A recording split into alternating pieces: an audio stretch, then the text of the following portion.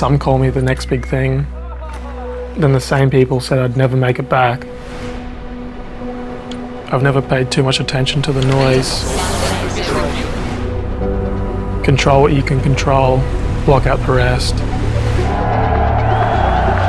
The only expectations that matter are the ones that you set for yourself.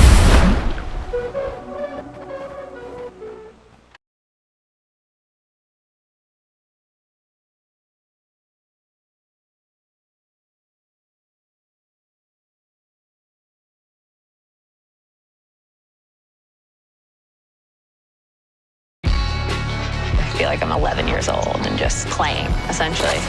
Never giving up that form of play.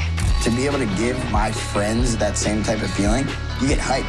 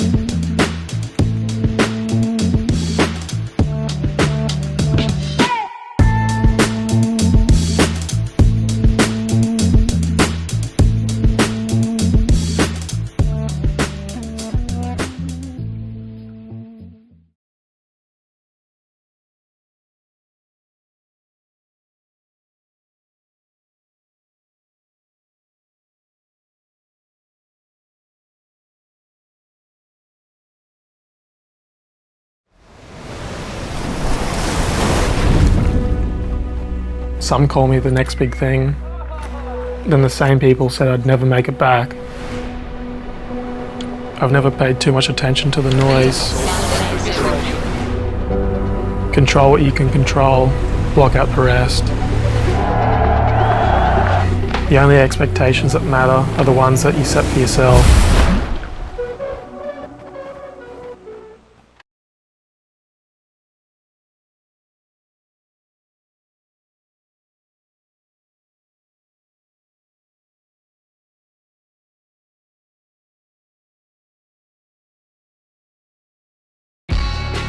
I feel like I'm 11 years old and just playing, essentially. Never giving up that form of play. To be able to give my friends that same type of feeling, you get hyped.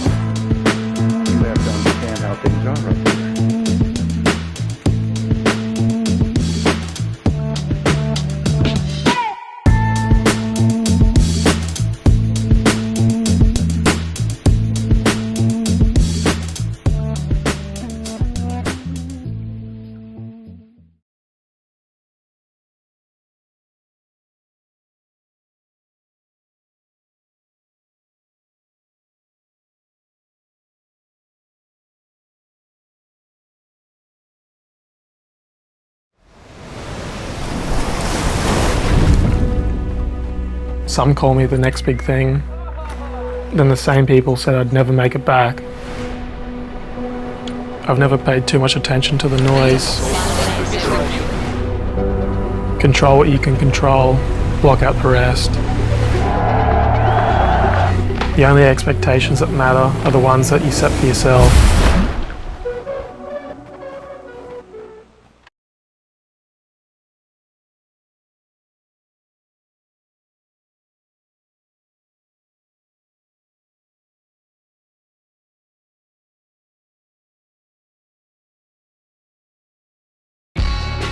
I feel like I'm 11 years old and just playing, essentially. Never giving up that form of play. To be able to give my friends that same type of feeling, you get hyped.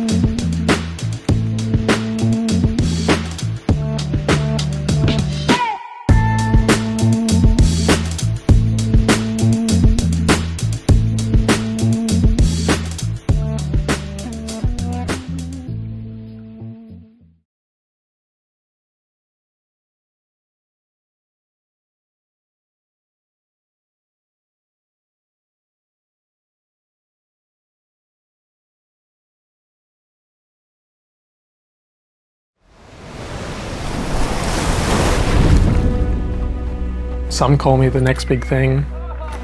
Then the same people said I'd never make it back. I've never paid too much attention to the noise. Control what you can control, block out the rest. The only expectations that matter are the ones that you set for yourself.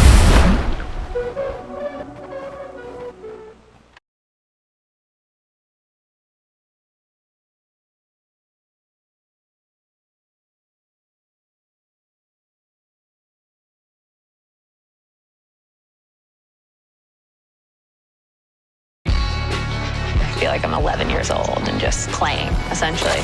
Never giving up that form of play. To be able to give my friends that same type of feeling, you get hyped.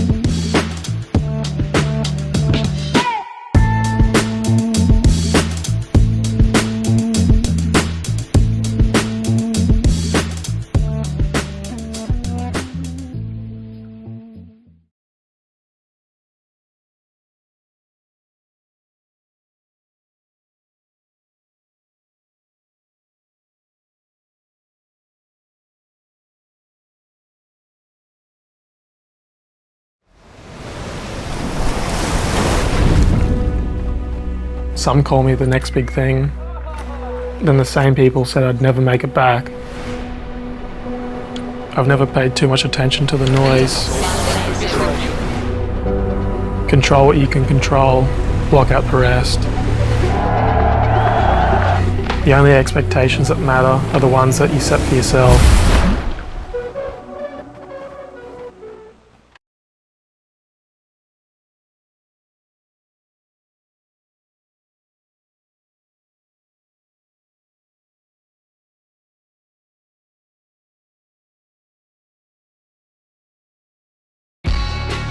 I feel like I'm 11 years old and just playing, essentially. Never giving up that form of play. To be able to give my friends that same type of feeling, you get hyped.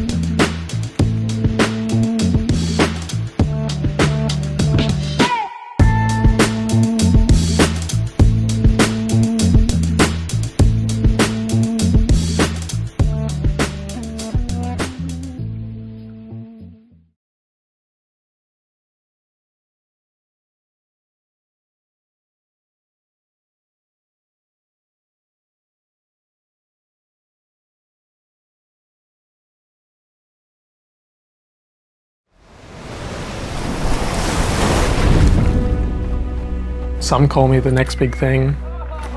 Then the same people said I'd never make it back. I've never paid too much attention to the noise.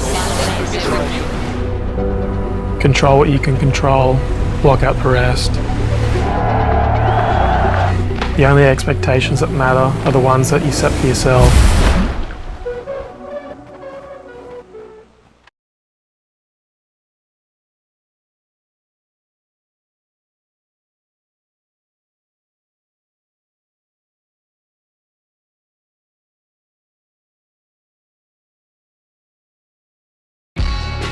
I feel like I'm 11 years old and just playing, essentially.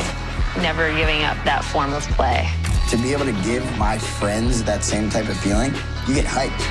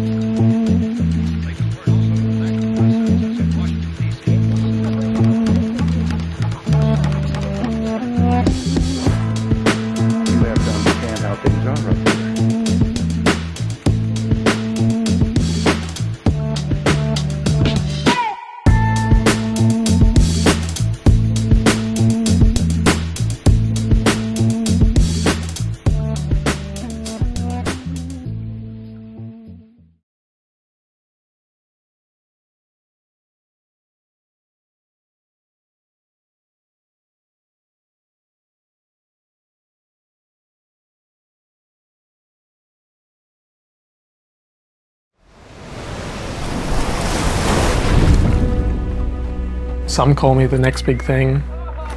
Then the same people said I'd never make it back. I've never paid too much attention to the noise. Control what you can control, block out the rest. The only expectations that matter are the ones that you set for yourself.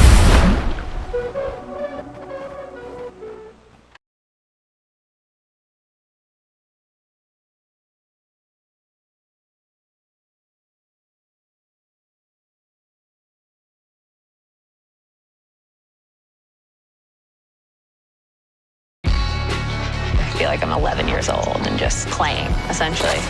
Never giving up that form of play. To be able to give my friends that same type of feeling, you get hyped.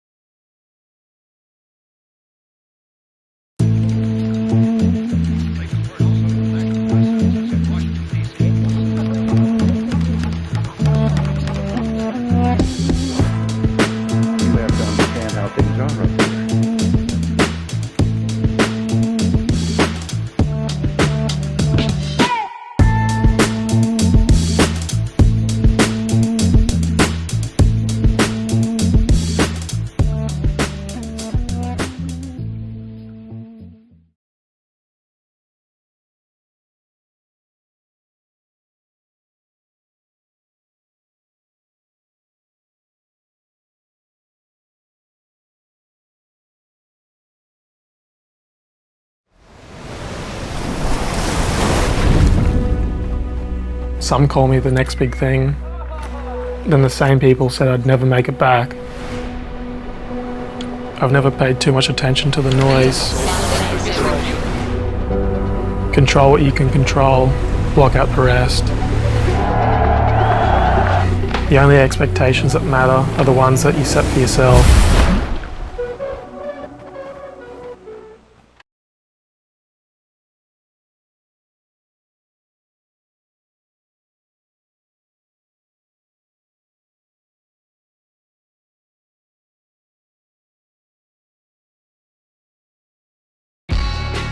I feel like I'm 11 years old and just playing, essentially. Never giving up that form of play. To be able to give my friends that same type of feeling, you get hyped.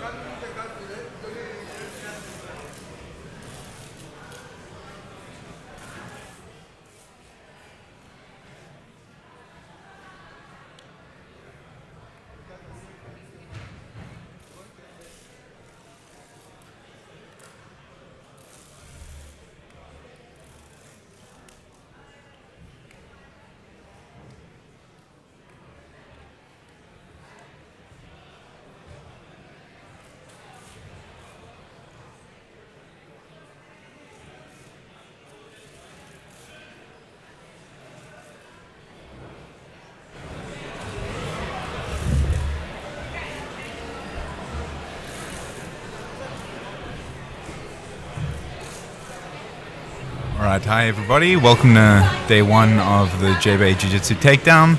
We will be starting very shortly. We're just getting the pit prepared and ready. We're going to be starting with the kids divisions, Josh Bright and Tanner Thompson.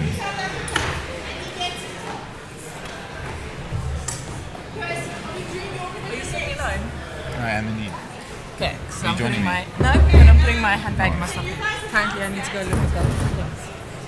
Lekker. Doing a Masters Pro Division after this fight because we need the refs.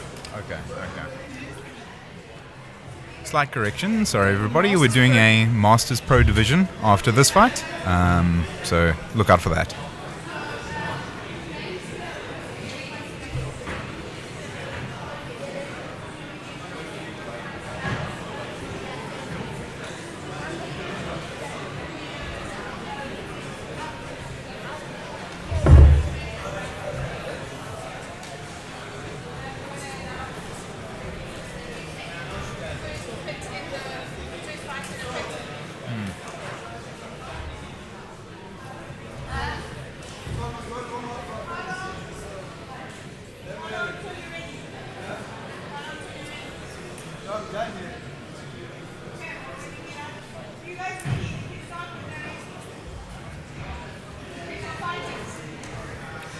Ladies and gentlemen, we're going to be starting in a few moments. The kids will be fighting in the pit and the intermediates will be on the mat. Yeah, let's get started.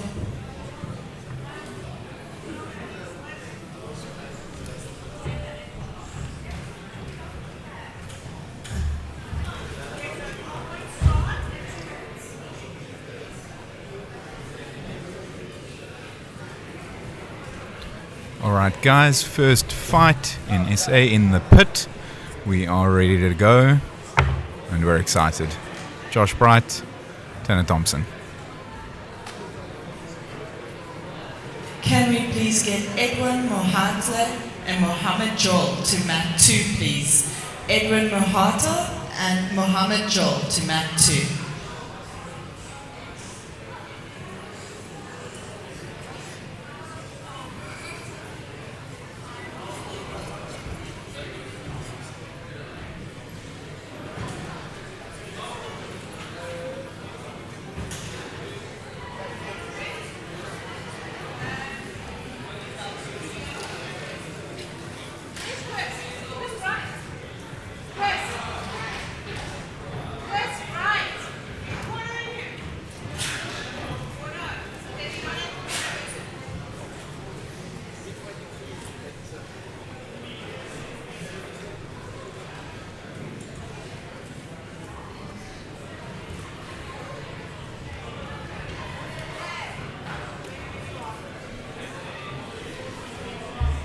And we're off.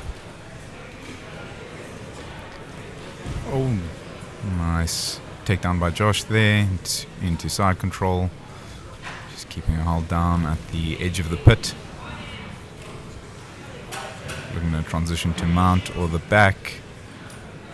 Tanner fighting to keep on his side. Josh trying to step over to mount as he steps over and secures the position. Sits back for an armbar, and it's a tap. Josh Bright, you win him by submission.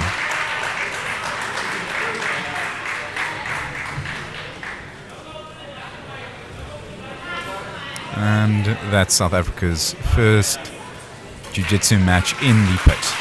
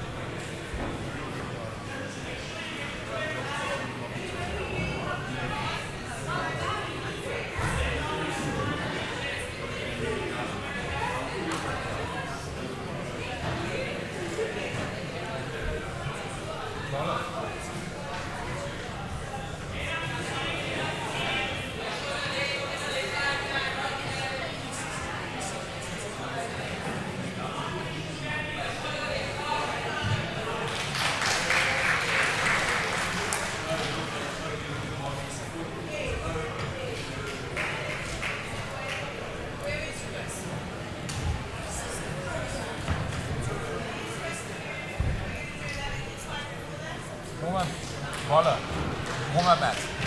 Okay, then we'll do another this one. Okay,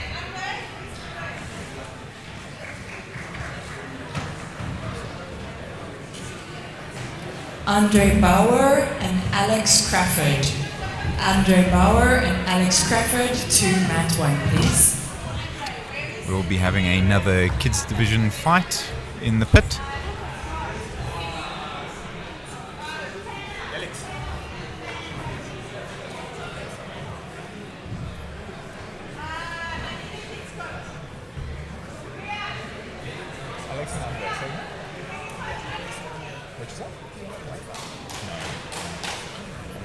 They should be. I think Chris was connected to it, so you might have some.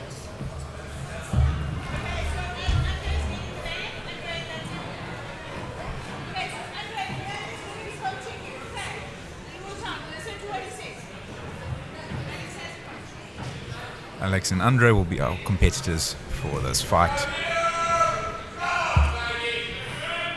Liam Graham and Devin Demons on mat 2 now.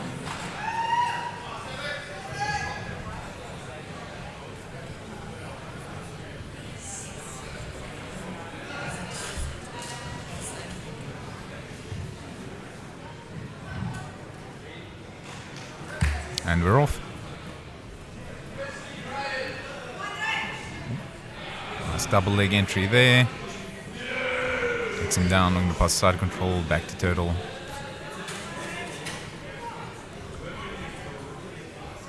Trying to work back up, trying to heist. As he rolls through. Oh, rolls through again. And we're in turtle. Nice back take entry.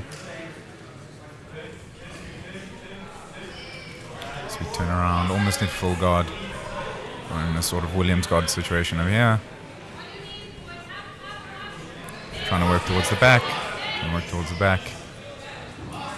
Arm seems to be giving him a little bit of trouble in this transition. He's got one hook in.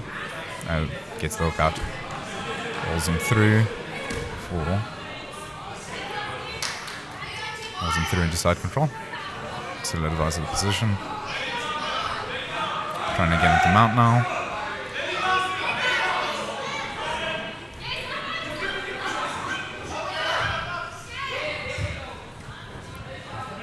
As he works his way back through to side to turtle.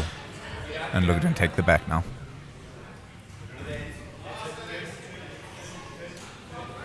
Pulls him back, almost into back control.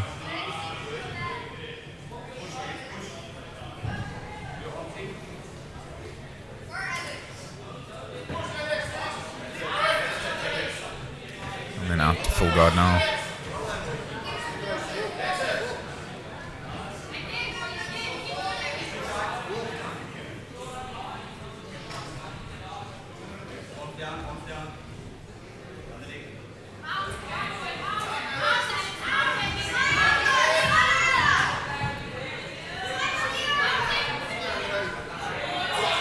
As we work through back to side control.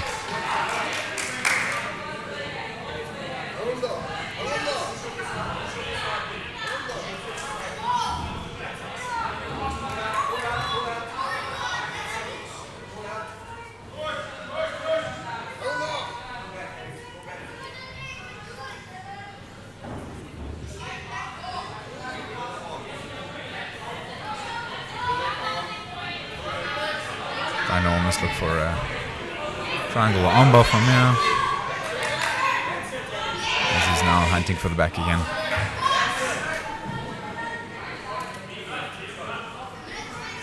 He's got a good scrap here. Oh, almost side control there. He worked back through the turtle and then swept over again for side control. A lot of transitions in this match. Some nice scrambles from our kids division.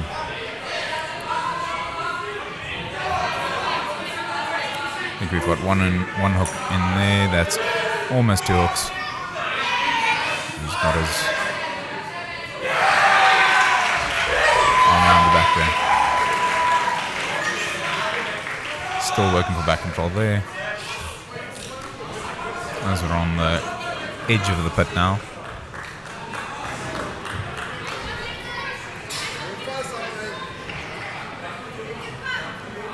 In a scaffold position there. And then 2 full mount.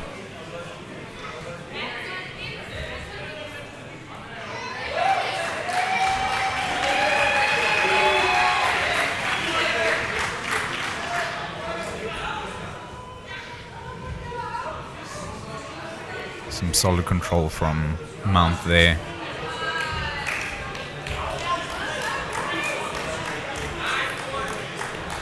And that is our match.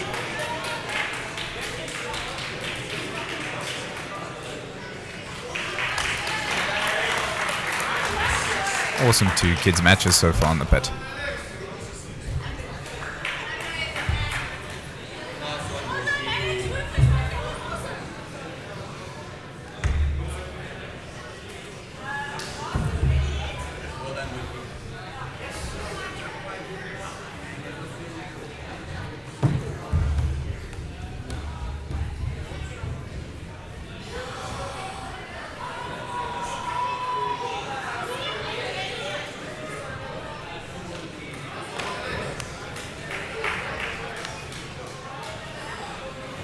Akeem Ali and Damien Prinsloo to mat 1, please. Akeem Ali and Damien Prinsloo to mat 1.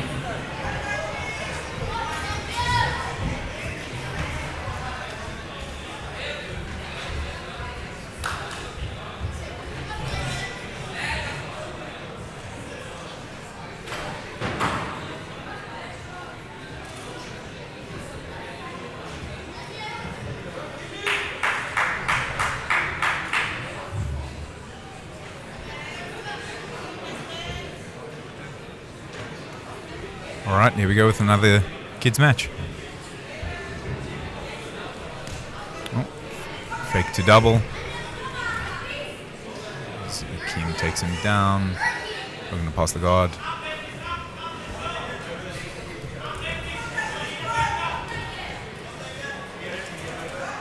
Almost get full guard there. Akeem working back on top.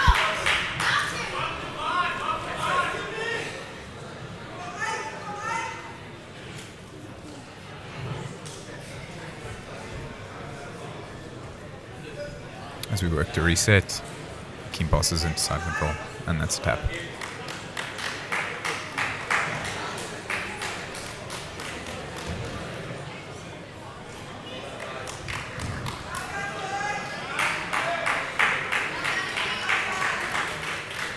Great few kids matches so far.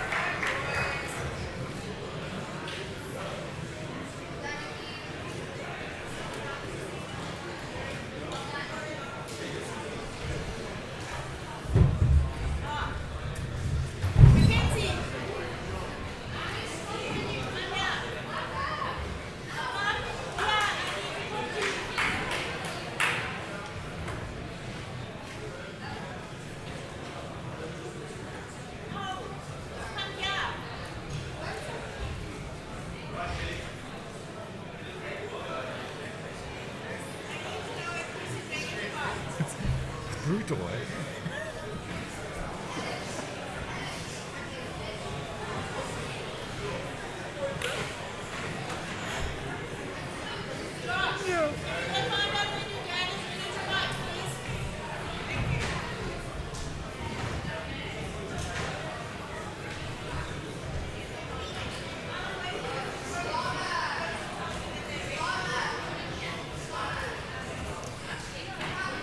Andre Bauer and Salama Ali.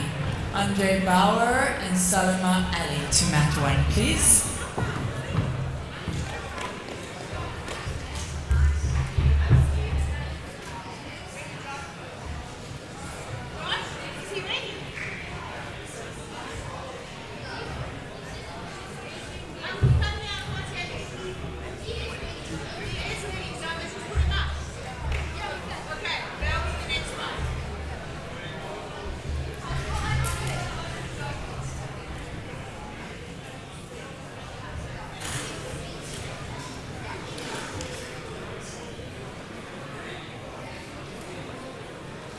And we started with another kids division match.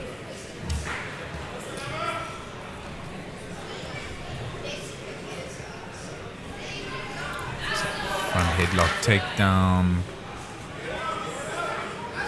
Almost gives up his back there. However, as we're working through to do. Turtle. Keeping a strong grip on his head there.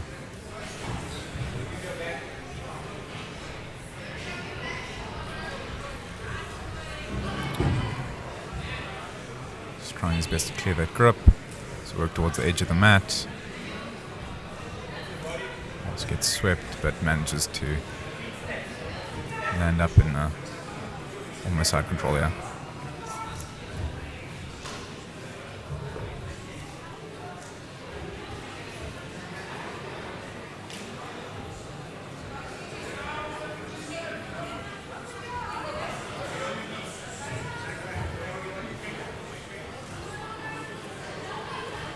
Right at the edge of the pit, still with that headlock grip.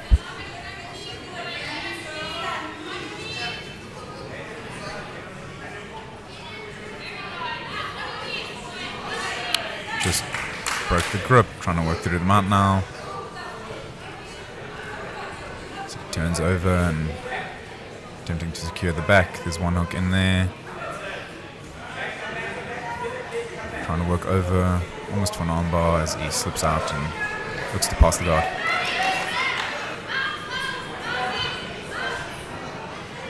Almost Marcelo Garcia. Elbow push escape there. It's a nice double leg entry.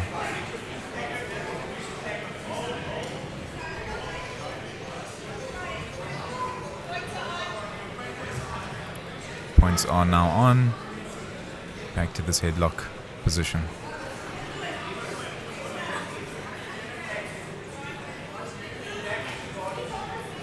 Almost a bulldog choke position, just from side control.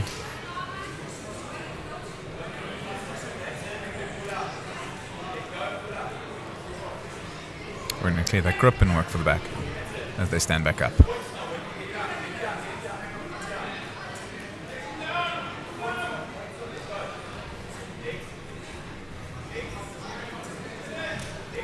And lovely double leg entry there. Going to secure that takedown into a bit of a guillotine grip there. Full guard, and he's out. And close guard.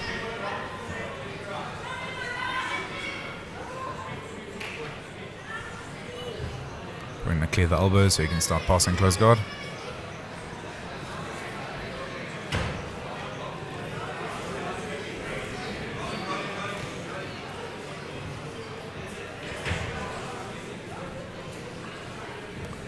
Trying to work past the legs.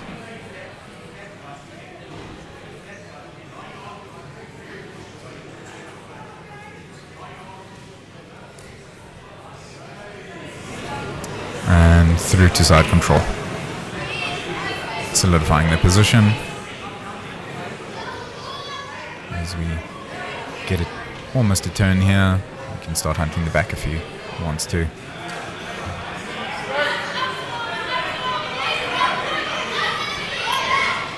Works him back down.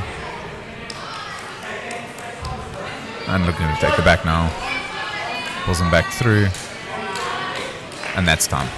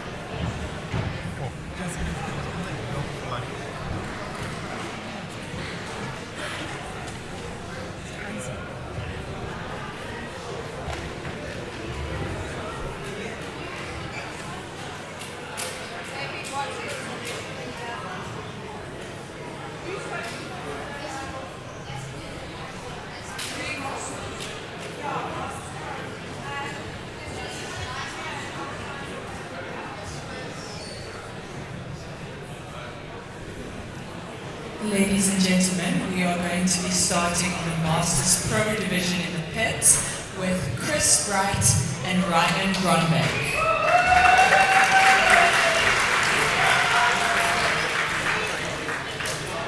So we'll be doing a Masters Pro Division now. Chris versus Ryan.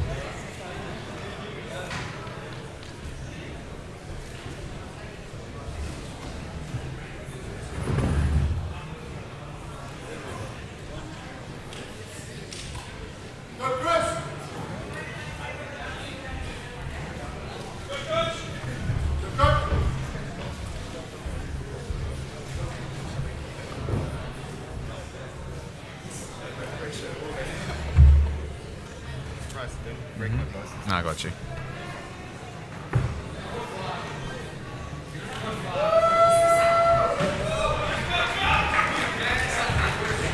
Alright, Chris versus Ryan. Ready to start. South Africa's first grappling pit.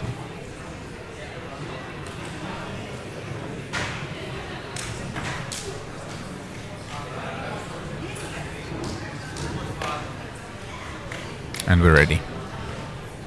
A little bit of hand fighting going on here. Chris likely looking to use his wrestling.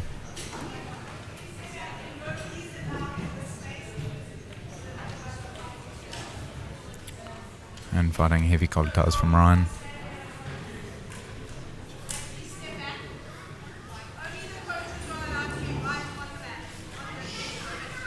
Okay, ladies and gentlemen, please step back from the pit. Only the coaches.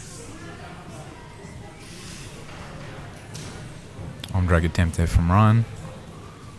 Shucked off from Chris. Almost a Russian tie attempt there from Chris. We've got a 2-on-1. Ryan's left hand. Both competitors just feeling each other out at this point. Nice arm drag from Ryan. Forces Chris to seated guard position.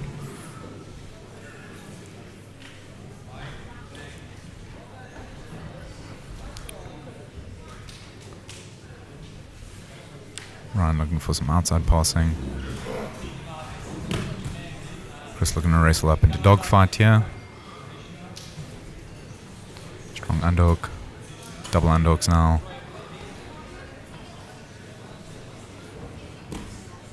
As he looks to be working towards deep half. Underhook the leg. I'll be working back on top here.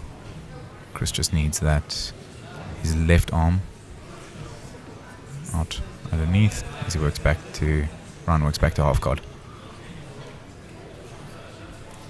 Chris looking for an overhook here, so he can extend Ryan, start looking for some attacks. Back to, looks like butterfly guard here, with an overhook. Nice Sumigaishi from Chris, as he works on top to pass.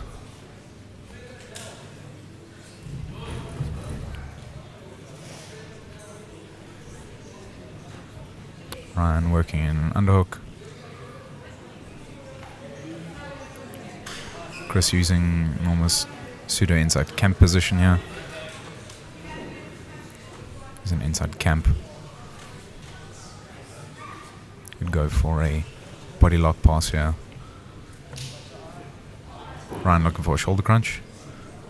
Quite a deep grip now, looking for an overhook. So he wants to maybe try work one of his own Sumigaishis. Chris stepping over there and smashed off. Uses pressure Ryan, using lockdown, trying to keep some pressure off of him.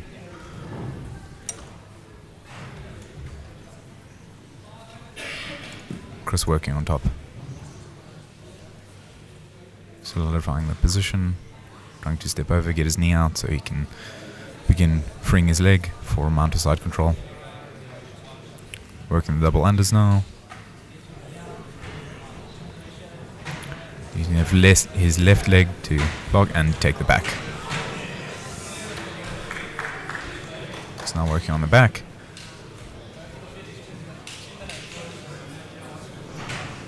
Two minutes left in the match.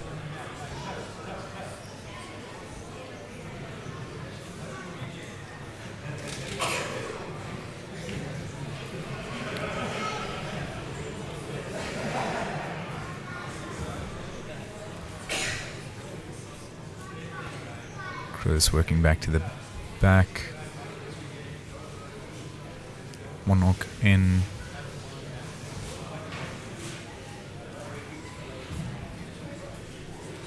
Chris's left leg blocking the rotation of Ryan. Trying to work for a straight jacket position. So a little bit off to the side now. Might start working up to mount. As Ryan comes back on top and we're in close guard. Ryan looking to pass the close guard, standing up for log splitter pass. Chris seems to be looking to underhook the leg there, maybe for some sort of K-guard entry. Working back to an overhook here, maybe looking for another Sumigaishi. Chris in Z-guard, Ryan in a inside camp. Chris stuffing the hand, looking for a triangle. Ryan gets his arm out. Chris now stuffing the head down as he butterfly sweeps to quarter mount. Chris is going to look to sit and take the back again here, or work over to mount. He's going to step over. Doesn't quite have his other leg over. He's working for a triangle now, it looks like. Almost an ankle triangle, and back to armbar. Chris Bright, your winner via submission.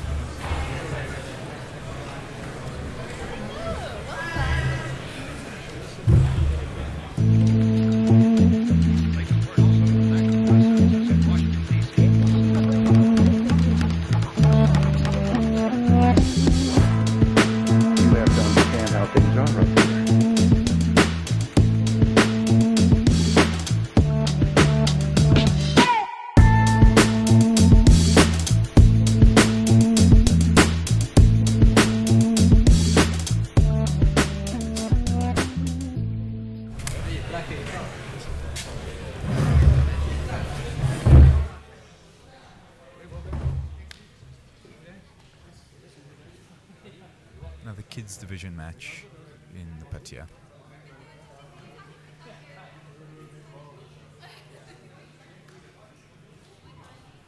Got a collar tie from Josh into an underhook.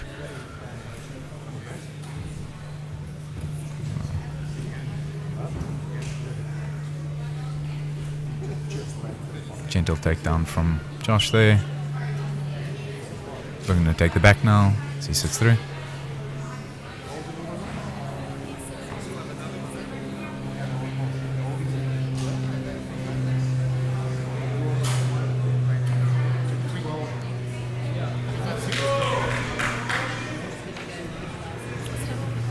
Josh working back up to mount.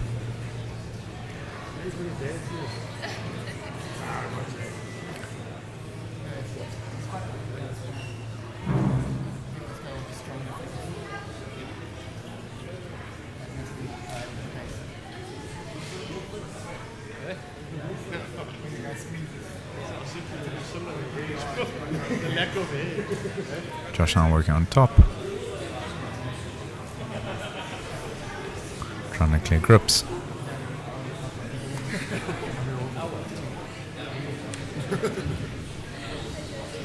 As he steps over almost into a mount position.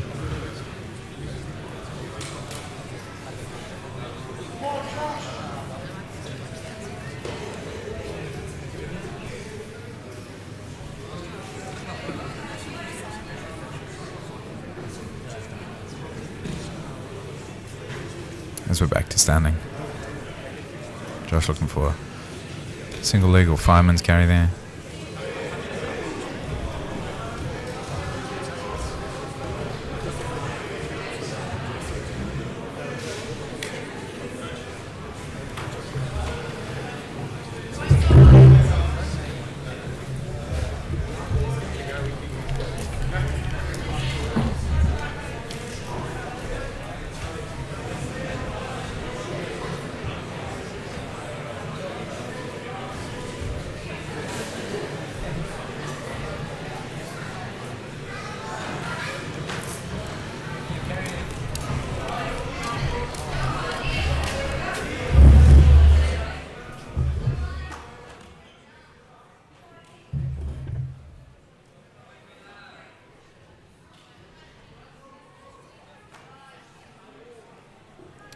Working on the edge of the pit now.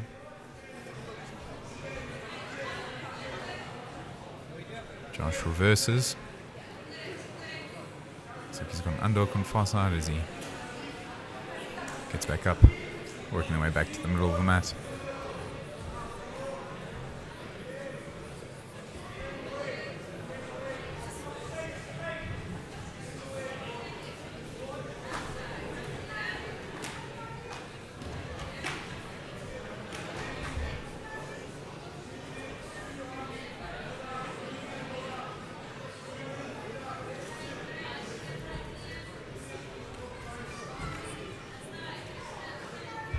That's a nice takedown there.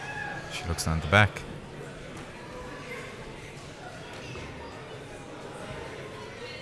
Josh working to north-south, standing up.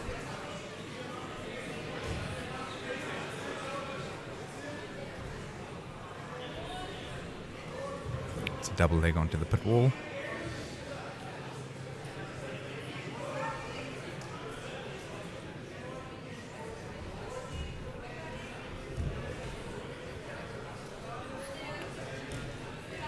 Josh almost working from a front head position. So they separate, and that's the match.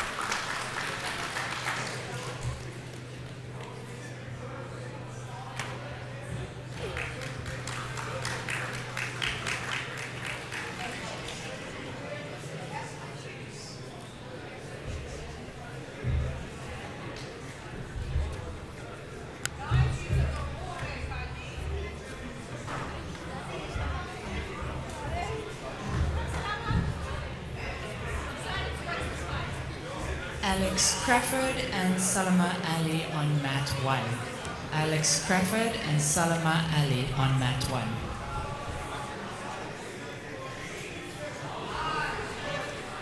Alex and Salama. Hi, I'm Ryan, and I'm a world-class, well, I'm pretty much world-class at everything. An active dad, crafty handyman, a stud on the golf course, and an all-around winner. But even winners get hurt. Salama looking towards the back. Alex lasting back up for his double leg. Now Alex looking to step over to take the back.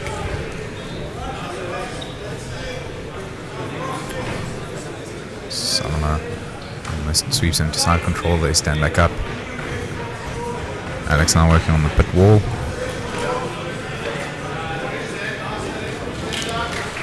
Salama connected with an arm and guillotine here. Doesn't look like he has any control with the legs. Alex trying to work the pass.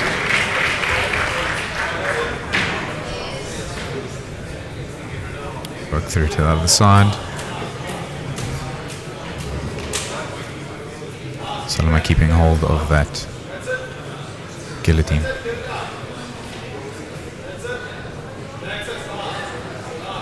Alex working to break the grip so he can start advancing position.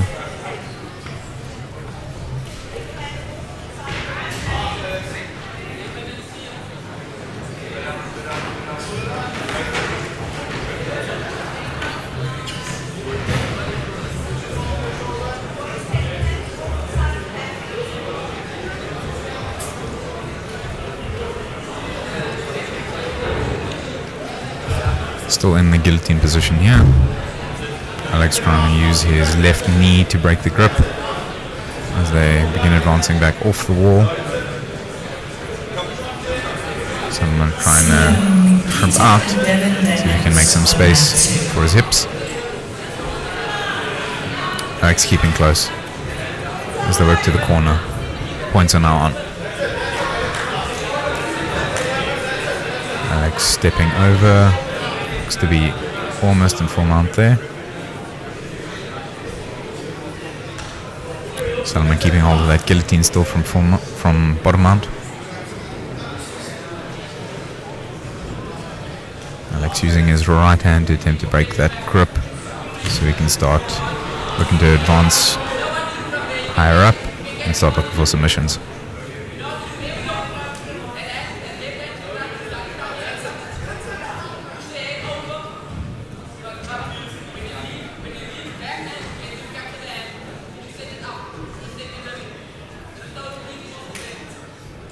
Alex should ideally here look to work slightly lower down on the legs so that he can start extending the grip of Salma and start breaking the grip. But he breaks the grip and gets rolled through as they keep rolling.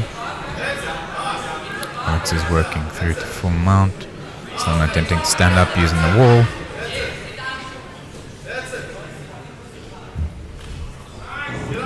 Salma almost with a reversal here. Alex, good scrambles from the two boys here. Alex hip switching. Salma rolling through with that headlock grip. As Alex breaks the grip and uses a rear naked choke grip.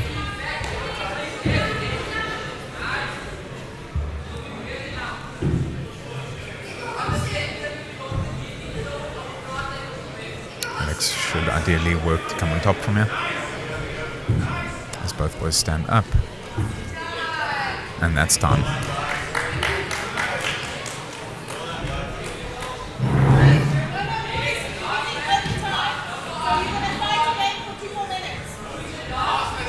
We have an overtime match here, 2 more minutes.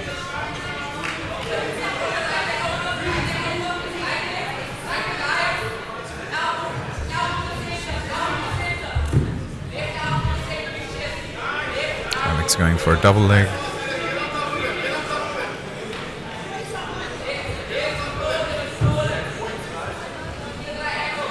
Alex now looking to attack the back. Similar with the bulldog choke grip.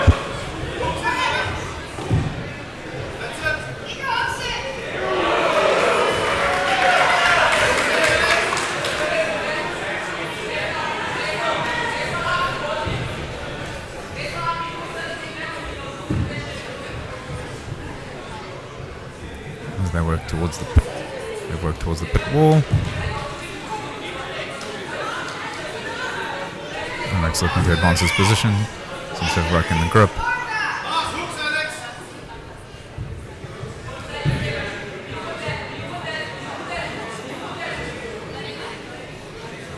Alex working towards the back now. Right hook is in. This is working for the left hook. That's points there for back control. Salma working back on top.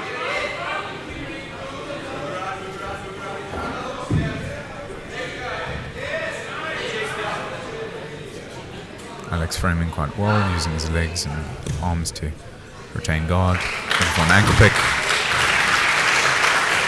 Salma back to the bulldog choke position. Alex looking to work back on the top. Work to mount.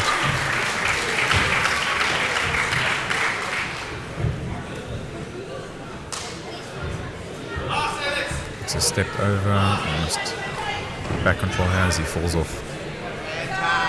And that's time. Mohammed Joel and George Mfope. Great scrap from the boys there.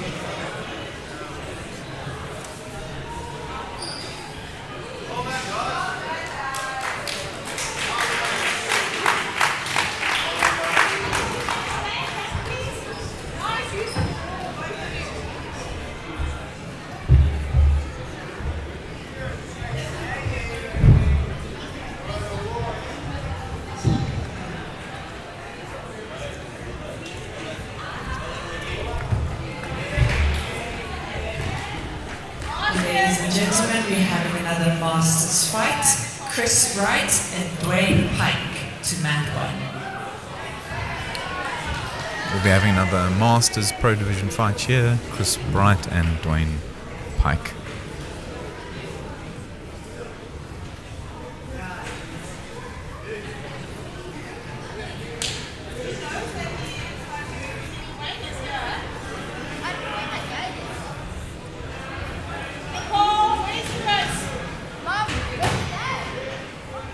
Chris Wright to mat one, please. Chris Wright.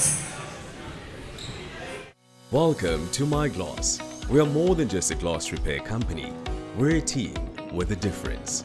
Since day one, we've brought glass repair directly to our clients, saving them time and hassle with our mobile service. Everything we do at MyGlass is designed with our clients in mind.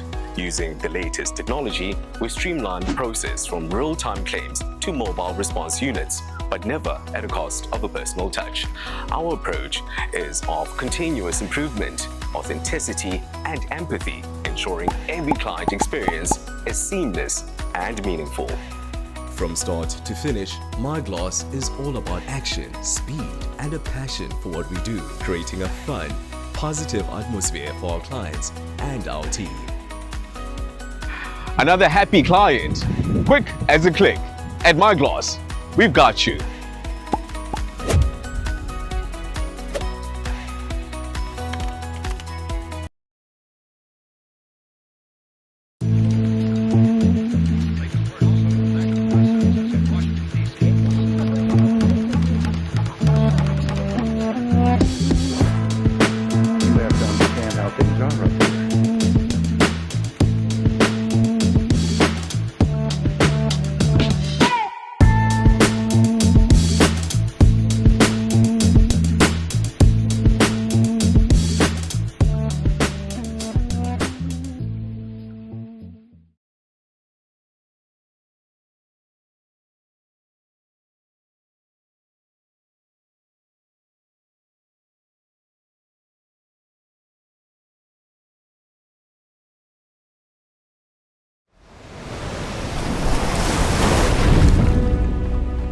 Some call me the next big thing.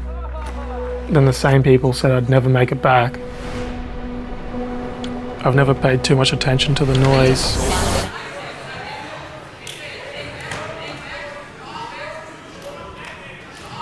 As we begin.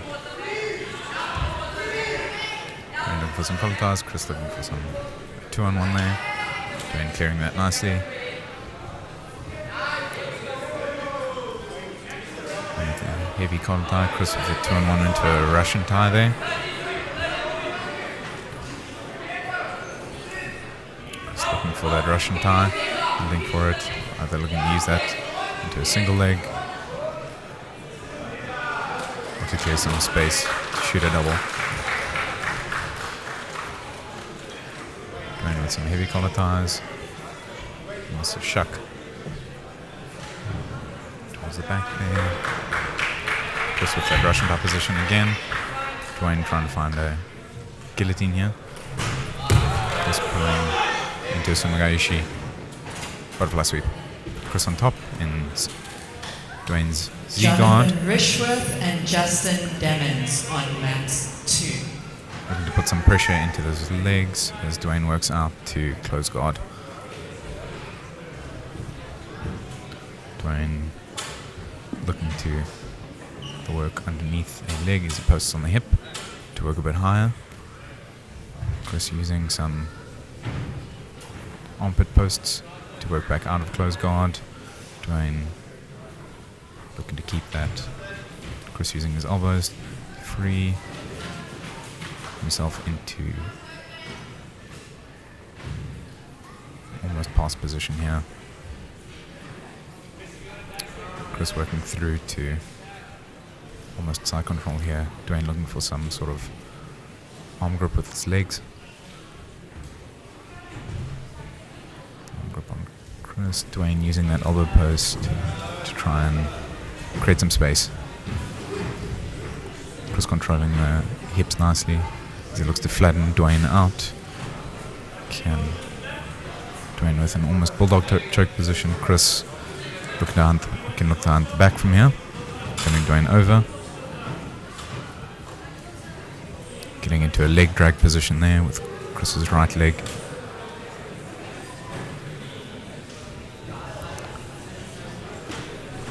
Almost knee slices around towards the back. Chris seems to be attempting to force Dwayne into a turtle position, so you can look for some back attacks here.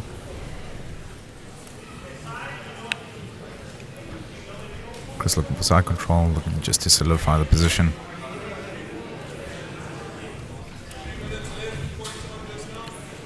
Dwayne should ideally be framing here as he works to work his left hand in.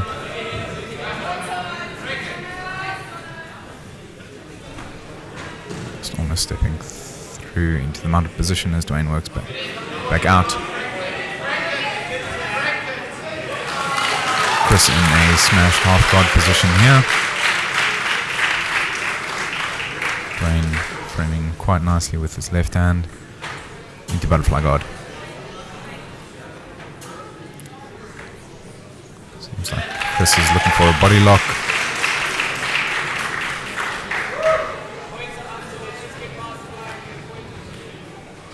So we're back into a half guard position here. Dwayne using an inside bicep tie. Try and frame Chris away. Chris trying to step through and attack the back with the chase at back deck.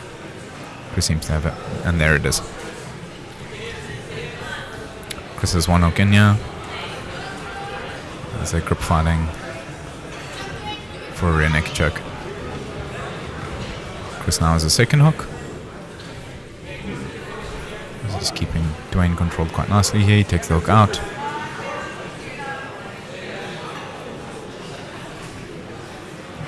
As he works to retain the back. Dwayne on the underhook side. And turning into Chris here. Chris is either looking to retake the back from this position, pull him back on top, or work on top. Dwayne working his knees back out.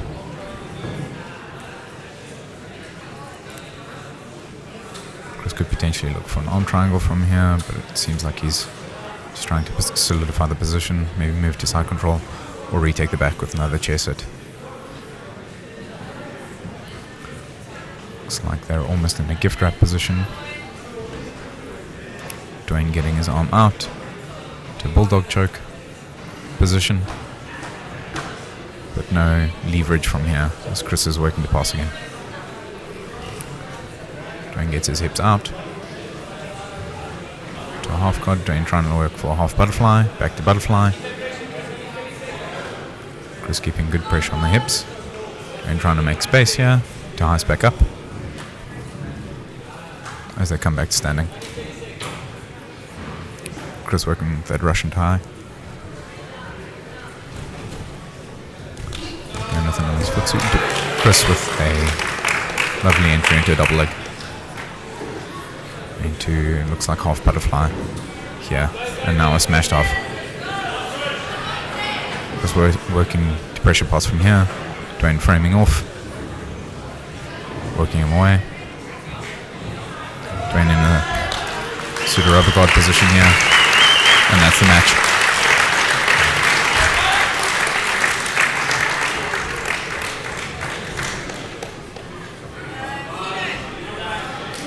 Winner Chris Bright.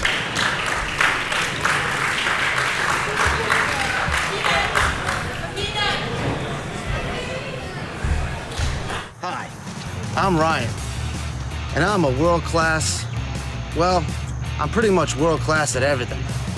An active dad, crafty handyman, a stud on the golf course, and an all-around winner. But even winners get hurt, which is why I choose Easy Massager, the world-class winner in pain relief. I've tried other products to soothe my aching muscles. Some topical pain relievers are just too messy.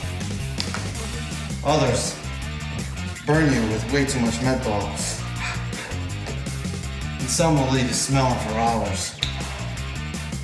Easy Massager has patented dual rollers that soothe sore muscles. Its easy grip means it never slips, and its essential oils work fast for quick pain relief. Give Easy Massager a try. It's time to feel as good as you look, like I do.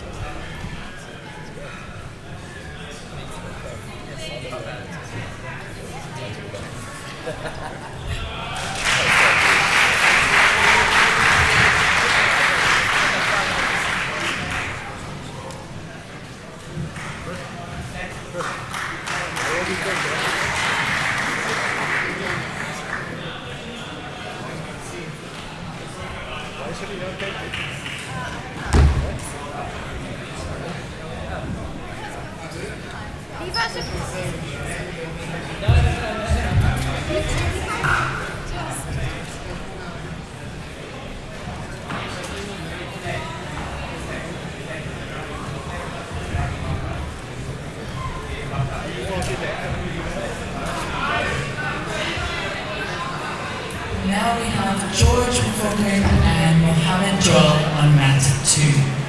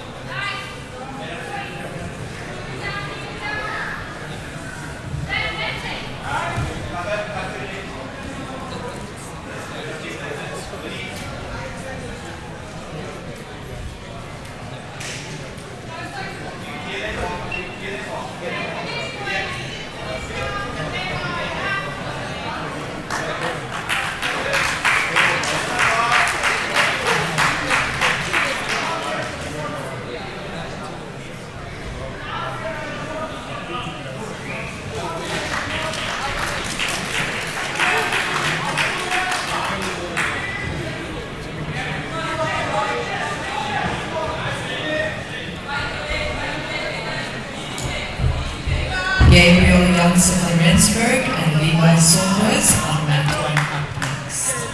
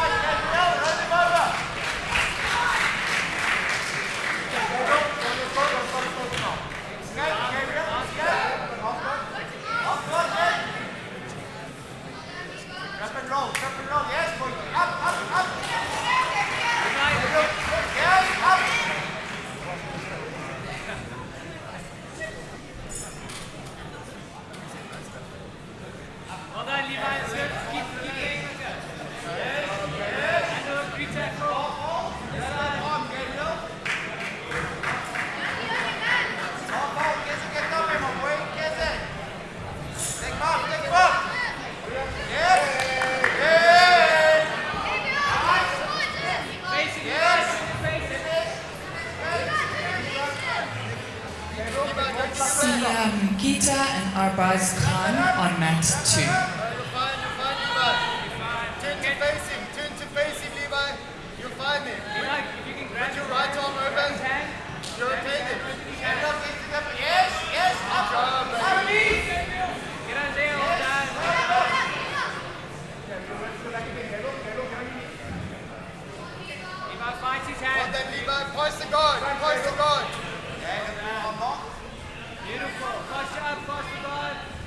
Watch your triangle, watch triangle. Stand up, stand up, stand up.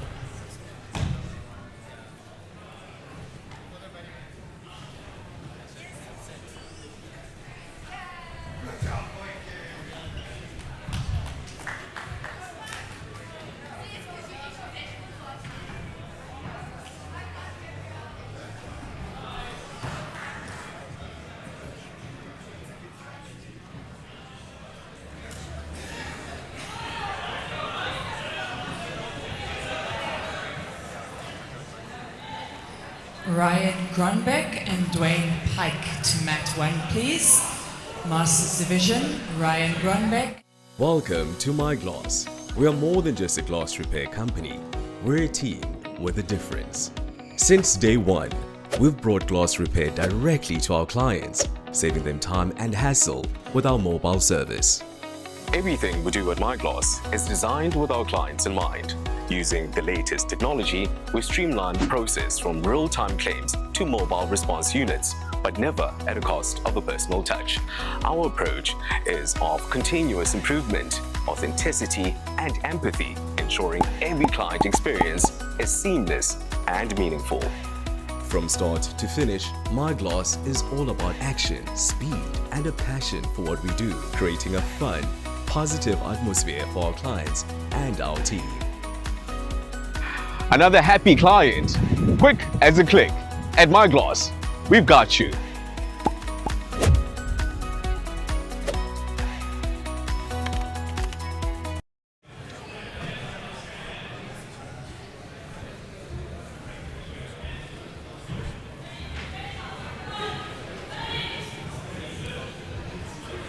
And we're ready to go with another Masters Professional Division match here. Ryan and Dwayne.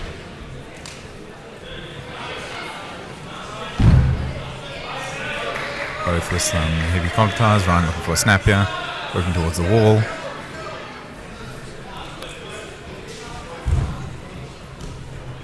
Dwayne with a heavy snap as a return.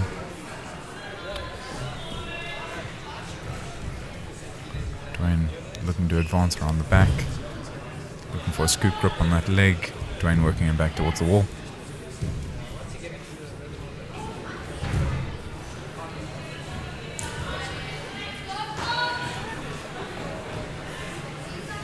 Dwayne stepping over, looks like he's almost trying to take the back, but he steps over into mount. To mounted position, looking for a gift wrap.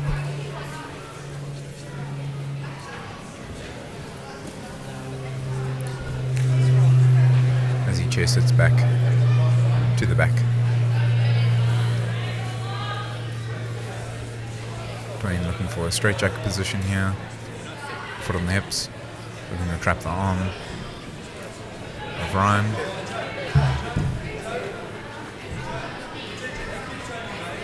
Ryan looking to turn back out.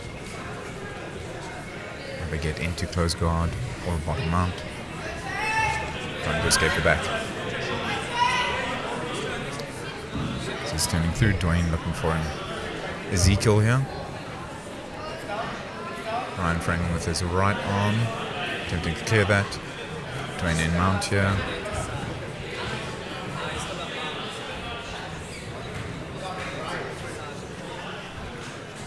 Dwayne could look for an arm triangle from here. Hard to see what grip he has on Ryan at the moment. Keeping a solid control in mount here.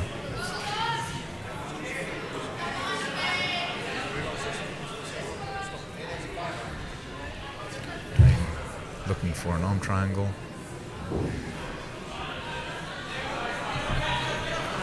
turning to attempt to get out of it, gives up his back, but sits back through. And we're back in full mount.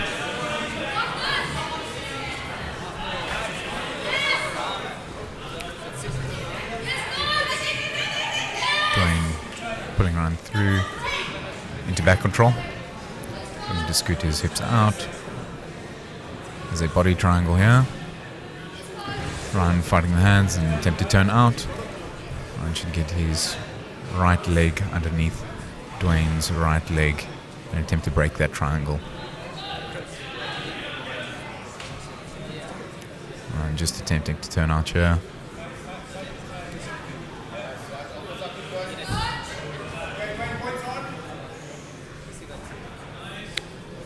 Dwayne attempting to retain his back control. Goes for an armbar here. Ryan goes for a bit of a stack and they work through to close guard. Unlikely looking to stand up into a log splitter pass. Dwayne attempts to control his posture here. Ryan gets to inside bicep ties into armpit posts. And looking for a log splitter pass here.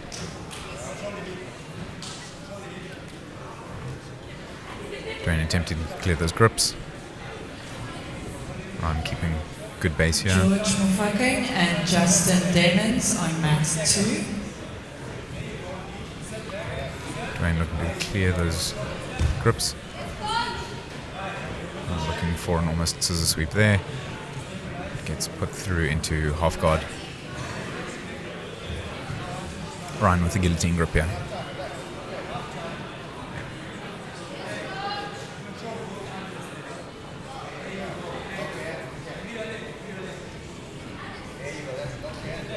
Ryan almost looking for a weave pass here.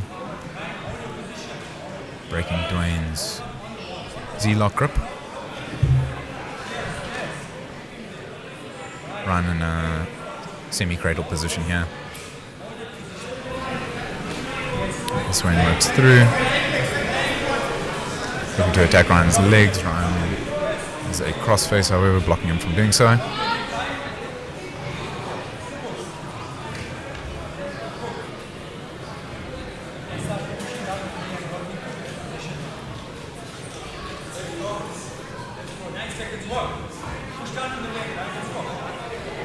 Ryan working out from an almost staple mount position. Dwayne wrestling back up as they get back to their feet.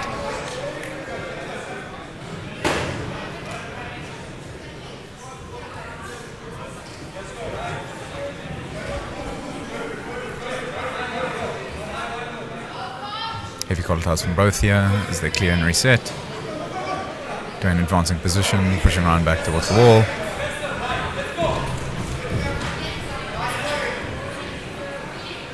Dwayne looking for a knee tap there.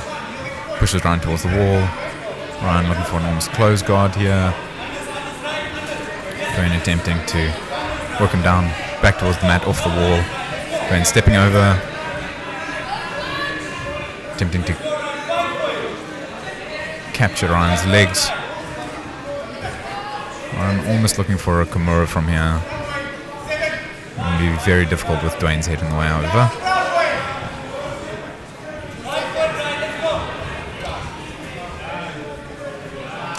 And that's done.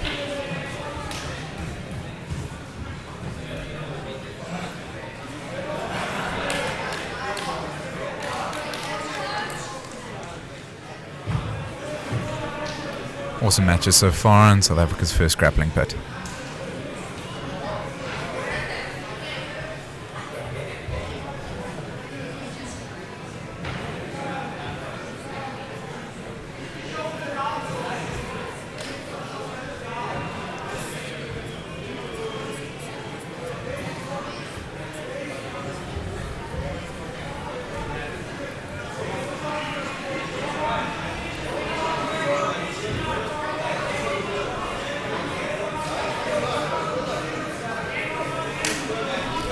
Like we've got 3 minutes overtime here.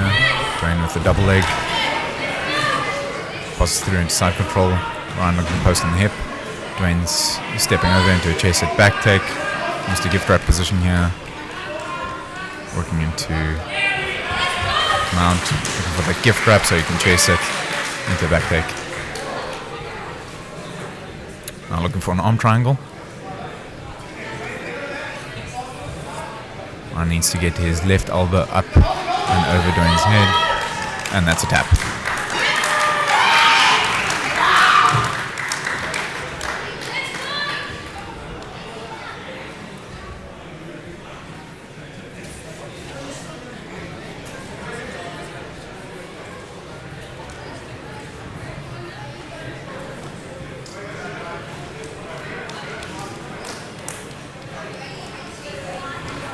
You win by submission in overtime, Dwayne Pike.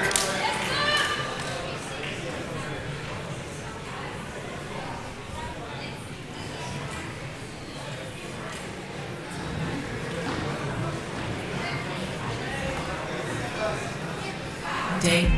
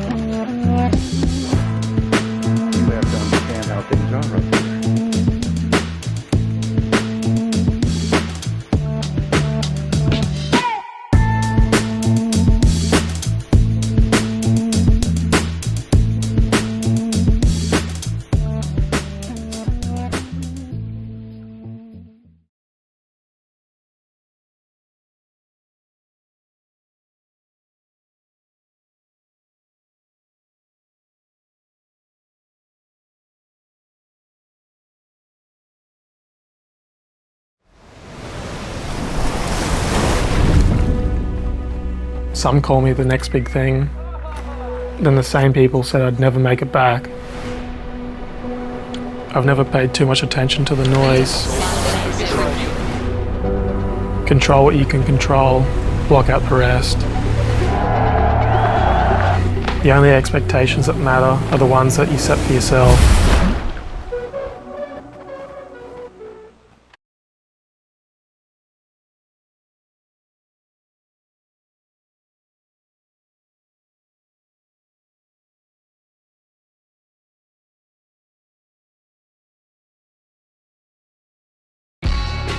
I feel like I'm 11 years old and just playing, essentially. Never giving up that form of play.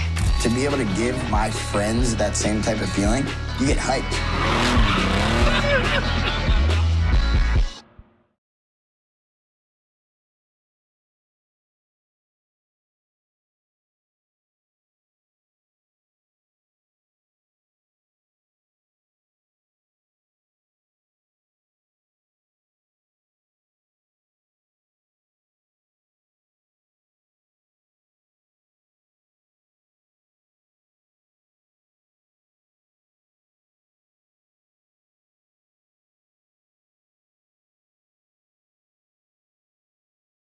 Hi, I'm Ryan, and I'm a world-class, well, I'm pretty much world-class.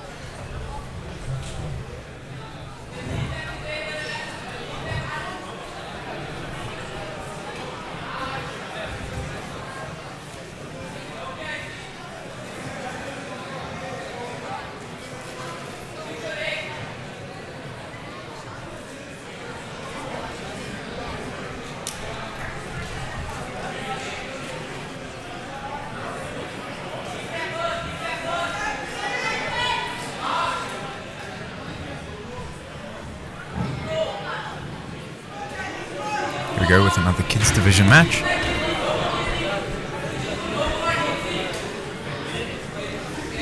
Nice double leg entry there. Looking towards the back.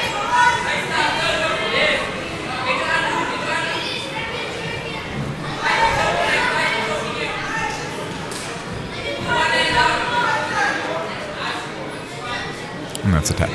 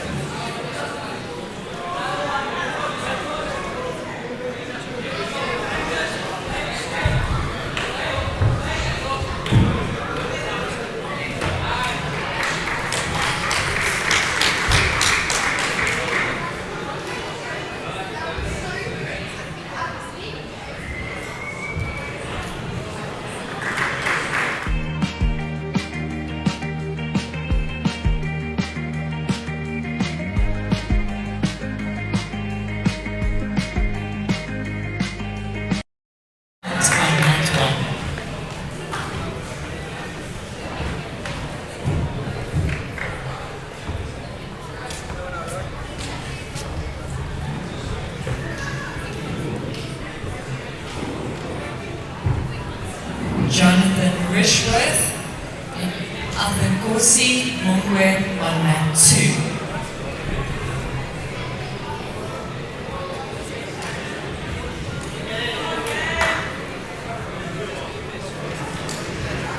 And the kids division match here. Nice single leg entry there into an ankle pick. As he sprawls out into front headlock. Looking for an arm and guillotine here.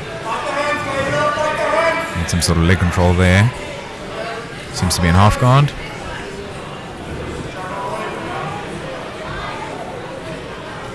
Looking to almost work back on top.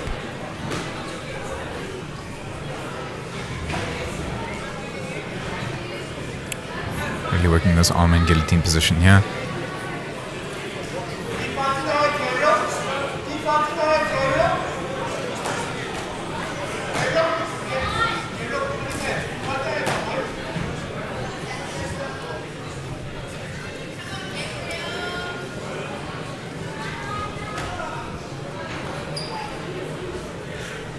Good control from this arm and guillotine position. Seems to be focusing a lot on the upper body as he now steps over, tries to control the legs.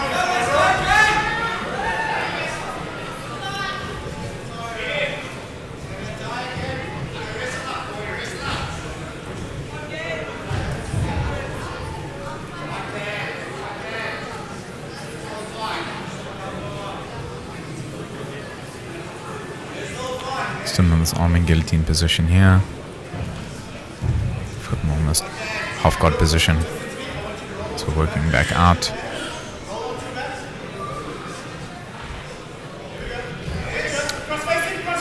we get rolled towards the edge of the pit. And we're in half guard now.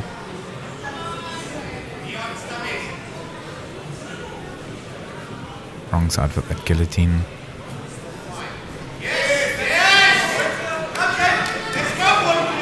So he works out, looking to pass the half guard now. For knee and belly to work that leg out. We're in quarter mount.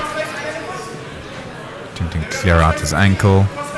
Working away from the wall.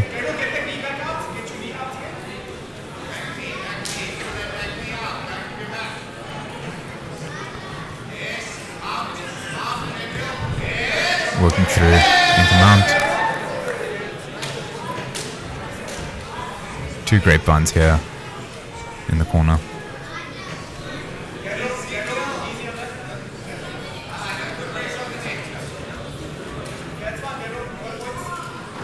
Just asking the ref if Ezekiel is legal there.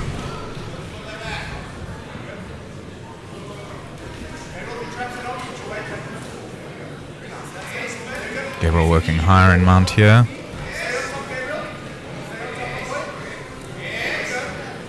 Working over that arm, maybe looking to set up a triangle or an armbar. Big bridge there.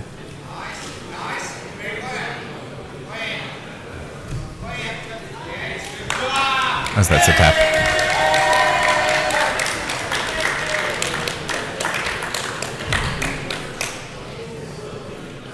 To be an Americana finish there.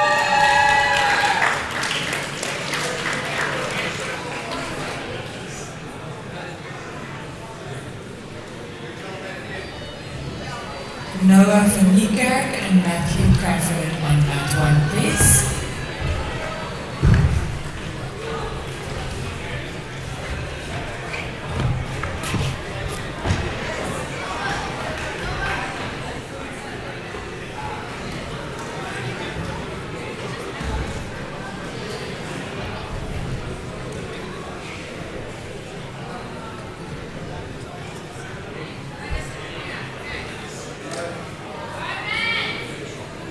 We've known Matthew competing here.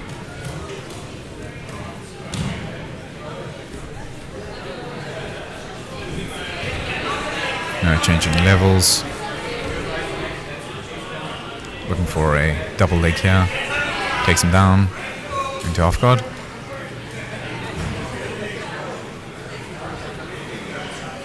No, working past half guard here. Gets his left knee up. Could work for a chest head back take. Looks to be content on top. Might be looking for an armbar here, or a gift wrap at least.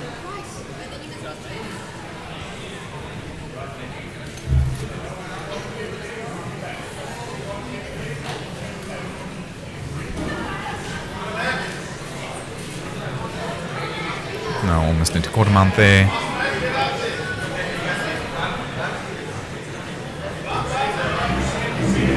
Sitting back through for an armbar.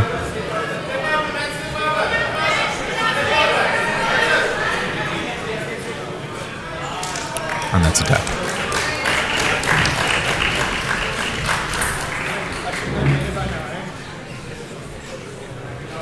Winner by submission, no for Nikak.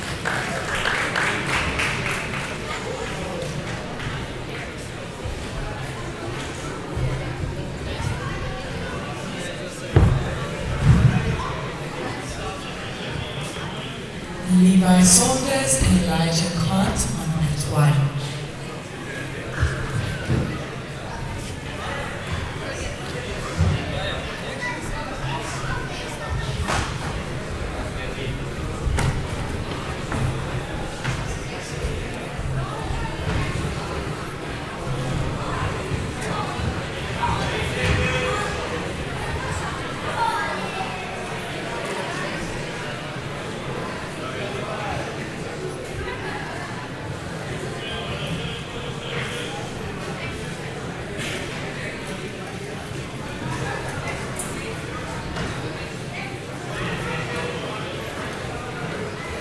Now the kids have a match. Levi and Elijah. Elijah seems to be looking for a collar tie. Levi hand fighting. Changing levels. Elijah with front headlock.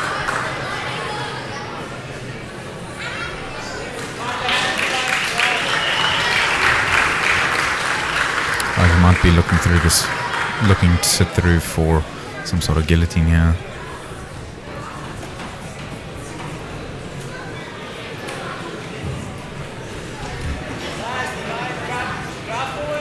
Levi breaking the grip.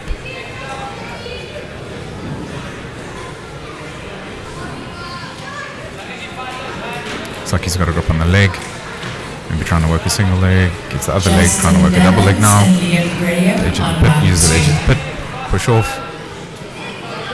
Take Elijah down.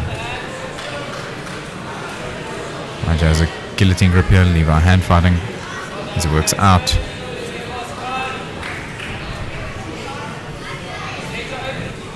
Elijah doing a good job of framing here. Levi looking to pressure through the guard here.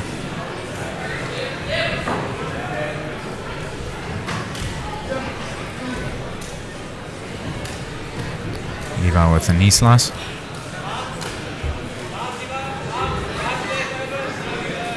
So Levi steps over through into a mounted position.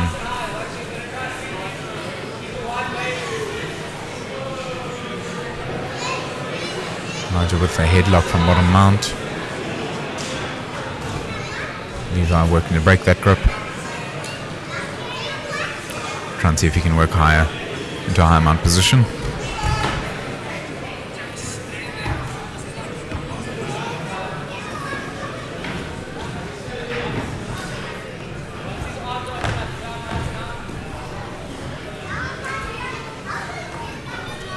Roger with the bridge and roll.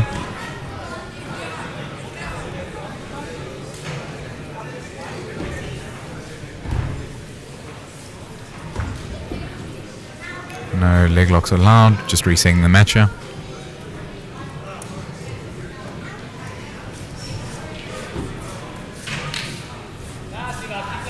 Back to standing.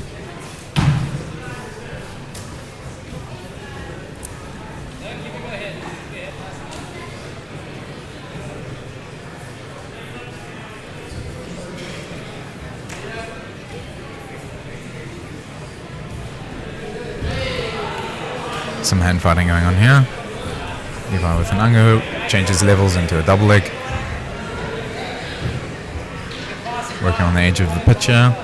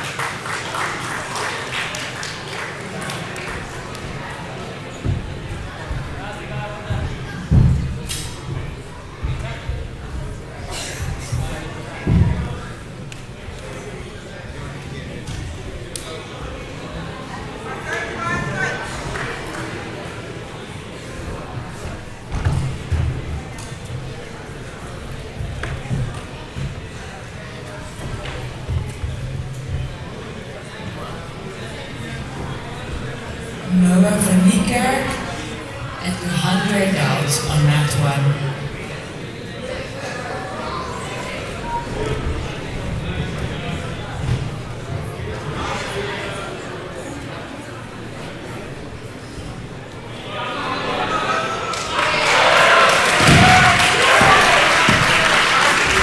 Got Noah and Andre.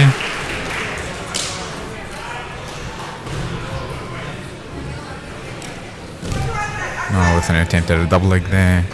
Andre sprawling out nicely. And front headlock now.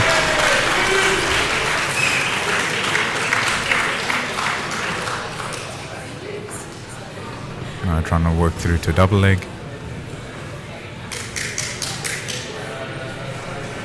To Andre with a strong front headlock grip. Now almost sitting through. Trying to work back up. Switching to a single leg now. Arbaz Khan and Jonathan Rishworth on mat 2. Now working to the pit wall and looking to pass the guard now. Back in half guard. To Andre with a nice frame with his left knee. Now smash passing through to side control.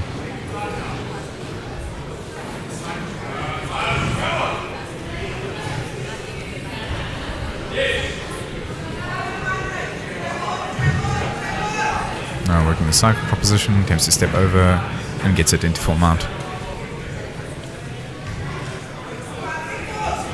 Seems to be attempting to sit through for an armbar here. Or a back take. Trying to break grip so he can get to a gift wrap position, or at least isolate an arm.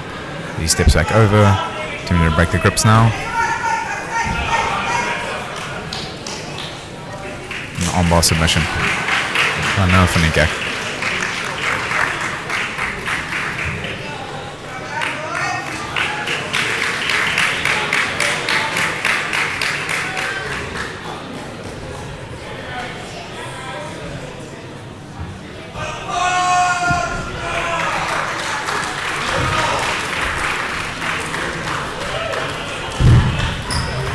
Josh Wright and Gabriel Janssen from Lensburg on mat 1.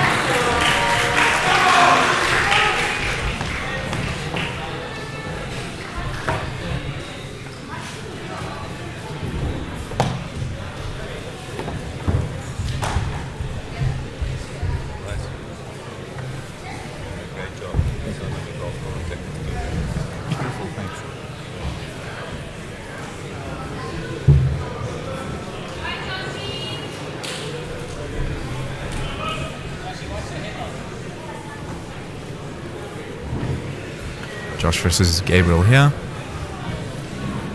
Chris McCoon and Brooklyn Danielowitz. Josh changing levels. Mat 2, please. Fake into a double leg. Double leg into almost a guard pass here. Gabriel with a body lock grip here. Top. Josh stepping back over into full mount. Trying to work his way, steps over. Josh going to switch through for an armbar almost. Good scrap here so far. Gabriel with front headlock position. Josh attempting to fight the hands. No look from Josh as he knee slices through the guard there, trying to solidify knee on belly into full mount.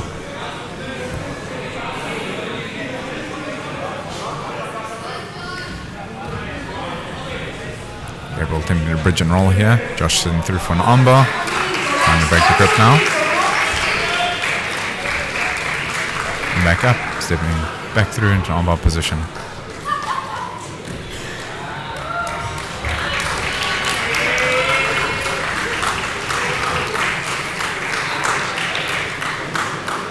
Winner, Josh Bright by submission.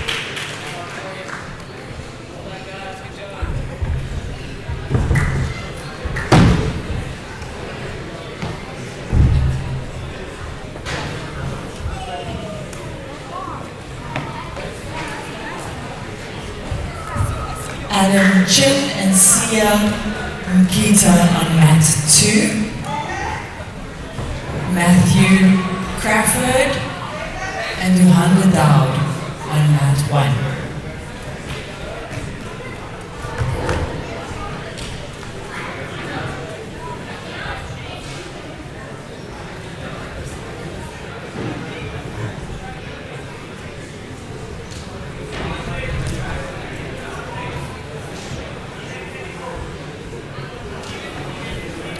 Got Matthew versus DeAndre here for another kids match.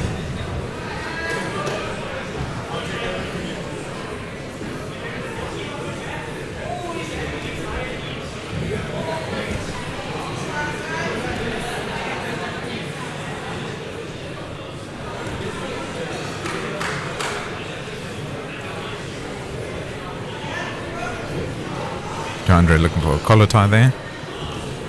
Matthew pushing him slowly back towards the edge of the pit. Andre working for almost a front headlock there, pushes Matthew away, back into standing position. Matthew with lots of fakes here. DeAndre snapping him down with front headlock. Ladies and gentlemen, if you are done, so athletes, if you are done with your revisions and Matthew. you like an ice bath, they are doing ice baths by igloo therapy in the back corner. That seems to be a guillotine submission there. DeAndre, your winner by submission.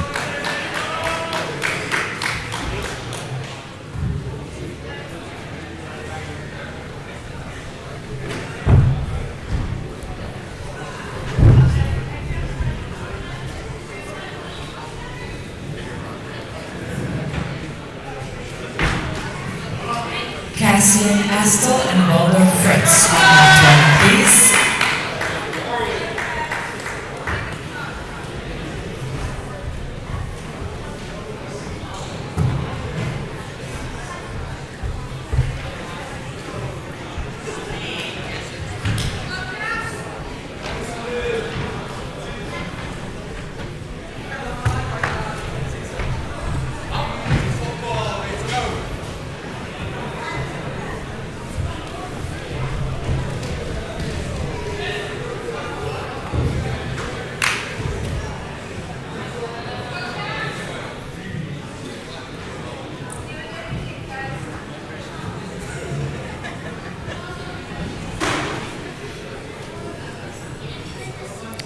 Cassian versus Waldo.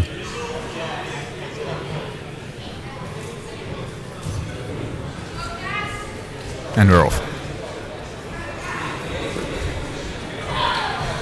Cassian looking for some heavy collar ties here. Waldo working towards front head. Looking for an anaconda.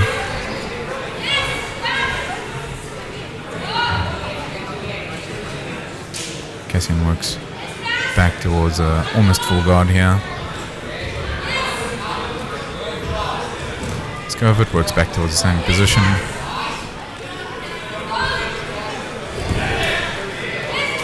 Waldo with a body lock takedown. Get a side control.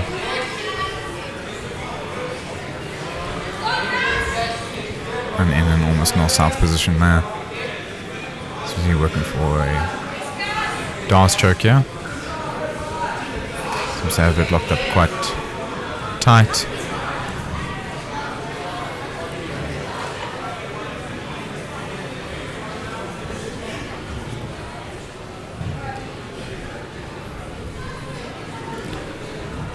Bit of a reset there while they're looking to sit back through for an armbar.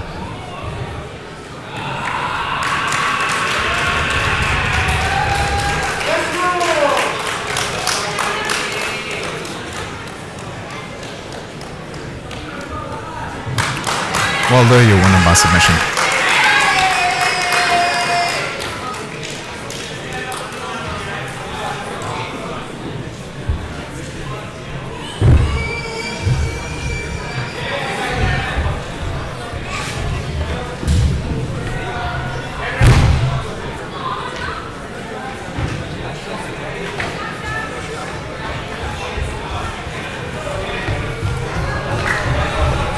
Josh Bright and Gabriel Janssen from Rensburg on mat 1.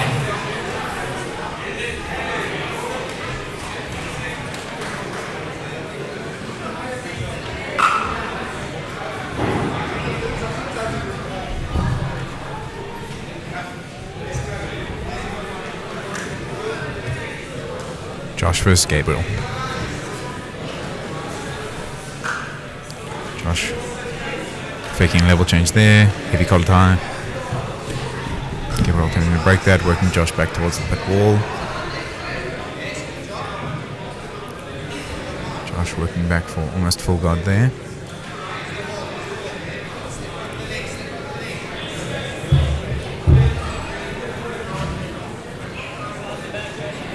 Josh looking to circle out through towards the back, uses a body lock. As Gabriel wrestles up nicely off the pit wall. And both of them back to standing. Josh attempting to work Gabriel back towards the wall. Gabriel pushes Josh towards the wall. Josh jumping through for back control. Josh has 2 hooks in on the pit wall.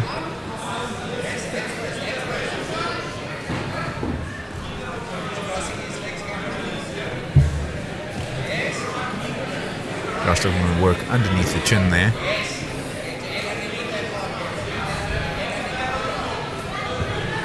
Josh could look to trap the arm if needed. Seems to be quite deep under the chin there.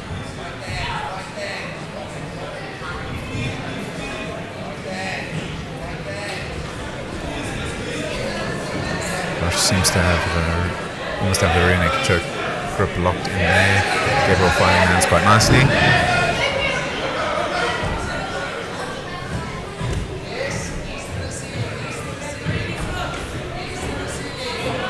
Gabriel attempting to scramble out.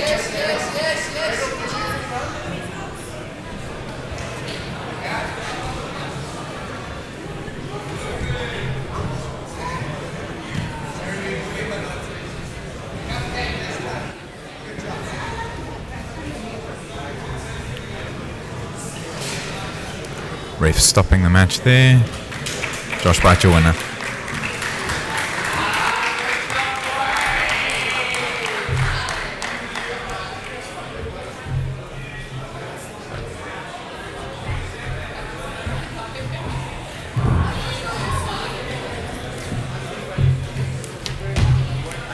Cassian Astel and Waldo Fritz on mat 1.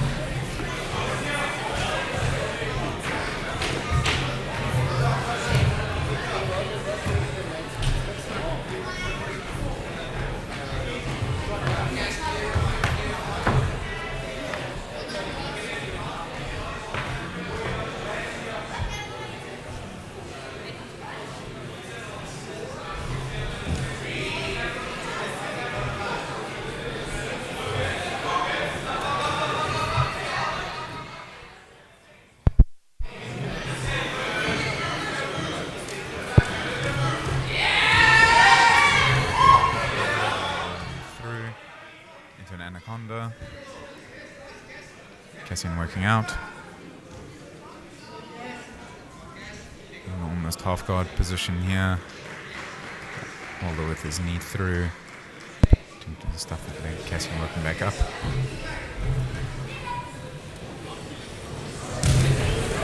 Waldo with a little change.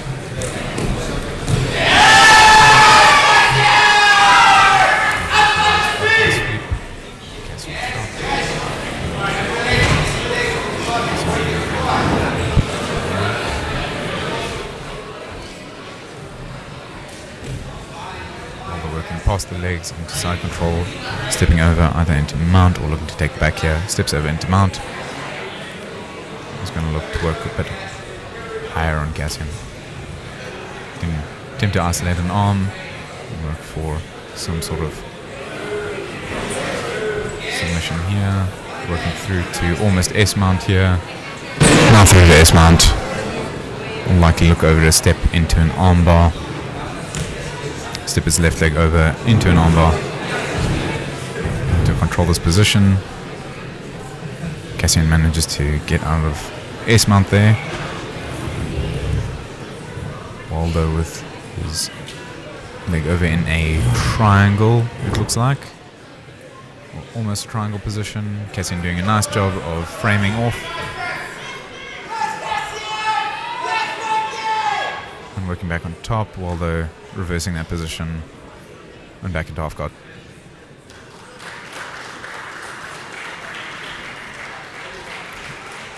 Waldo doing a nice job of working Cassian's hips away so he can step through into mount.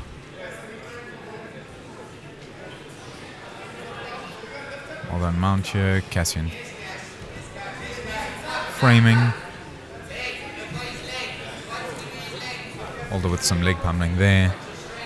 Trying to keep Cassian down. Cassian framing quite nicely. Jonathan Rishworth and Chris McCoon on mat 2.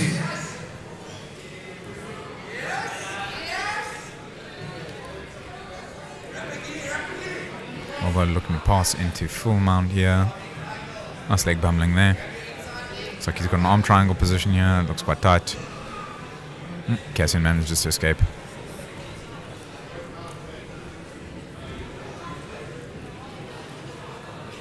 Cassian trying to work up into a single leg, although looking to keep the north-south position.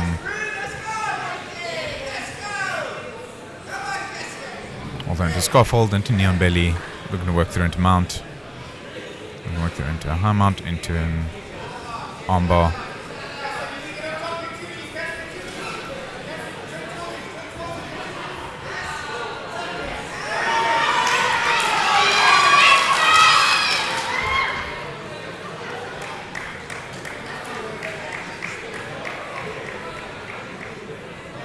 Great match by Waldo and Cassian here. Awesome match. New winner, Waldo.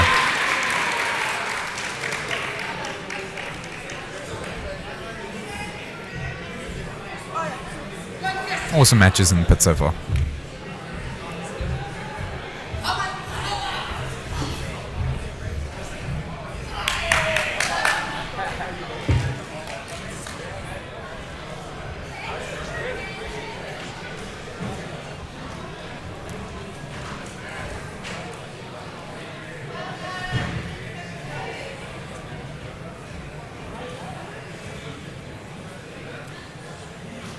Christian Dirksen and Ray Dylan Wilkinson on mat 1.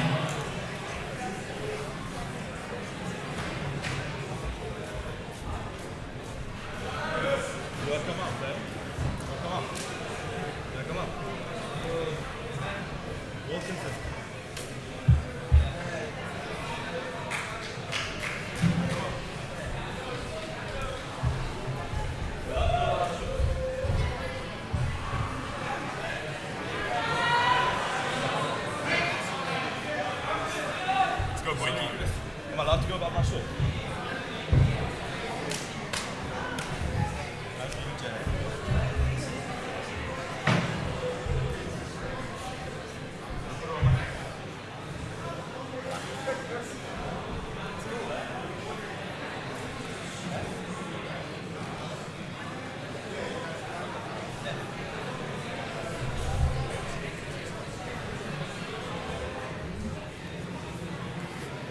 Got Christian and Ray.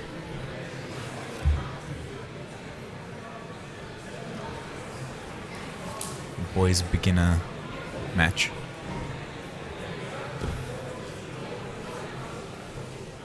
Christian circling around, Ray looking for a collar tie.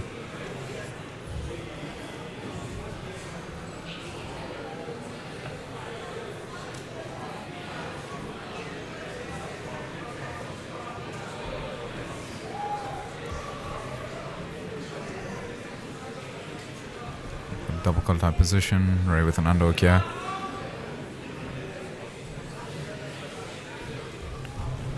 Christian doing a nice job of framing the hips away so you can make space and reset back to standing.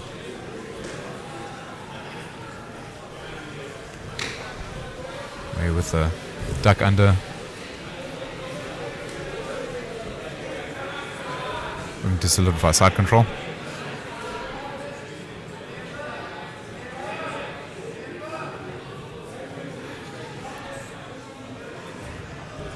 I'm going to work for an underhook here. Christian attempting to frame away. Ray just looking to solidify position.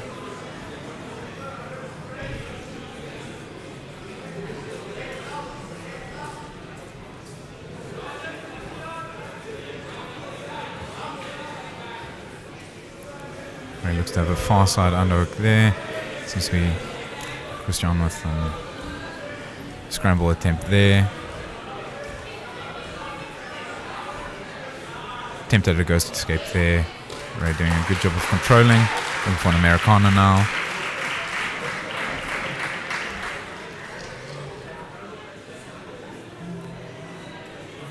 Nice attempt at an Americana there from Ray. Ray now looking. Christian doing a nice job of getting back on top. And we're now in close guard position.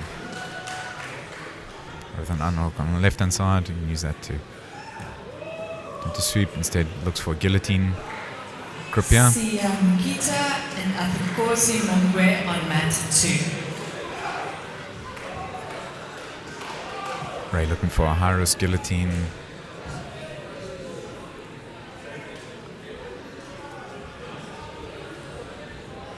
Christian doing a nice job of fighting hands. Ray switching to a Kimura. To Kimura grip here from close guard.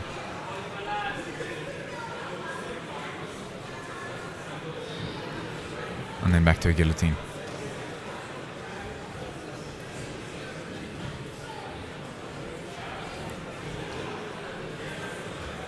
Christian doing a nice job of hand fighting here. Should look to posture up, stand up and work out of the close guard.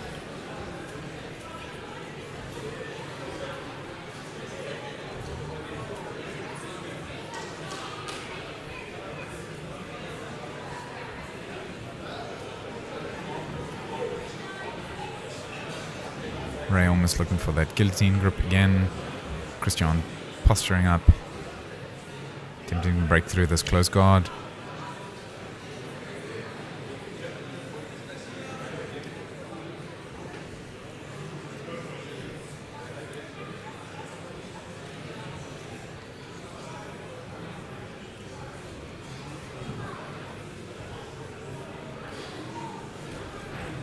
Ray stuffing the head into a guillotine grip. Christian gesturing that he's okay. Attempting to fight the hands.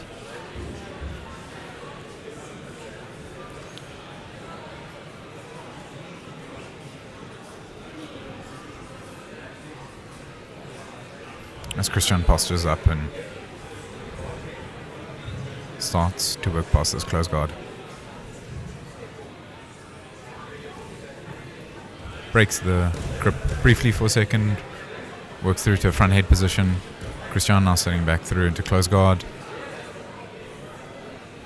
Ray now looking to pass. Should be attempting some frames inside Christian's armpits, and he can work to stand. Looks like that might be what he's doing. Christian doing quite a nice job of controlling his posture, hand fighting here.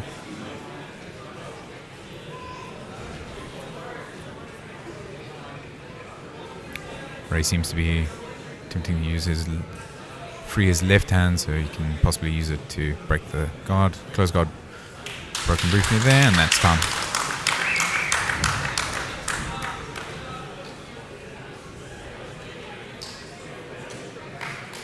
Ray, your winner. Nice man.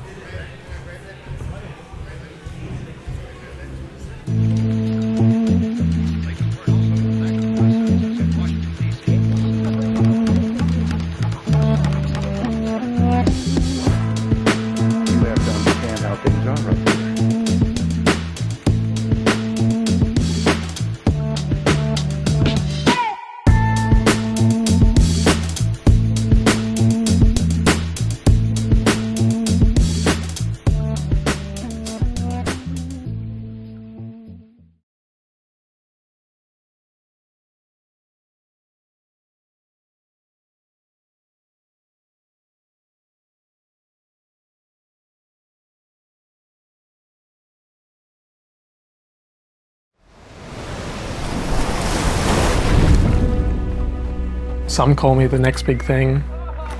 Then the same people said I'd never make it back. I've never paid too much attention to the noise. Control.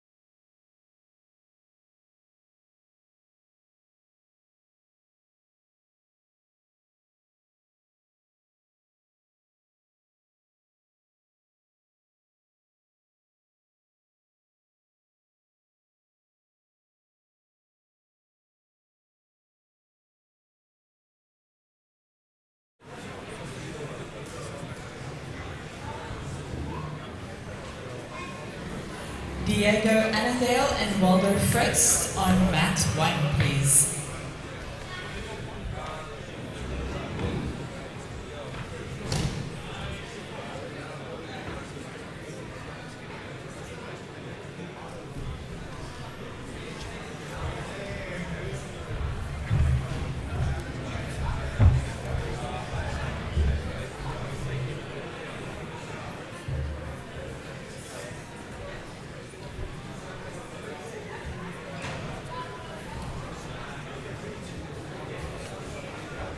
Diego versus Waldo here.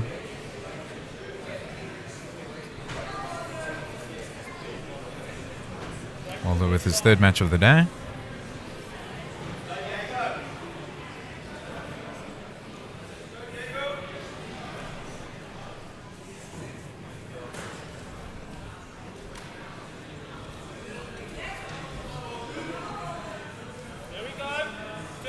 Diego with the single leg grip there, posture's a bit higher though.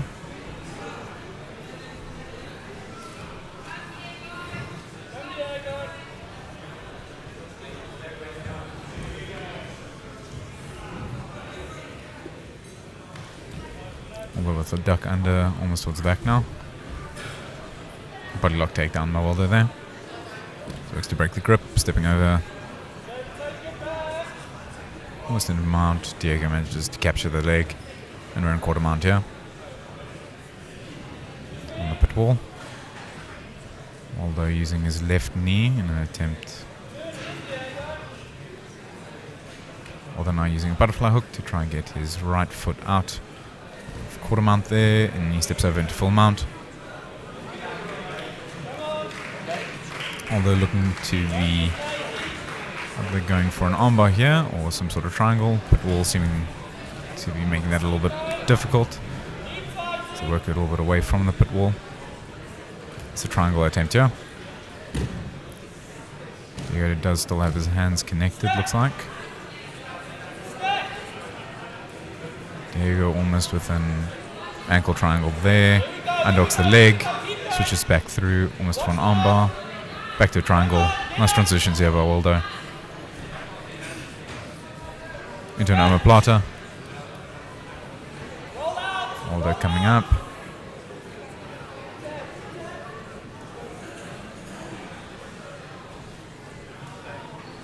Deep omoplata position here.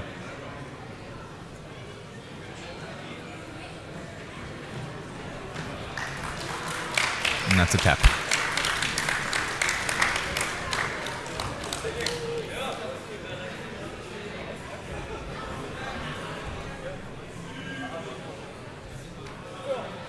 Although your winner via omoplata.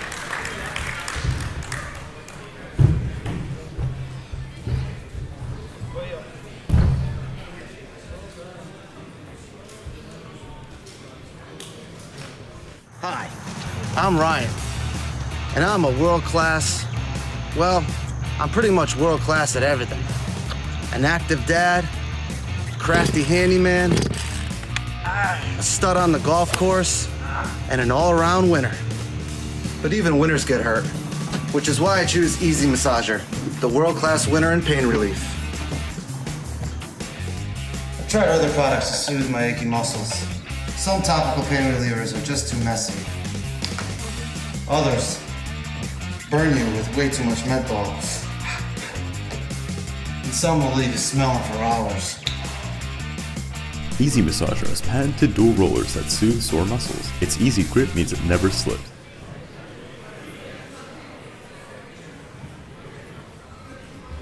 Ray versus Christian here again.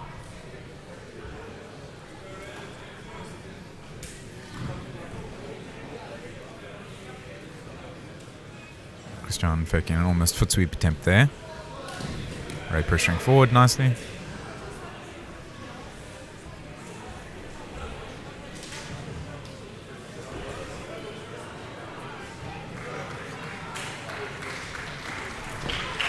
Ray with an ankle pick, and single leg, working Christian backwards towards the pit wall.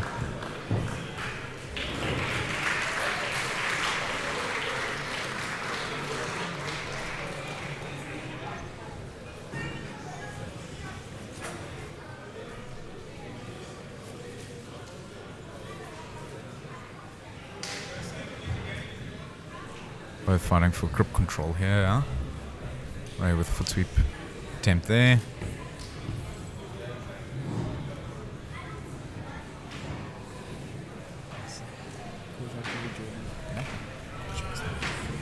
Ray with a nice double leg. Christian looking for a guillotine grip. Jonathan Rishworth on mat 2. Just talk about the match.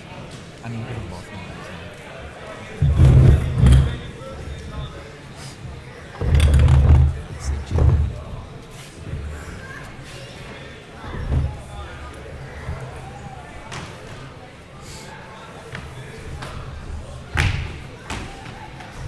Ray going for an armbar. Beautiful, one by submission. Lovely Ray Dillashaw.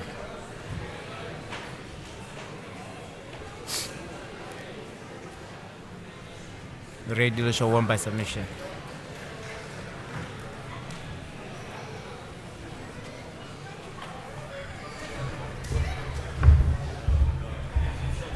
Hey, stop, thank you.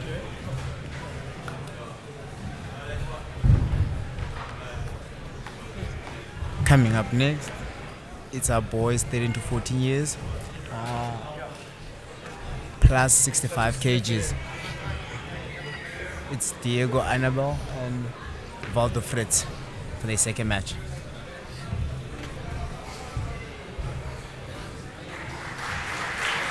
Diego Arundel and Waldo Fritz.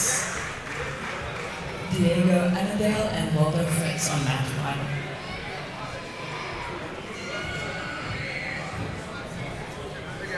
1. Seems like we'll be moving to the next match just up until one of the guys sort out their nose, but they'll be back again soon.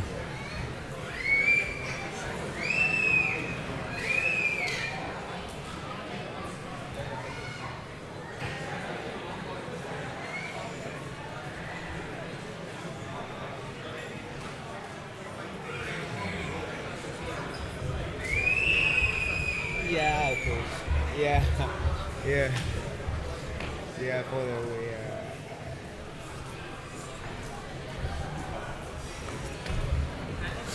Up next is going to be the intermediate division for the boys 15 to 17 years, under 65 kgs. It's Dylan Stein and Chess Mayer. Looking forward to this fight. This is going to be good.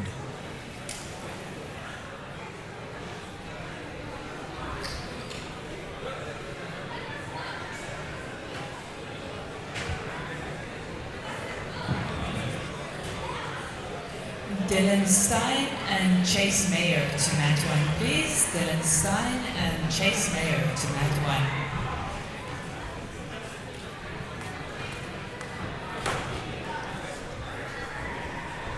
1. Chase Mayer on stage. Here comes Dylan.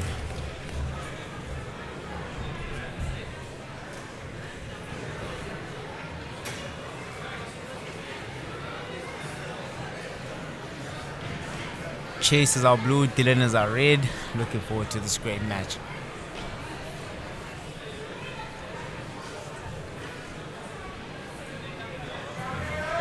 The guys train together, so I'm assuming they're going to try to fill each other out. Yo, the guys are not even filling each other out. They Chase pulled guard. Chase is setting them up. Gave them warning, he's not allowed to pull guard and jump at the same time. Here we go. Expecting some high-level wrestling from these two gentlemen. Dylan has good underhooks. Chase is trying to go for the legs. There you go. Dylan working that top pressure. Chase trying to look for submission from the bottom. Lovely. Nice. Chase looking to retain his guard, not allowing Dylan to pass. Close guard. Lovely. He's looking to control his upper body so he can get a Kimura, as it seems. Lovely. Dylan is going for a guillotine in guard. Quite an interesting choice. He's trying to apply the pressure just to make Chase break his guard, I'm assuming. Lovely. Beautiful. Beautiful. Standing up. Chase going for the guillotine from the bottom position. But it doesn't seem to be on as Dylan is addressing the hands, not allowing Chase to lock them in so he can fully secure the guillotine. But it seems like Chase is committing to it. He feels like it's quite on, so could be. Let's see how Dylan handles the situation. But it's looking to be surviving. Lovely, he broke it. Beautiful work, Dylan. Dylan looking to pass, putting on a lot of pressure on Chase, making him work quite a bit. Lovely. They both wrestled up. Oh, beautiful leg sweep. That's very beautiful. That's quite high level, Like I said, man, these guys have good wrestling skills, so it's quite intriguing to see. Very beautiful work from both guys. Beautiful from Chase. What a beautiful sweep from the top. Avi going for a crossface there, having Dylan's shoulders pinned on the mat so he can control him, but I think he's going to try to go for an arm in. Ooh, beautiful. Not an arm in. He's going to go for arm triangle. My apologies. This is high pace there, guys. These guys are not saving any energy. They're pushing it. We're back onto the wrestling set. Lovely. Nice. Here we go. Dylan looking for the headlock. Beautiful. Nice, guys. Looking to take. Lovely. Trying to pass Chase's guard now, but Chase retains position. Beautiful work, guys. Beautiful work.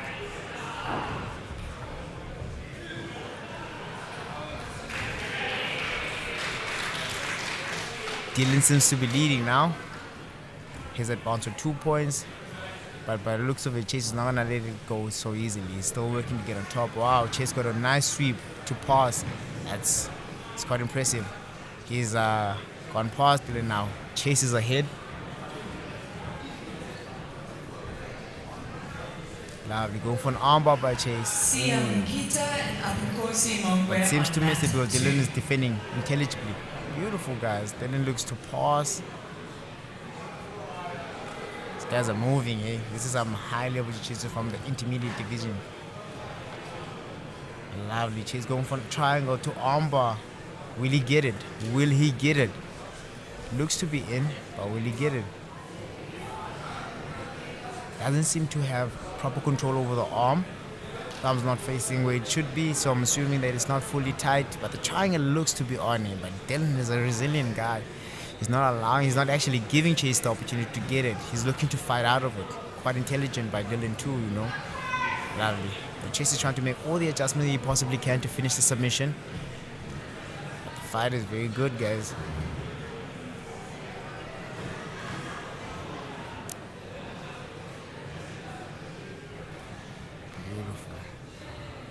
Dylan trying to pull his head out now from the back. Probably gonna try to drive his hips in. Ooh, he's trying to go for his own triangle from reverse. What is going on here?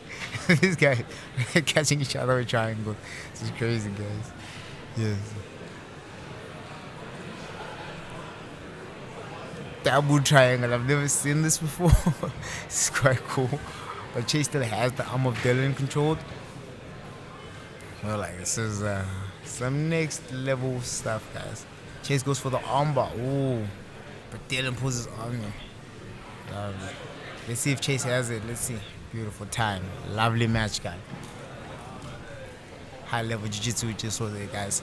From the intermediate division, boys, I think 15 to 17, and under 65 kg. That was like some high level stuff.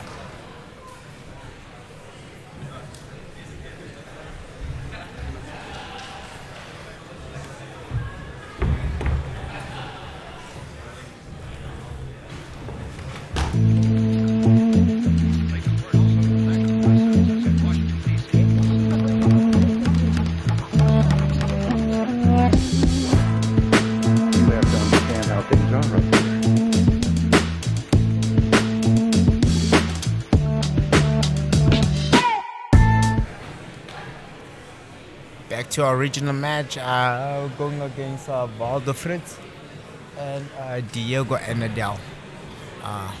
The boys had a crazy first match. It was high-packed, full of a lot of excitement. Let's see what they bring in the second match. You know, I'm looking for, but I'm sure they're gonna probably be looking for submissions again.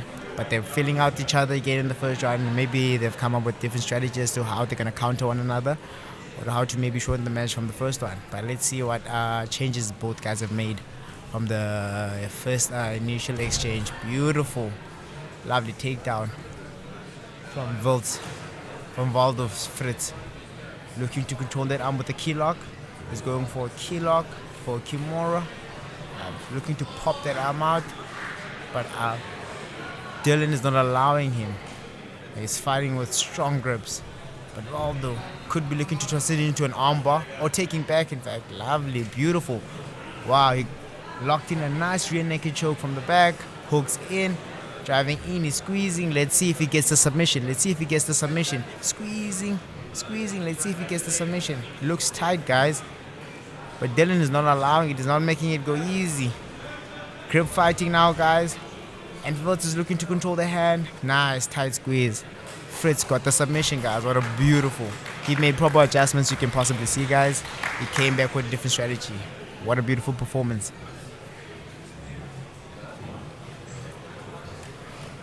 We're seeing some high-level jiu-jitsu today, guys. Like, the guys are on point. Yeah, I hope everyone at home is entertained and those watching online, guys. This is like some high-level stuff.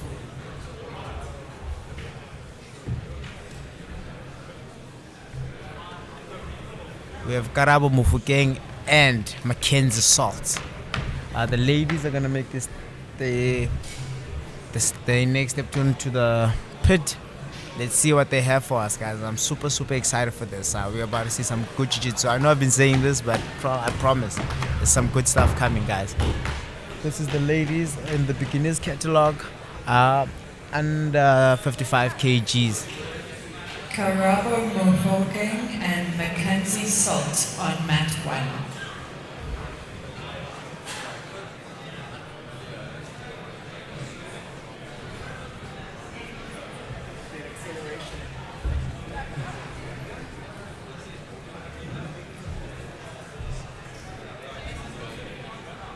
Mackenzie's made her way onto the ramp, looking to step into the pit for the first time.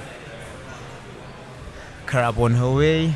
There she goes, stepping onto ramp 2, looking to make her debut into the pit for the first time too. So looking forward to this one, guys. Ladies are ready to rumble. Let's see what happens.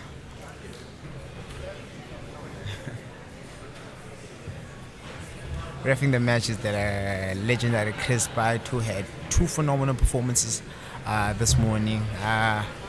Like displaying, some high-level stuff, showing people how it's done, regardless of whatever age you are at, doesn't mean that you can't come out here and showcase your skills and have fun. So yeah, man, legend at work. Now reffing this amazing match. Let's see what happens.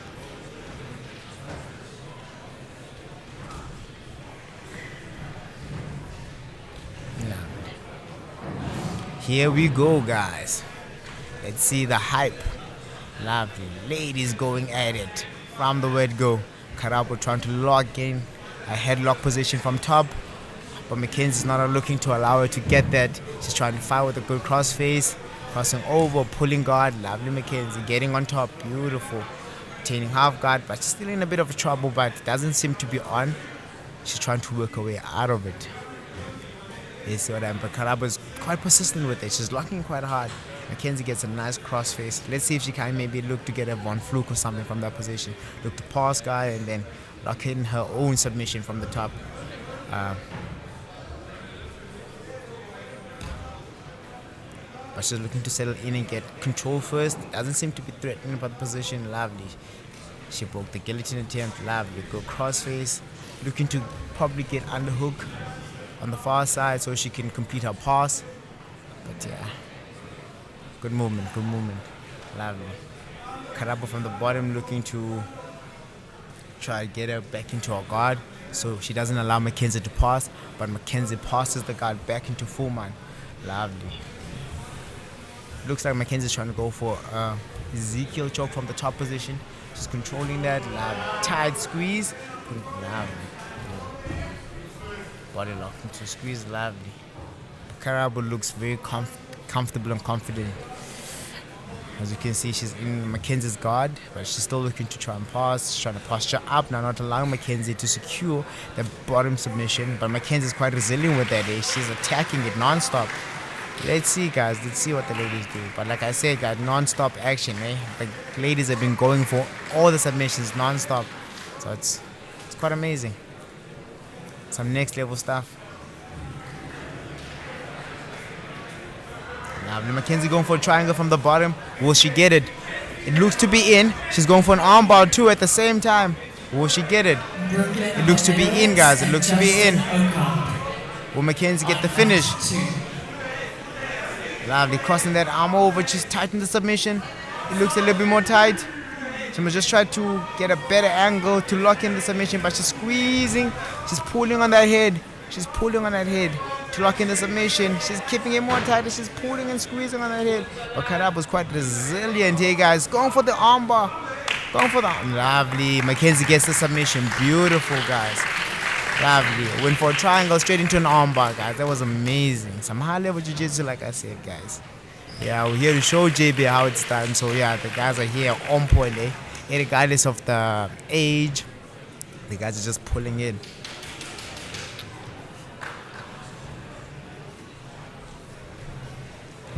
Well done, Fritz and Jesse Strew on mat 1.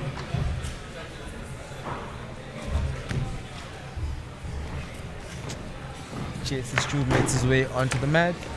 And Waldo Fritz. Another good match. Looking forward to this one.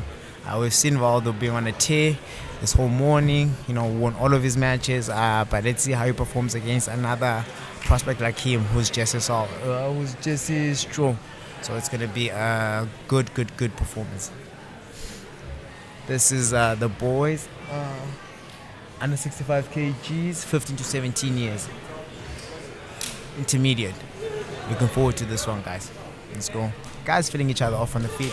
Yeah, Jesse goes for switch to headlock control, down onto the mat. Jesse wasting no time looking for his own finish. From there, he's probably going for, he was looking for a DOS, but Vos was able to escape the position. Jesse going for a crossface. Wow, what a switch. Jesse switching over straight into a straight ankle lock, but Vals quickly sees the danger and quickly addresses it back into half guard, looking to control and try to control the passing. Lovely. Beautiful work for both guys. Lovely. Jesse looking to get top sweep. Aldo goes for his own attempt for the legs.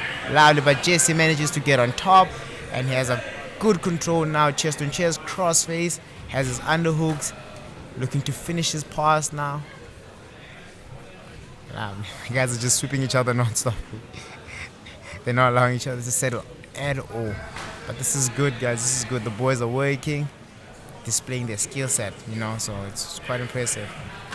Having seen Valdo, now he's going to probably try to set up some arm submission, but he's quite good with his arm locks. He's gotten an armbar, and I believe he got a Kimura in the competition and a rear naked choke, so he's quite good. But Jesse not allowing him. He's attacking from the bottom, trying to break his balance, not allowing him to settle in. But there we go, lovely. Shooting for that straight ankle, like as I said before. Will he be able to secure the ankle? Lovely, beautiful straight ankle, lovely. That was beautiful. Nice by Jesse. But both guys had a wonderful performance, Val's coming on a big tear this morning. Jesse coming in to pull out a big upset. What an amazing performance from both guys.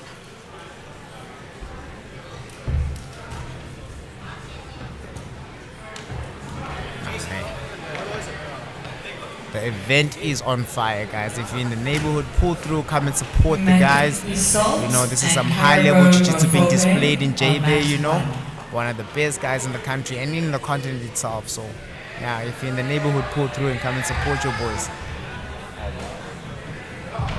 We're moving over back to Mackenzie and Karabo for their second match. Let's see what adjustments the ladies have made for this second confrontational matchup, The first fight was amazing, like I said, filled with action. Let's see what they bring for the second turnaround. I'm expecting nothing less but the best, So, yeah, I'm sure they're going to bring it like they did the first time. Will Mackenzie be able to get the finish, or will Karabo pull an upset this time around? Let's see, guys.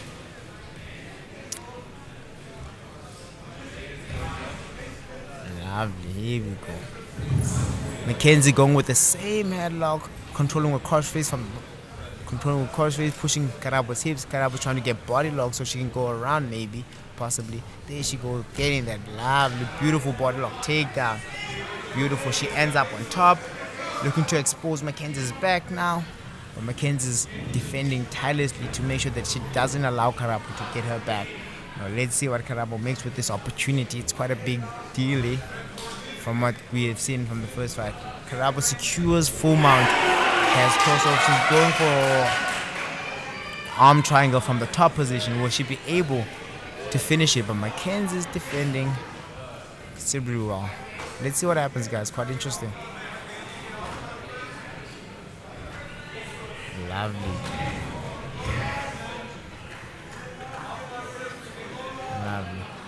Karabo's looking to control those hands so she can possibly either climb up or get a little bit higher to go for triangle, or pin one of the arms so she can expose Mackenzie's back as she is now. Looking to be in a very dominant, strong position, Karabo.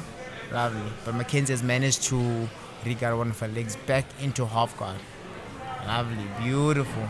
Nice. But Karabo is looking to complete her pass one more time. Still controlling Mackenzie's top body. Lovely. Mackenzie gets her back into her guard. Lovely stuff, guys. Framed off, and got her back into her guard. This is some good stuff, Lovely. Mackenzie is trying to create some sort of separation so she can get a triangle in. I believe this is how it happened initially from the first round, guys, eh?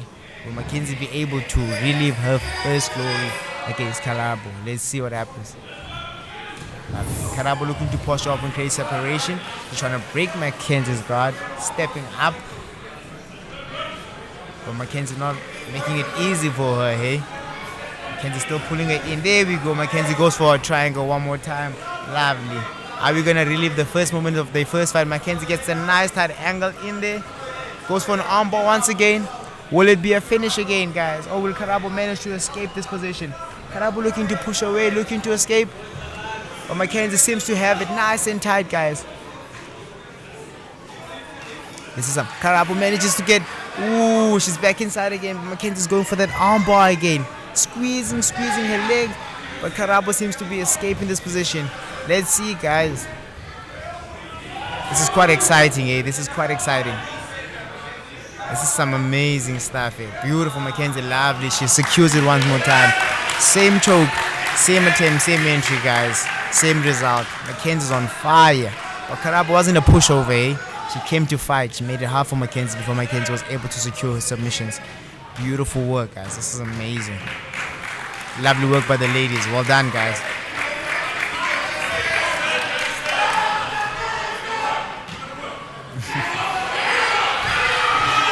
Beautiful work, guys. Beautiful work.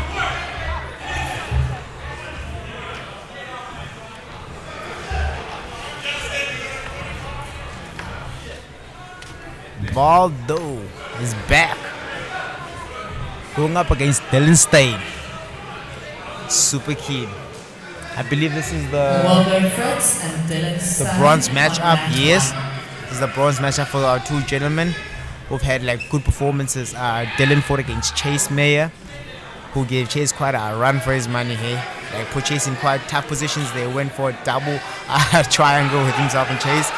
But Chase managed to pull through that one. Valdo fought Jesse, and Jesse managed to pull through, but also giving Jesse a run for his money. But let's see how the guys handle each other now.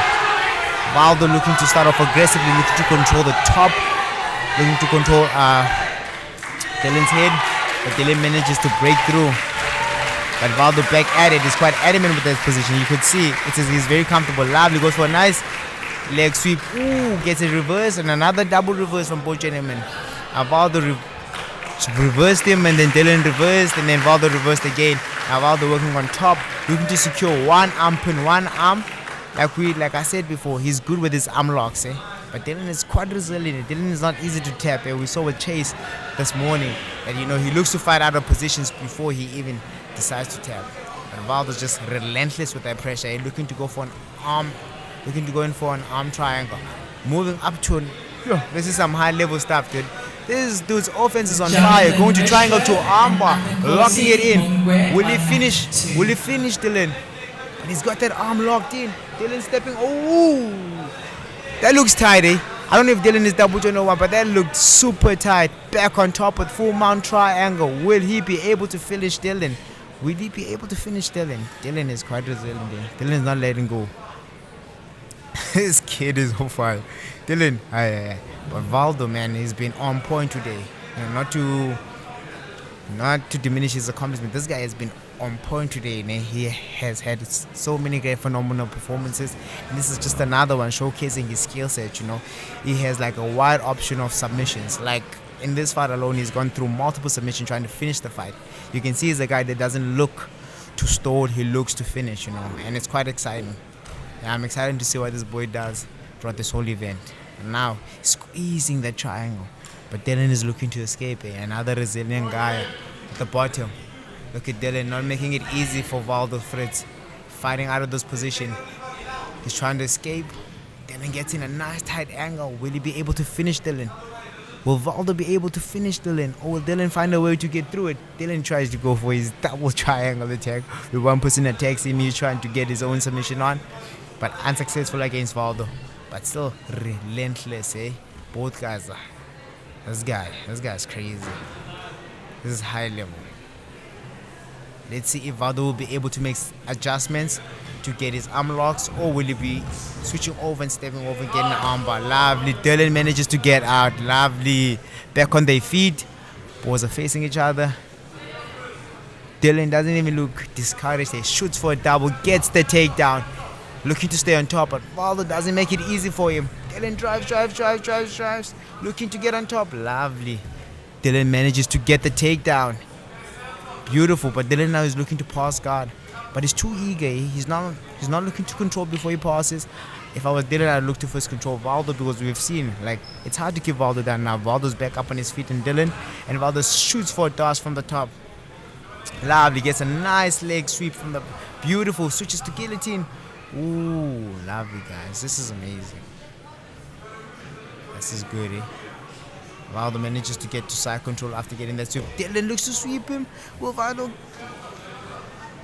looking to expose Dylan's back. Looking to climb over Dylan's arm. He's trying to go for an armbar. Will he be able to get the armbar? But Dylan doesn't allow it. Lovely defense, Dylan. Lovely attempt, Valdo. Beautiful stuff. These guys are on fire, guys. These guys are on fire. Lovely. Valdo pulls guard. Looking to enter on the legs. Lovely. Dylan quickly defends, addressing it. Lovely. Not allowing Valdo to create separation so he can extend his legs to get that. Lovely. Dylan manages to pull his leg out, guys. Dylan gets an underhook. Looking to pin and control. Valdo gets his sweep. Lovely. Beautiful. That was some high level stuff, guys. The counters are on fire. The counters are on fire. Like, no one is letting anyone settle in. Ooh, Valdo has an arm in triangle. Will he be able to get it? His arm in triangle, squeezing. What is Valdo looking at? He's looking at the time. What is Valdo looking at? Valdo seems to be frustrated that he's not getting the points that he was hoping to get. But you know, Chris Pride knows the rules very well. He's watching the fight, so he'd know if he had to award him points or not. Valdo needs to focus on his match and look to finish this fight, because he's doing quite well, eh? He mustn't let himself get distracted while performing so well, because he's going up against a fierce guy. Dylan doesn't just give up stuff. Lovely. Beautiful. Match over, guys. Beautiful. What high level jiu-jitsu from both gentlemen. That was amazing stuff, guys. Valdo looks to secure the position. Valdo wins by 7-4. Lovely work, guys. But it was filled with high-packed action, eh? It was just submission attempt after submission attempt after submission attempt. It was just phenomenal to watch, guys. Crazy work.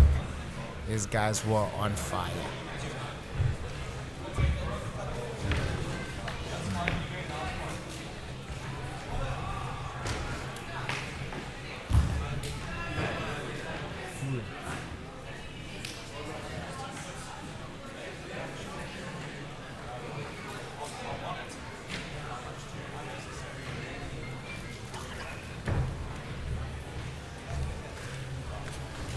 Now we're into the final of the under 65 division for Jesse and Chase Mayer.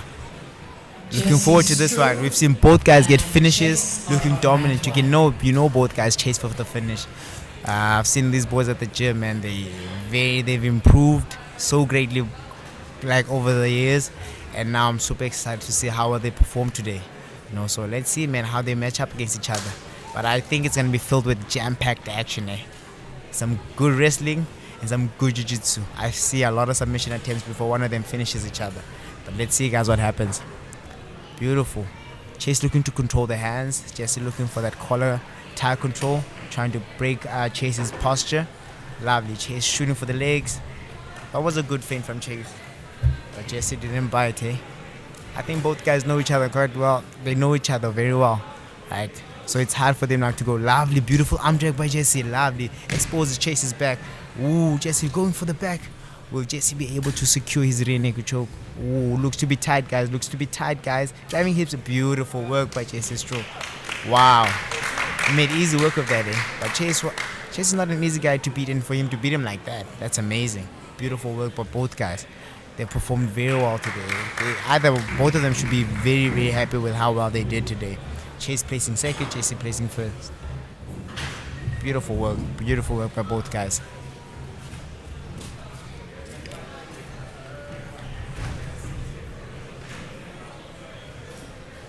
Up next, Maningela. Ladies and gentlemen, and all are in athletes, the we're going to Masters be division taking now. a break from mat Plus 1 under so that we 76, can hand our out the kids' professionals, medals. we have Cindy Mat 2 will and continue. Matthew Taylor. Looking forward to this amazing matchup, eh? Two high-level black belts going at it in JBay. It's gonna be an absolute treat to watch. Just tune in, guys. Let's have fun.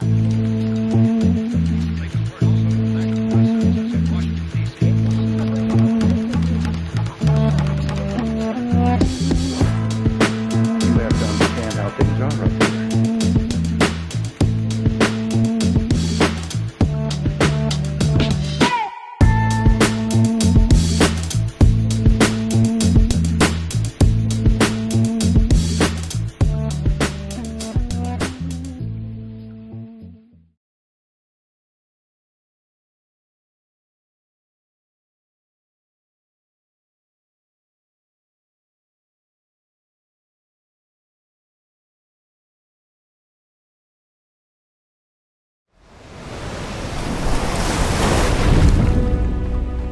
Some call me the next big thing.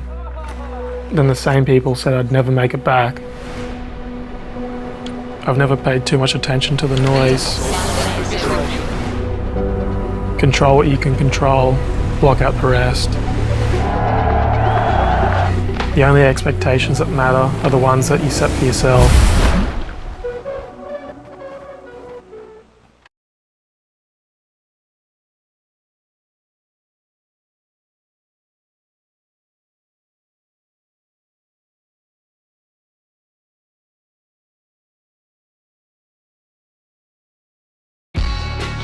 I feel like I'm 11 years old and just playing, essentially. Never giving up that form of play. To be able to give my friends that same type of feeling, you get hyped.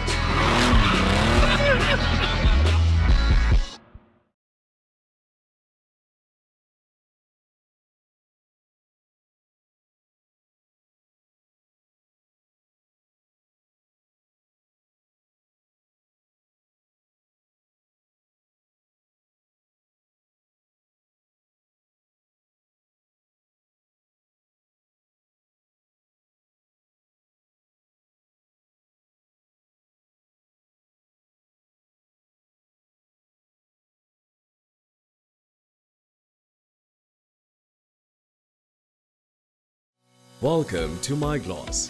We are more than just a glass repair company. We're a team with a difference. Since day one, we've brought glass repair directly to our clients, saving them time and hassle with our mobile service. Everything we do at My Glass is designed with our clients in mind. Using the latest technology, we streamline the process from real-time claims to mobile response units, but never at a cost of a personal touch.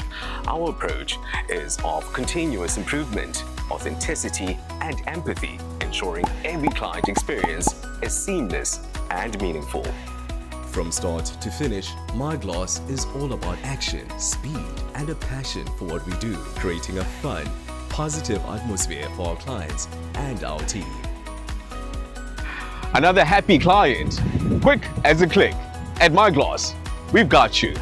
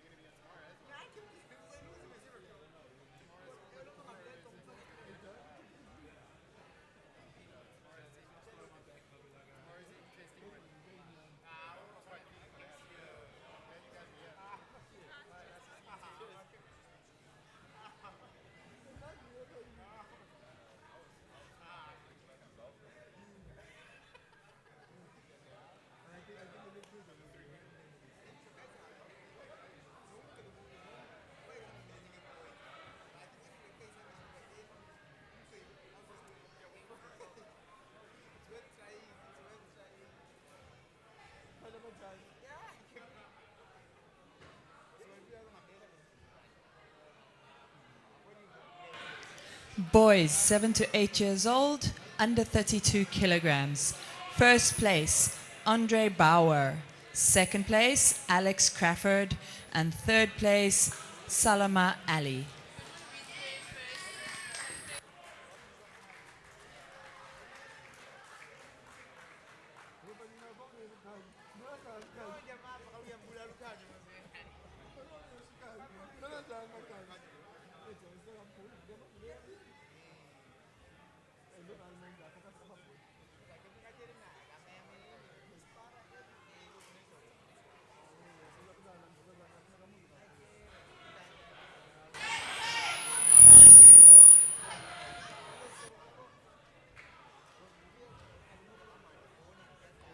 Boys 9 to 10 years, under 36 kilos.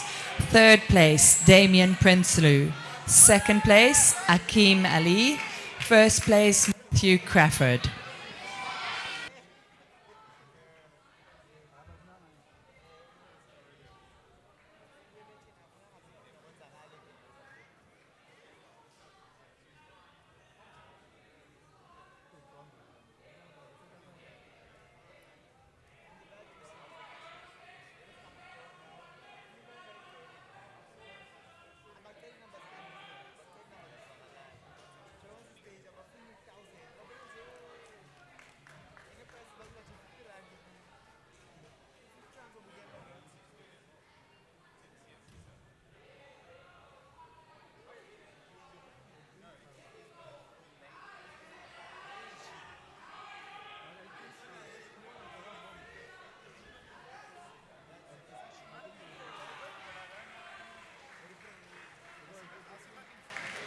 Boys 9 to 10, sub 45 kilograms. Third place, Matthew Crawford. Second place, 200 Doud. First place, Noah van Niekerk.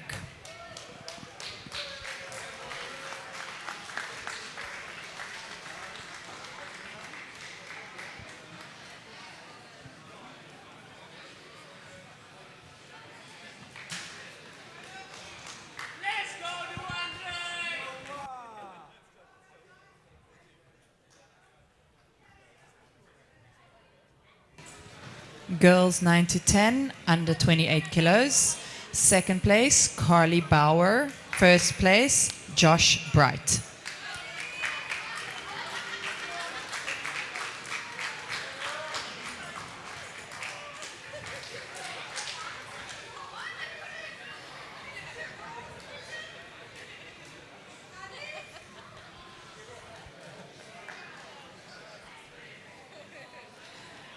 Girls 9 to 10, sub 40 kilos. Second place, Tana Thompson. First place, Josh Bright.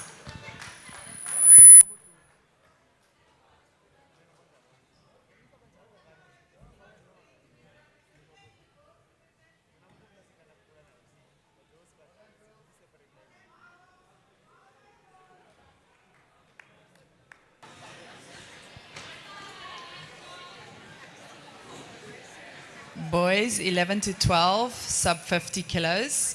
Third place, Levi Saunders. Second place, Elijah Kant. And first place, Gabriel Janssen van Rensburg.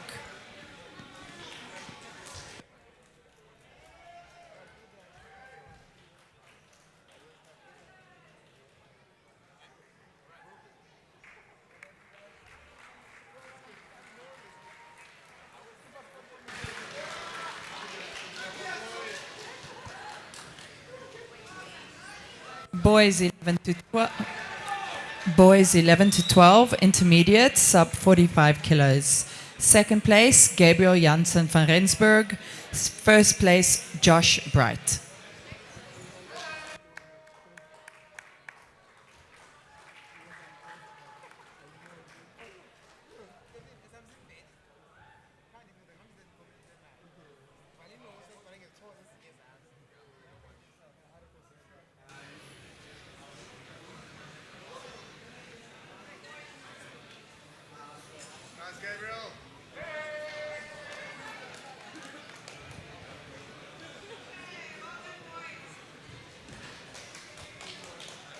Boys 13 to 14, intermediate, under 65 kilograms. Second place, Cassian Assel. First place, Waldo Fritz.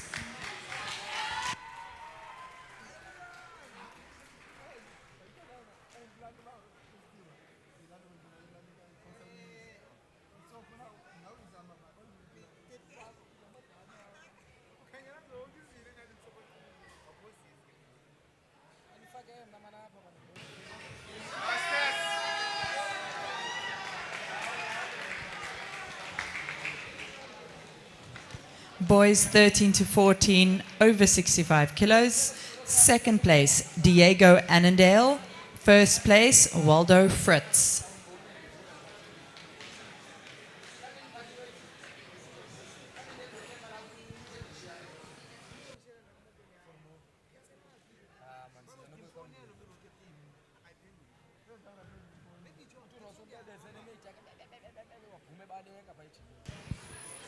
Boys 15 to 17 years, beginner, under 80 kilograms. Second place, Christian Dirksen. First place, Ray Dylan Wilkinson.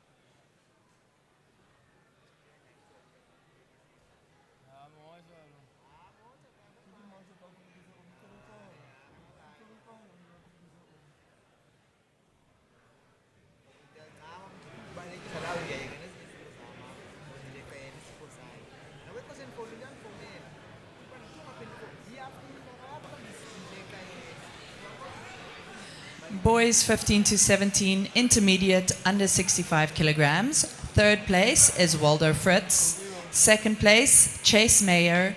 First place, Jesse Strew.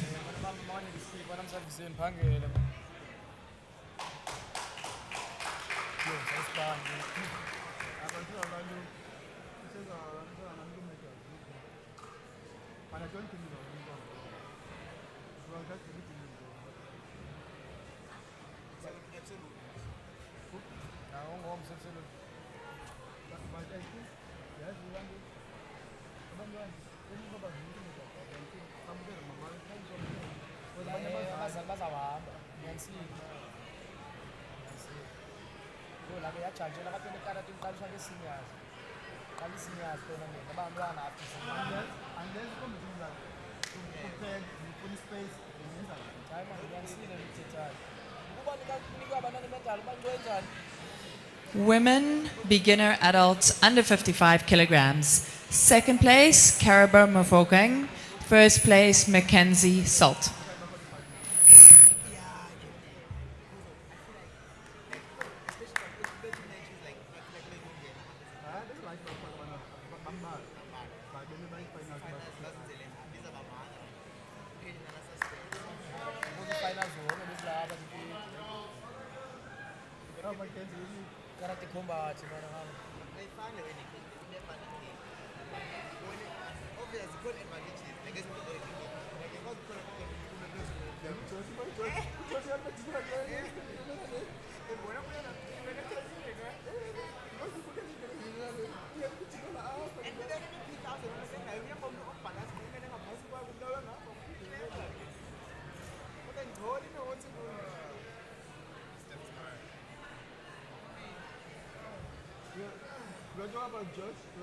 It's like he was training on this thing, he knows how to use it.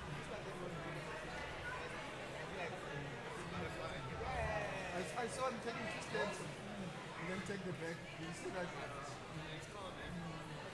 Hi, I'm Ryan, and I'm a world-class, well, I'm pretty much world-class at everything. An active dad, crafty handyman, a stud on the golf course, and an all-around winner. But even winners get hurt, which is why I choose Easy Massager, the world-class winner in pain relief. I've tried other products to soothe my aching muscles. Some topical pain relievers are just too messy. Others burn you with way too much menthol. And some will leave you smelling for hours. Easy Massager has patented dual rollers that soothe sore muscles. Its easy grip means it never slips, and its essential oils work fast for quick pain relief. Give Easy Massager a try. It's time to feel as good as you look, like I do.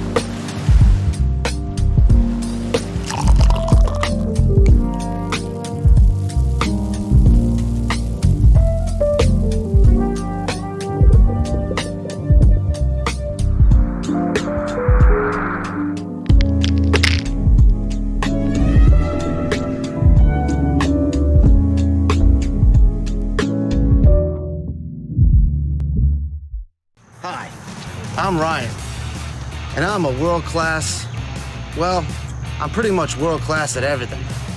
An active dad, crafty handyman, a stud on the golf course, and an all-around winner. But even winners get hurt, which is why I choose Easy Massager, the world-class winner in pain relief. I've tried other products to soothe my aching muscles. Some topical pain relievers are just too messy. Others burn you with way too much menthol. And some will leave you smelling for hours. Easy Massager has patented dual rollers that soothe sore muscles. Its easy grip means it never slips, and its essential oils work fast for quick pain relief. Give Easy Massager a try. It's time to feel as good as you look, like I do.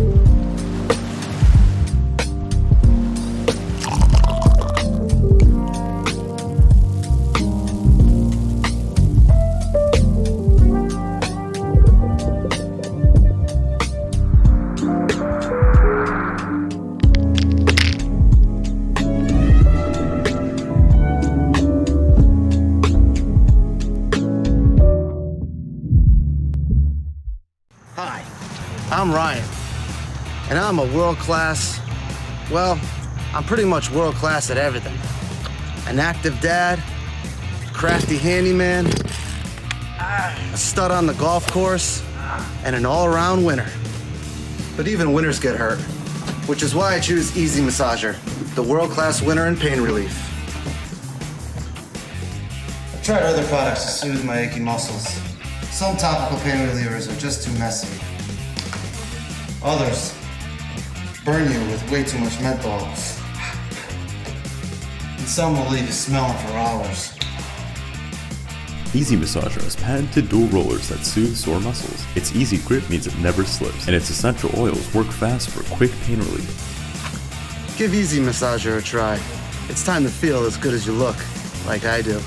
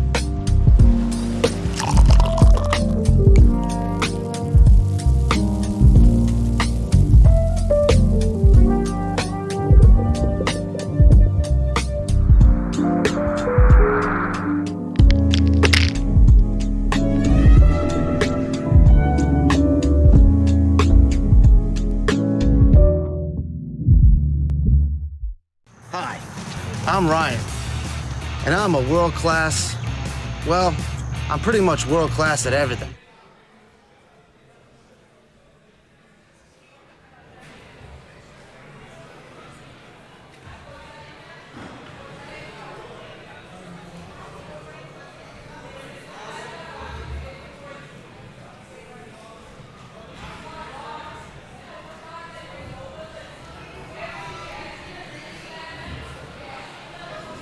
We have Pro Masters on mat 1, Matthew Taylor and Sindile Mangela.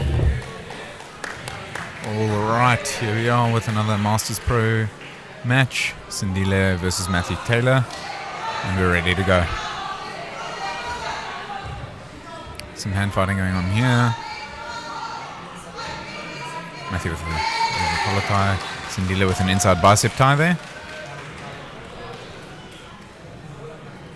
For a 2-on-1, there's a collar tie with an inside bicep tie. Matthew with almost a slide by attempt there. Sindile with a foot sweep attempt.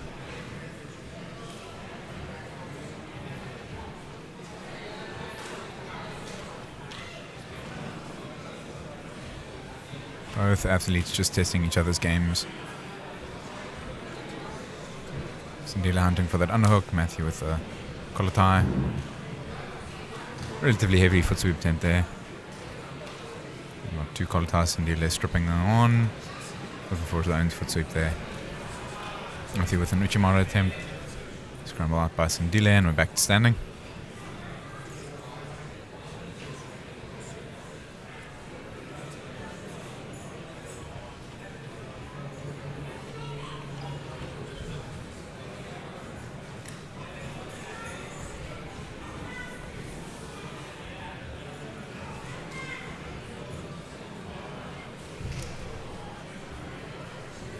Sindile consistent with that collar tie. Matthew stripping grips. Looking for an underhook.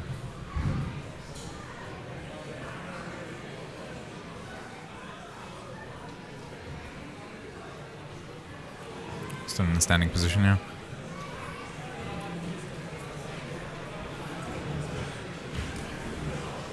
Nice arm drag attempt there. Sindile wise to it.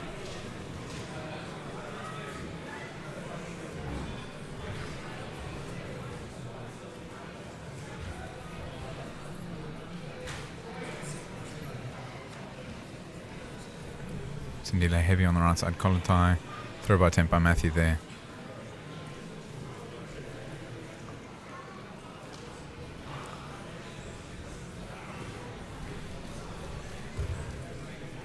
Double underhooks. To body lock takedown onto the pit wall by Sindile. Sindile now working from a half guard position. Get his hips up. Matthew posting with his left foot on Sindile's hips there, trying to make some space. Pit wall making that a little bit difficult though.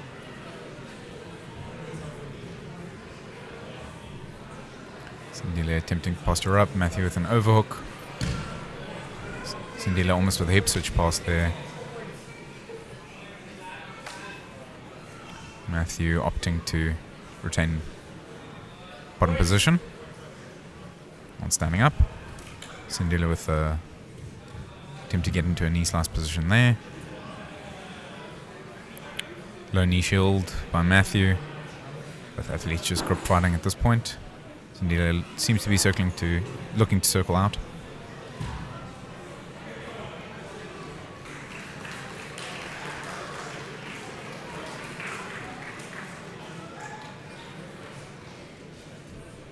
Some grip fighting going from this knee slice position. Sindile getting his elbow inside, looking to create some space that he can possibly knee slice through or turn Matthew's hips so he can get into some sort of quarter mount position here. Matthew doing a good job of hand fighting. Looks to be in a reverse De La Riva position here. Angelo Vosloo and Justin Okamp on mat 2. In reverse De La Riva.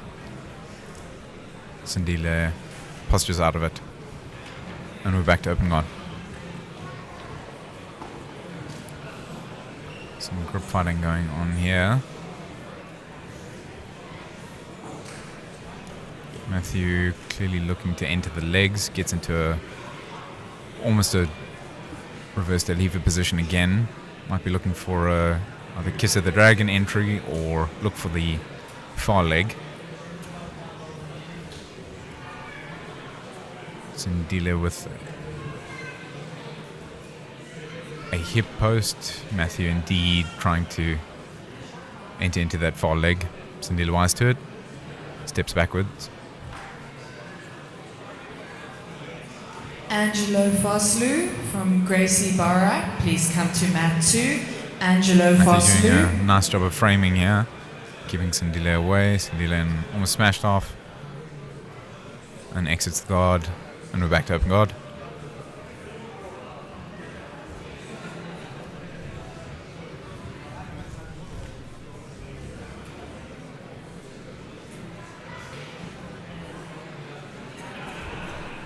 Matthew pulling into a reverse del lever there.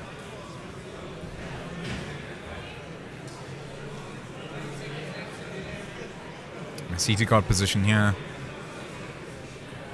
Sindile with an inside bicep tie. Might be looking at a leg drag or hip switch. As he does, he hip switches. Matthew wise to it and inverts to retain guard there. Nice sequences from two pro athletes. Sindile with a knee slice attempt. It's relatively close there. Matthew inverting. Almost does look at a triangle there, but not quite. Good scrap so far. Muhammad Sheikh and JJ van Heerden to mat 2, please. Muhammad Sheikh and JJ van Heerden, mat 2. I think we have 3 minutes of overtime here. Let's just start from standing again. Sindile no doubt looking to use that judo background that he has. Matthew might be looking to possibly pull into a leg entanglement maybe, or get a double leg of his own.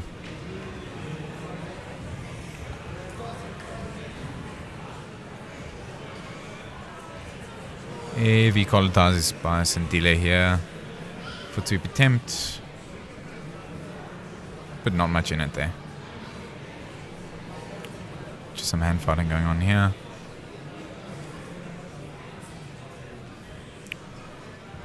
Collar tie by Sindile there.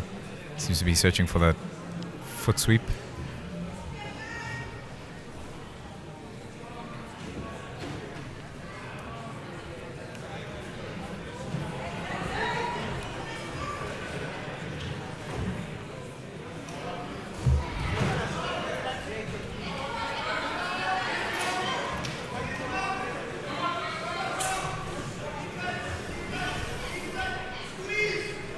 Arm drag into single leg attempt by Matthew there. Sindile wise to it. Postures away.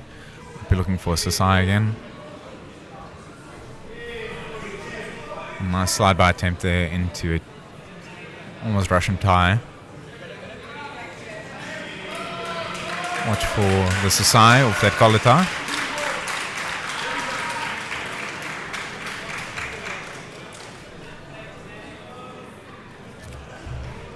Inside bicep tie there, almost into a throw by. Sindile may turn this into a Russian tie situation with his right arm, or look for another foot sweep. Matthew wise to the grip fighting, breaks free, and resets.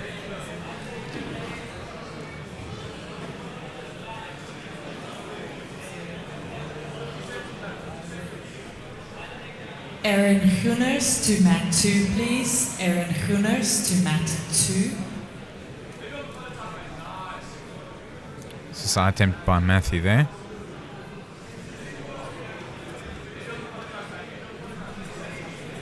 Sindile with a nice fake.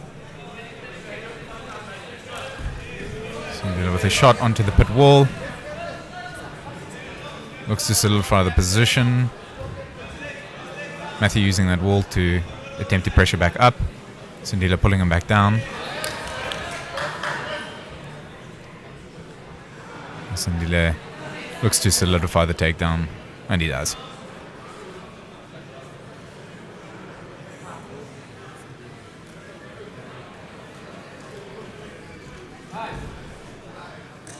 And that's done. Awesome scrap by 2 professional fighters here. You win by points, Sindile Manangela.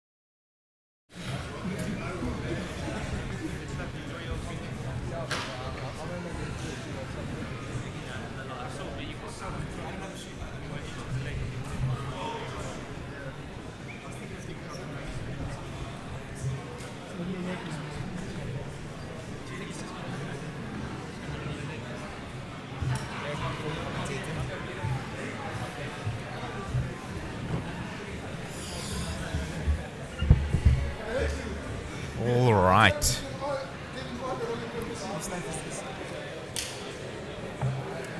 Keenan versus Marklin.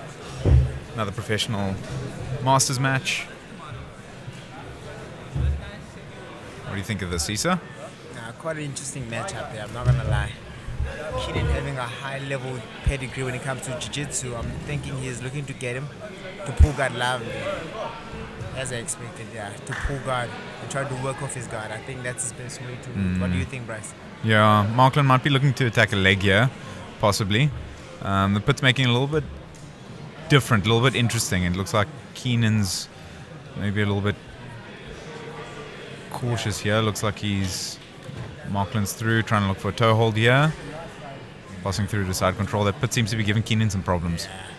100%. The pit is a different way of working. I think it's quite a huge shift for a lot of people. Yeah, Keenan will have to find a way to make it work for him. And Martin's looking to be quite aggressive on top. They're looking to pass that guard. Looking to get that full mount so he can quickly look for a submission, I'm assuming. Yeah, and as we get to these heavier divisions as well, guys tend to work closer towards the wall. They tend to get pushed back. And you see the wall come into play a lot more. It's interesting to see next to the open mat how constant the action is as well on the pit. 100%. It's very, very cool. 100%. This forces the action. It's quite hard to disengage, Yeah, there's no restarting back at the center whatsoever. It's movement everywhere. So, also with the last hour with Cindy too, how he utilized the cage to get that final takedown, So yeah, let's see how this one goes. Yeah, Marklin's looking to break through this guard. He's had a few step around attempts, but it seems like the wall's keeping him away from solidifying any sort of pass. He might be looking for maybe some sort of weave pass. Keenan's doing a pretty decent job of hand fighting, that far hand. I think Marklin's probably going to look to stand up here. Keenan does have some sort of grapevine on that leg that might be preventing him from standing up, but I think Marklin would be able to clear that relatively easily. Let's see. Now Martin looking to get on top. He's trying to apply that pressure passing now, but Keenan needs to retrieve guard once again. Keenan is quite tricky with this guard here. It's really quite tricky. It's not an easy guard to pass, but let's see what adjustments Marklin makes in order to counter this type of offense. I'd like to see Marklin posture up from close guard a little bit more. Keenan with a triangle attempt, but I think into a stack there. There we go. Marklin using that to stack pass into side control. They're off the wall now, and he's solidifying the position. Being off the wall, you can see it's giving him a better tool in terms of like passing. Now you can see it actually made it easier for him. I think that's why he chose to push him away from the wall. So so a lot. a lot more familiar with the open mat space, both of these athletes. Yeah, looking from north-south now, back to side control, looking for neon belly. Lovely, beautiful crossface by Mark Lab. Ooh, submission. Nice submission from Markland there. I think that's called the bonus head control. Nice, can be either a choke or a shoulder lock. Nice match. It's a very tight submission, beautiful work. Very nice submission.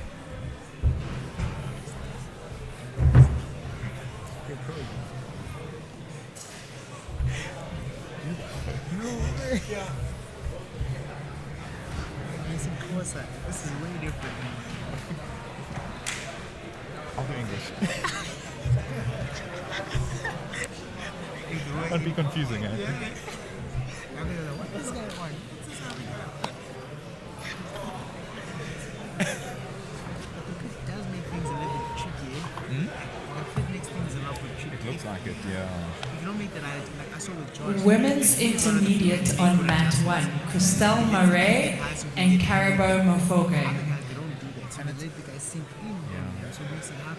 And what was also super interesting though was like with Cindy Lear and Matt, Matthew actually used it to get away from the takedown. I don't know if I've seen that. It was cool. It was cool.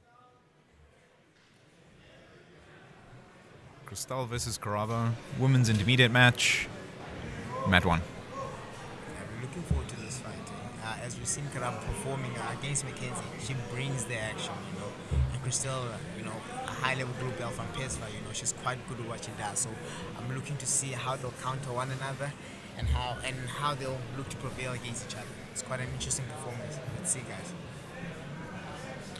You know, both athletes relatively heavy on these collar ties. Christelle looking for a duck under to the back. She can get quite a nice takedown by Christelle here. Solidifying mount. Beautiful, straight into mount. Straight into mount.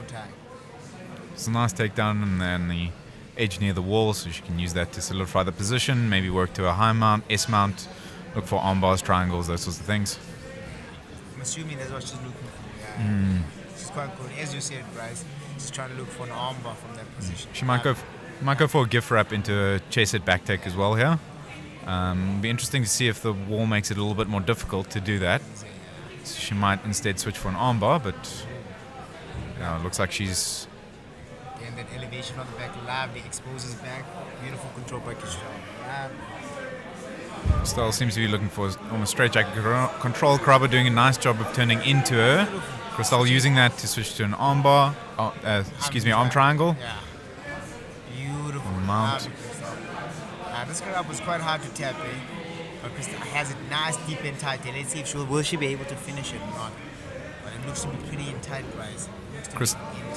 Christelle could possibly use her other leg to free her right leg, her left leg to free her right leg, and then either step into side control or knee on belly to get a tighter squeeze, and then she can rotate into the choke and get a little bit more pressure on that. Yeah, she'll get a bit more deeper with the choke. As you can see now, it's not in as tight. She needs to try and free that leg in order to finish the submission. Carabo's doing a nice job of defending. Seems like she's got her arm almost out there. Christelle maybe looking to switch to quarter mount where she can pass to full mount. And Christelle looks like she's got a gift wrap there.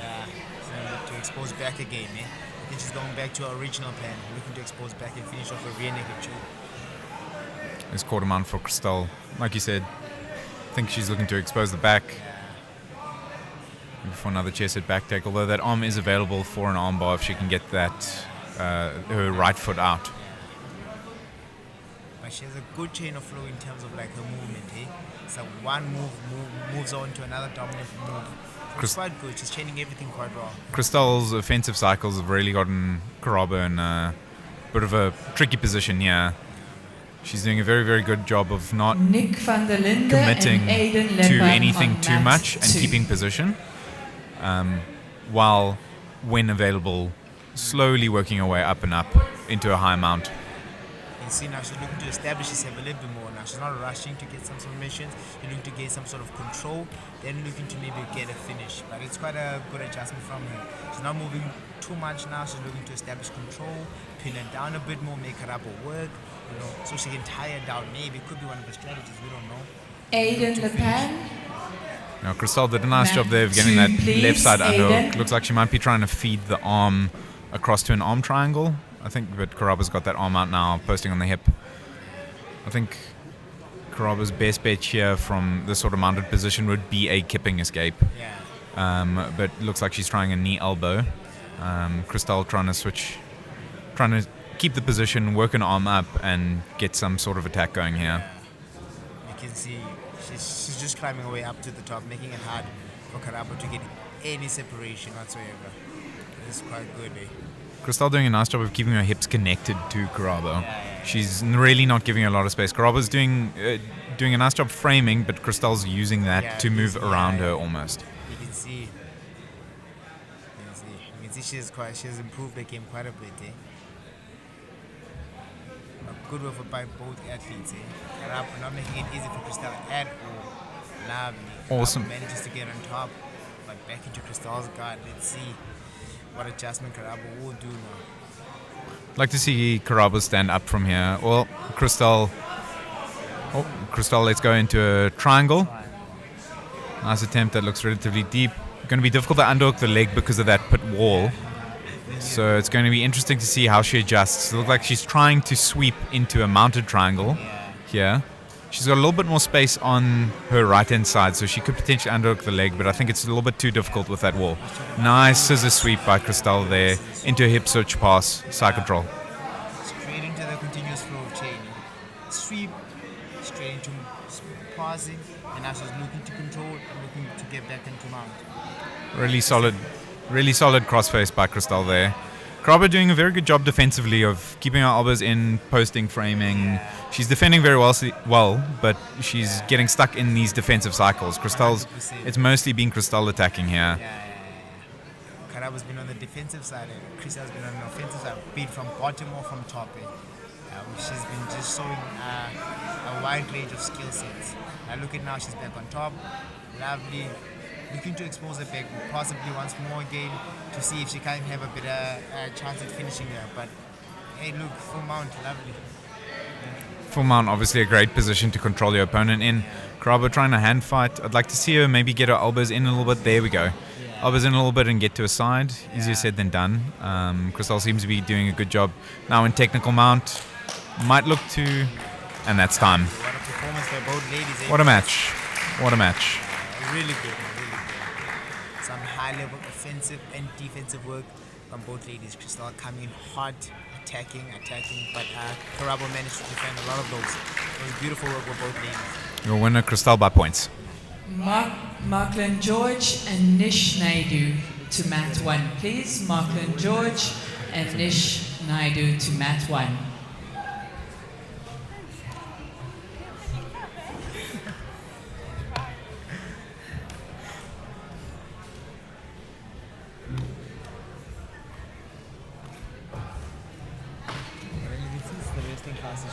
Yeah, for sure. But she's her like.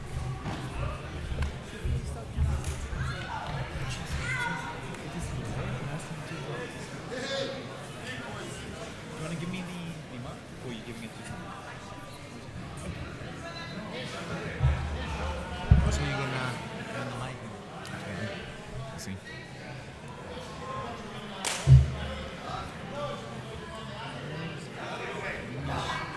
Now the Masters professional match here.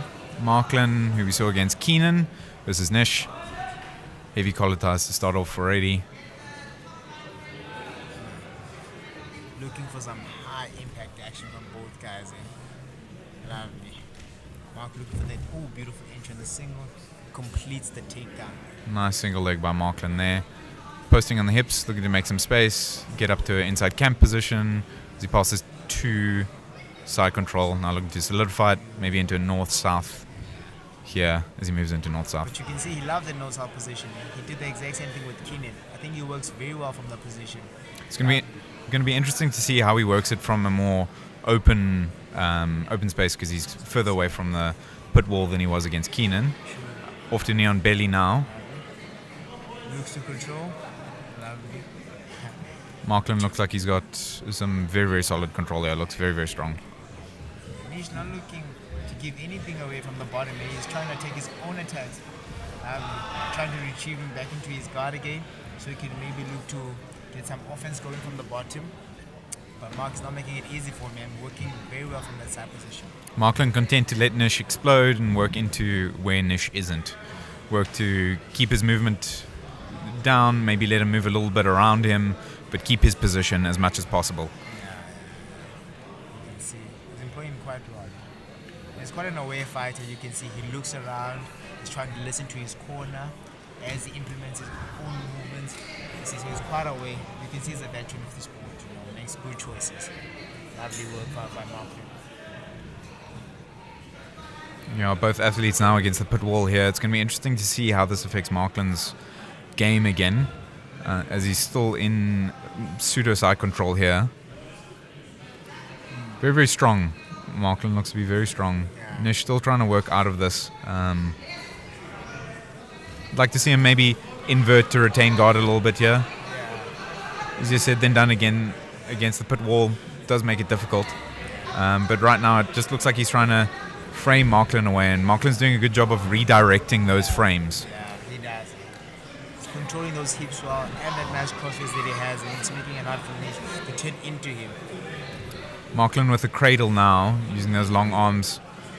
Not sure if his hands are connected, but trying to use that cradle maybe to get into more of a leg drag position, or use that cradle as a submission. That can work from time to time. Not a high percentage submission, but it's there sometimes. Let's see what he can do with it, eh? But you can see, man, Markland is like this quite seasoned, eh? He's very used to competing. Markland's extremely, extremely calm in this position. Nish is doing a good job of defending any sort of submission attacks, but Markland doesn't seem to mind it. He seems to just... and Angelo Foslu on mat 2. I don't know if Markland is maybe trying to implement the exact same strategy he had against his first fight against Keenan, where he makes the guys work, expend too much energy, then maybe try to look for more submissions. Because as you can see now, he feints a lot, but he's not committing to anything, so it could be a strategy of his where he allows his guys to expand energy before he looks to go for the real kill, so it could be one of his tactics. I'd like to see Nish maybe wrestle up a little bit here. He's struggling a little bit with framing him away. Considering he's at the pit wall, it makes sense. But maybe a wrestle up might treat him a little bit better here. Just then, you have to know how to defend front head. And that can be difficult, especially with Markland's long arms. Yeah, it's a tricky position to be in. But yeah, if I was Nish, I'd try to use the wall, man, to get up, Try to create that, try to get my frames inside, then use the wall to stack up. I think it would give him a better chance. Moving away from the wall is not the best decision as of yet, as we've seen. As now, look at Markland getting on top line to secure top line. It's like he's in full mount there, is he? He secures it fully. Nice full mount position there. Nish posting away, looking to stand up, it looks like. Nice Aoki there by Markland. Nice standing Aoki lock. Another quick tap. We can see this guy squeeze on another level. When he locks in something, people tap immediately.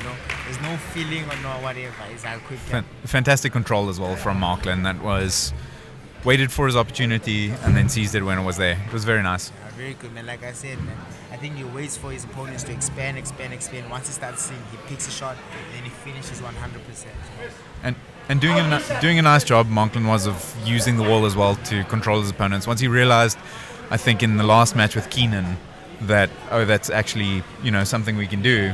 Using the wall to tire him out, make him post, make Nish frame, and then eventually when they're back in the open, look for a finish. Quite clear, man. Good adjustments that he made. You can see he made his good readings from the first match, and he came around with a phenomenal performance. Another finish for Markland.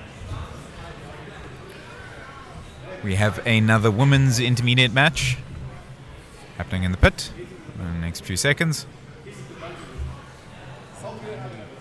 Cristal versus Anandi. Cristal likely going to look for more of those offensive cycles. She can start to attack.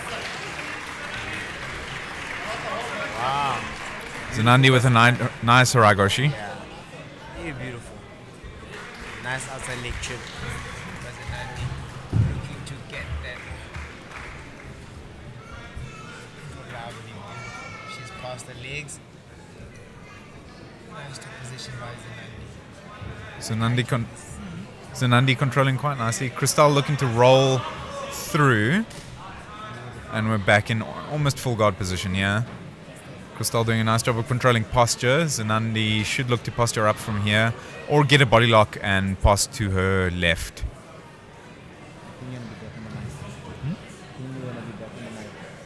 Oh, you say?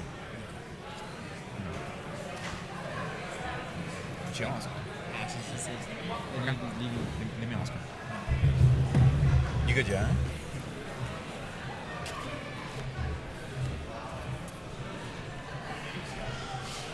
Paused the match slightly because they're just trying to quickly attend to Cristal's injury. She's slightly bleeding under her foot. They're looking to quickly attend to that so they can go back to the match and continue. But as you saw, man, this match is filled with high-packed action from the get-go. You know, the ladies were not just coming here to play around. You know, they just came in to show a good show. So yeah, let's see what happens. Quite interesting.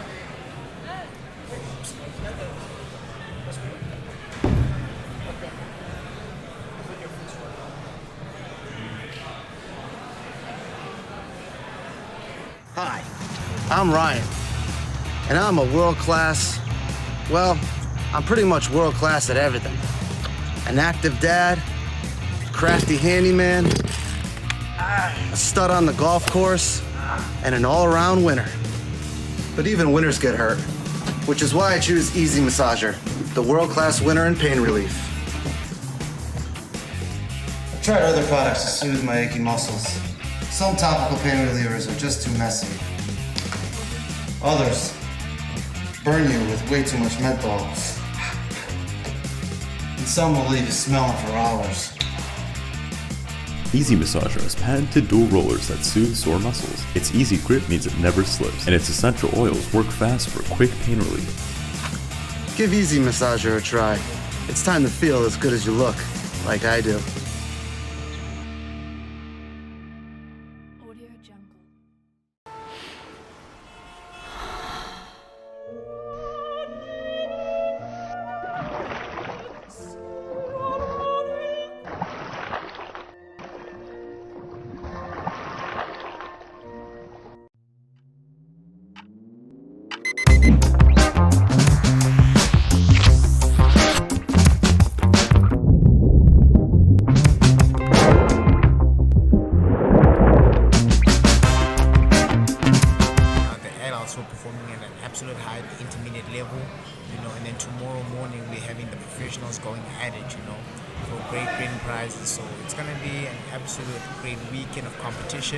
So be sure to make sure that you pull through when you're around the area, guys. We're back to our fight. Cristal back in with Zanandi.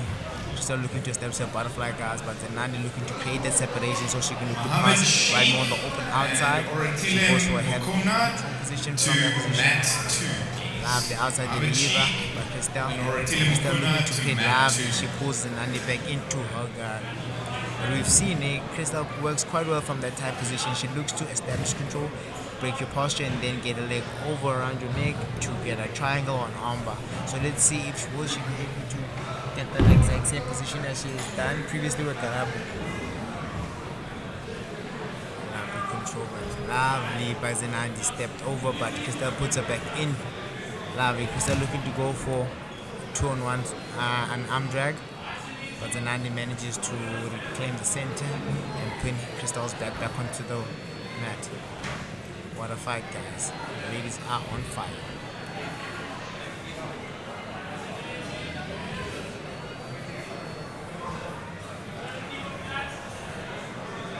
Mohammed Sheikh to mat 2. Mohammed Sheikh.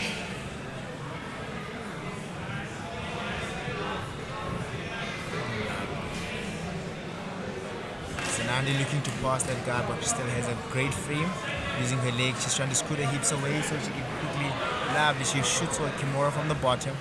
Will she be able to sweep Zenandi over so she can get on top? But Zenandi is too heavy with her base, making it hard for Crystal to get that sweep. Lovely work. Beautiful. Crystal Zenandi working for that cross face. She's almost past those legs. Crystal has a small fade. Will she be able to do a nice step over straight into side control? Let's see, guys.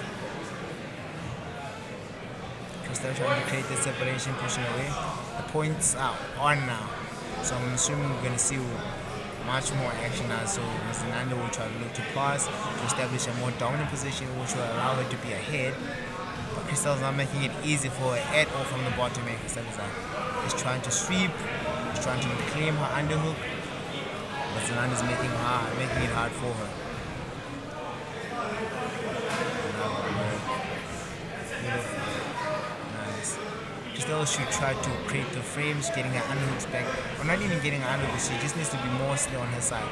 Being on her back is making it hard for her to get back to a more control position. Lovely. Zenandi gets on top. Beautiful. She passes her guard straight into full mount.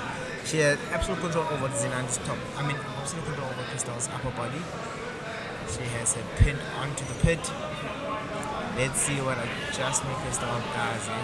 She's trying to push away so she can get her legs back into the play, so she can maybe start to restart everything from A again. But Zenandi's not making it easy for her.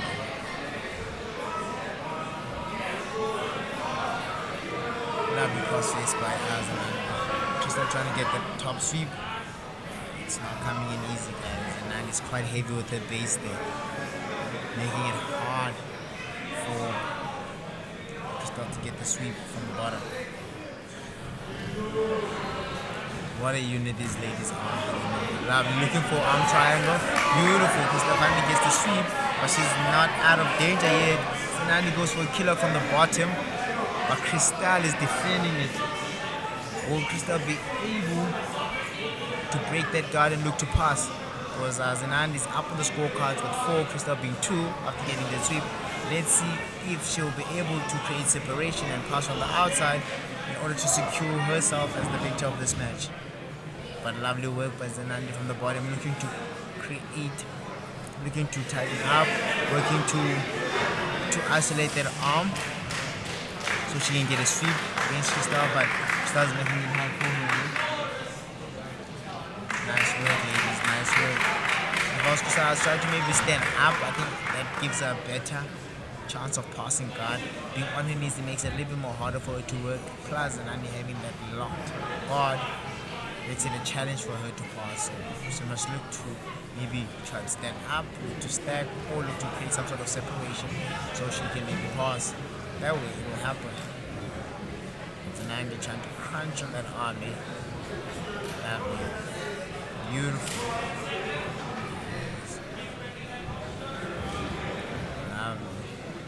Looking to go for Kimura from the bottom of Zenandi. Okay, this one is quite relentless with those submissions. Still not making it easy. Lovely. Match over. What a beautiful performance by both ladies. What a beautiful point by both ladies. Zenandi manages to edge through by 2 points, winning 4-2 against Crystal, but it was an amazing performance by both ladies. Lovely work, guys. That was some beautiful display of Jiu Jitsu.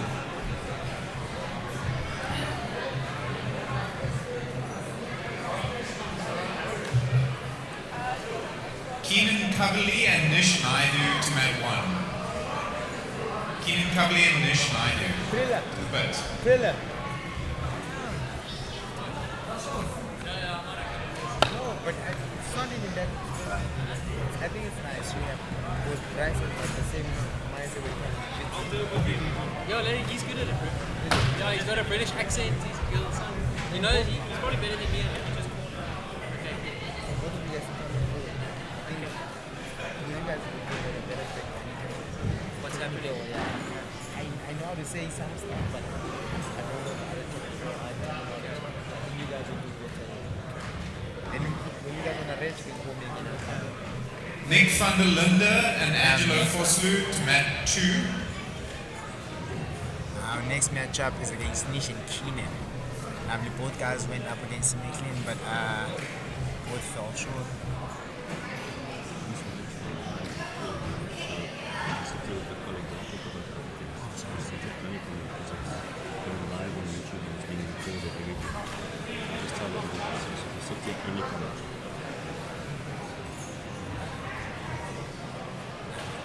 Keenan on top. Nish has a grapevine to restore Keenan from passing, but Keenan looking to get a nice crossface, establishing the chest control, pinning Nish down, making it hard for Nish to get any sort of movement. Keenan looking to create a separation, right, so he can get his knee passed and look to pass. Keenan looking to be heavy on top, trying to make Nish work a little bit before he passes. This is some beautiful control by Keenan. Beautiful control. Lovely. Keenan now is lovely. Back in lovely. He's trying to peel his leg out now so he can step over so he can finish his pass. And then she's locking in the leg nice and tight and making it hard for Keenan to pass.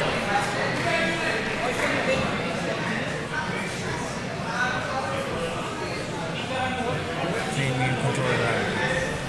Keenan looking to get an underhook from the far side. Lovely.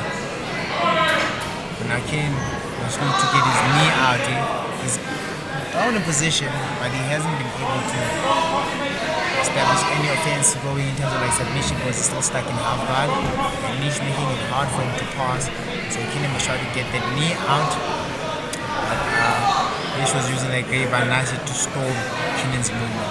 Keenan seems to be quite relentless with that movement. He's staying nice and strong on top. Make sure he has Nish pinned onto the floor. Nish must try to create some sort of separation from the bottom, get an underhook and look to wrestle up or try to get a butterfly in to create some sort of separation to put himself in a better position. Because right now he's falling behind. Keenan looks to step over. Keenan gets his pass straight into Fuman. Lovely. Beautiful knee slice. Keenan is looking to work for double under now.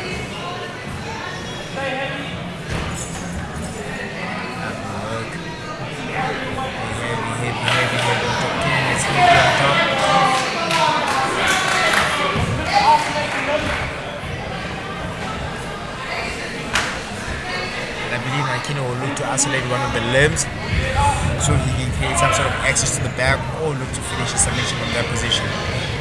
But it's nice heavy control by Keenan, and it's not an easy guy to sweep off of you. There's a strong base and great control when he's on top. He's looking to trap one arm so he can bump Keenan over to his left hand side. Lovely. Nish manages to do so. Lovely. As I said, he was trapping that arm, looking to bump Keenan over into the left side, and he did so. But now Nish is back on top, but into Keenan's close guard. Let's see what Nish can do with that now. Nish in the lead with 2 points, trying to create some sort of separation from Keenan so he can look to pass the guard and maybe look to go for some sort of submission. Now, trying to peel the legs, but Keenan is trying to control his posture. Lovely. Nice. Keenan has some sort of Nish's arm. Back to controlling and breaking Nish's posture. He's trying to get his legs into the play, but Nish is not making it easy for him because Nish is quite tight in that position there. So Keenan is unable to pass guard. But nice work by both gentlemen. Nice work by both gentlemen. Keenan should look to try to get out of this body position. He had a very dominant top control. Staying in this point is making him fall behind as Nish is ahead on the points guard. So Keenan should look to either sweep. Lovely. Keenan looking. Ooh. Keenan goes for the armbar and gets it. What a setup. He created an opening allowing Nish to try step over and he quickly jump for the armbar. That's a veteran move. You can see the man is a seasoned Jiu-Jitsu player. What a beautiful performance. Lovely work by Keenan. Lovely work by Nish. What a performance.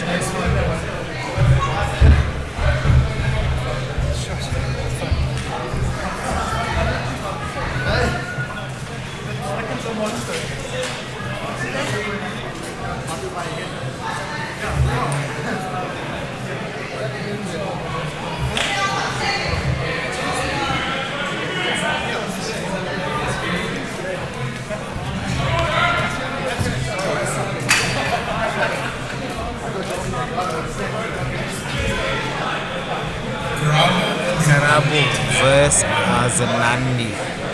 Another great match. It's going to be filled with some high-tech action.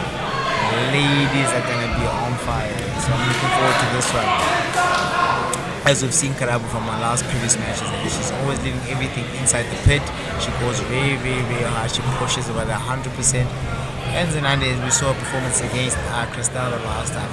And a very tough lady Cristal is. But Zenande managed to edge through with 2 points, winning 4-2. So let's see how she looks to stack against Karabu. But I'm expecting some high-paced movement. Lovely. She goes nice with a Haragoshi. You know, I think it's an opening set. She works on that. It's a great setup from there. She gets a wizard over you, and then from there she pulls you onto the side, steps over, and gets the trip. Beautiful control, but Karabu looking to get nice and high and above so she can grab some sort of control. But Zenande being too heavy on top, having great control, and pinning.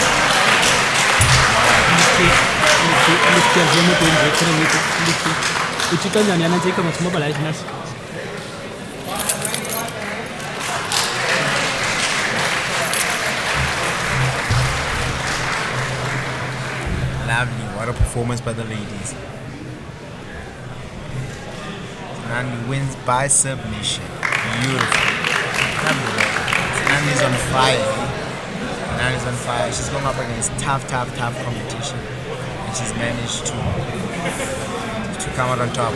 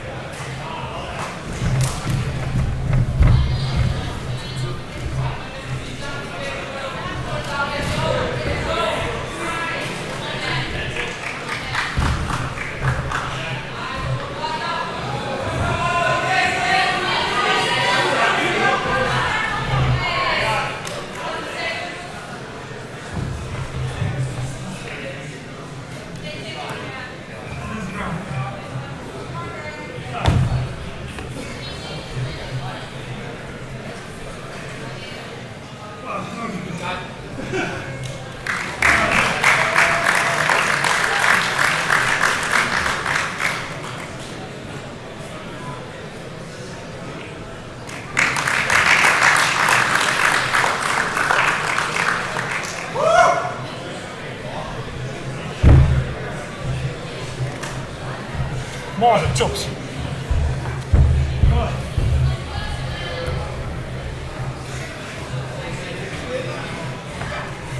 Always.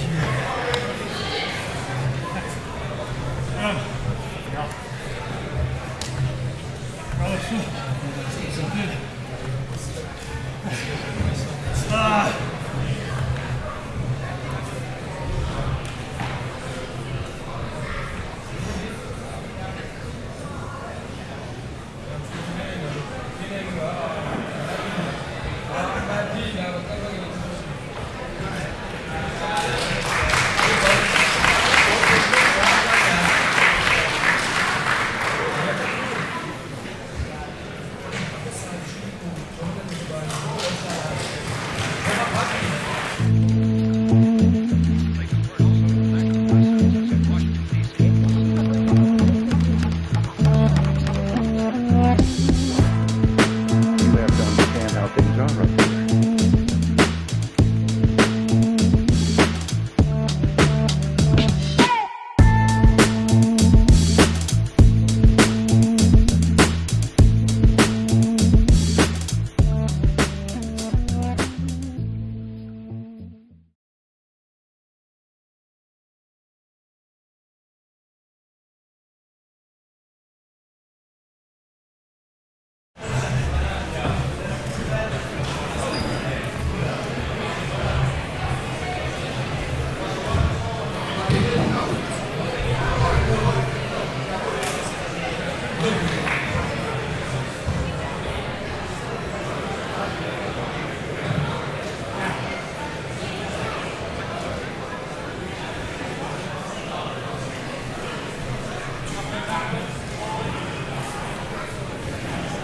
JJ van Heerden to mat 2. JJ van Heerden to mat 2.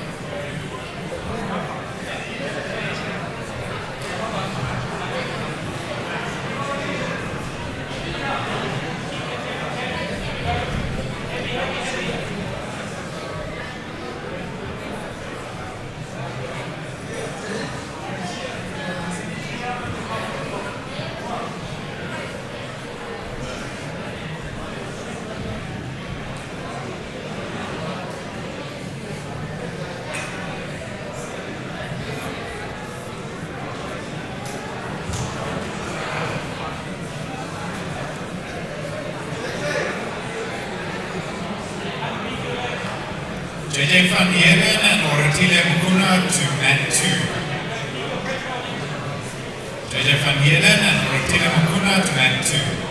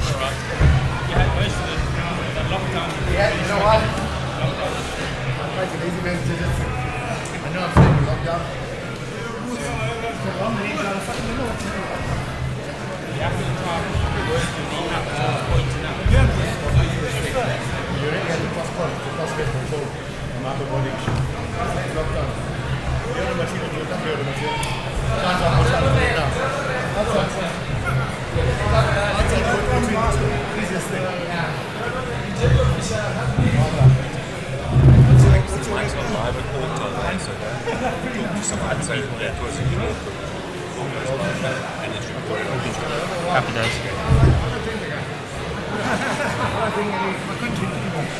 We've got Daniel against Sipo next.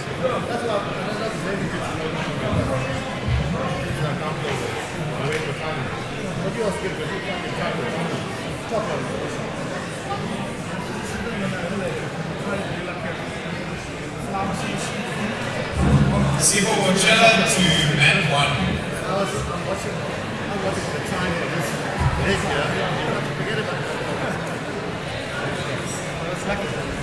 This is a match in the advanced adults 91 kgs.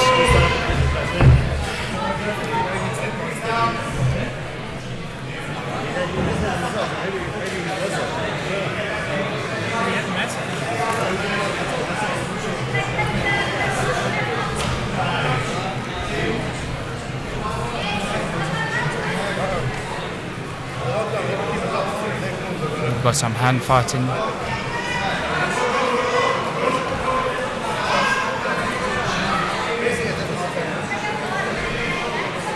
Both are looking for control. Sipo's got him pushed up against.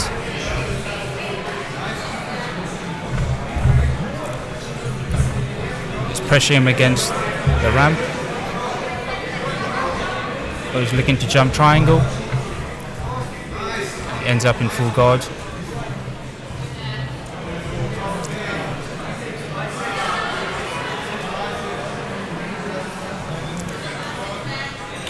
Sipal's trying to establish the full guard.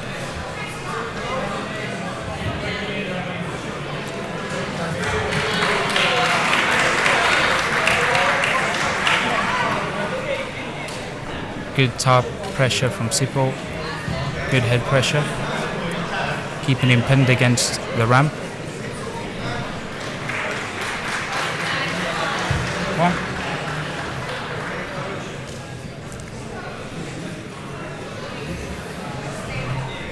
Daniel's looking to grab under the leg.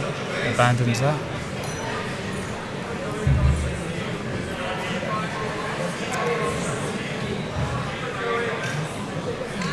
Heavy pressure from Sipal. Throws up the legs. He's looking to pass under the legs. Good guard retention from Daniel. Mohammed Sheikh and Daniel Cropper to mat 2. Mohammed Sheikh and Daniel Cropper. He's got the shoulder locked mat 2. in the inverted triangle position.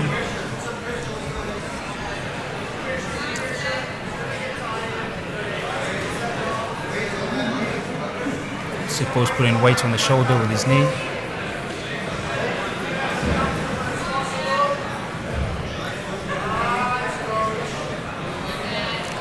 He's looking to work his arm out.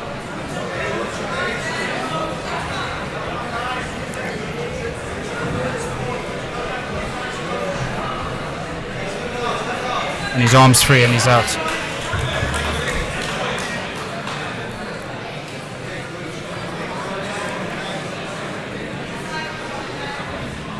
Daniel with the inside collar tie.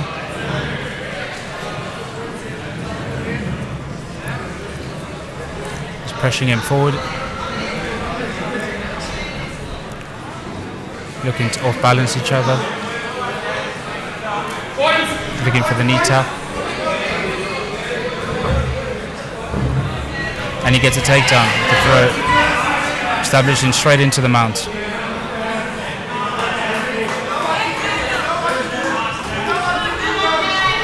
Scrambling up, and Sipal gets out of the mount. Beautiful hip escape.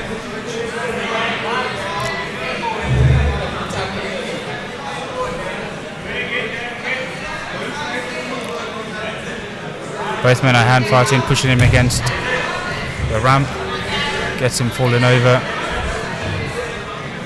This is the new element with the ramp, being if you get pushed back, you're at a disadvantage. Straight over into the mount.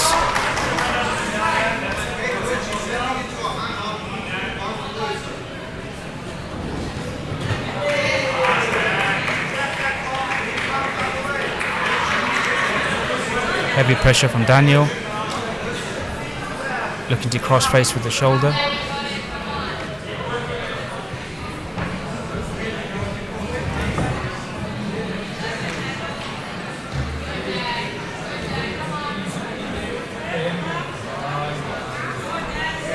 And Sipal works back to get half guards.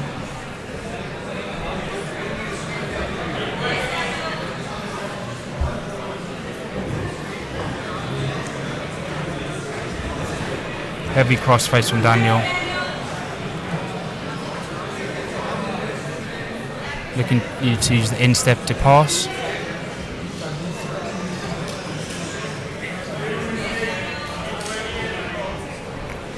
He's got strong chest-to-chest pressure. Looking to pass the arm across.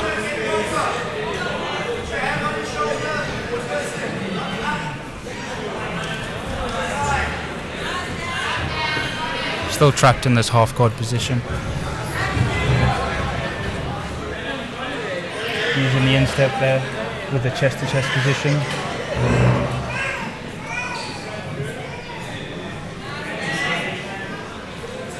Sipal's elevating his leg. He gets free. Oh, beautiful sweep. Misdirection from Sipal into the closed guard of Daniel.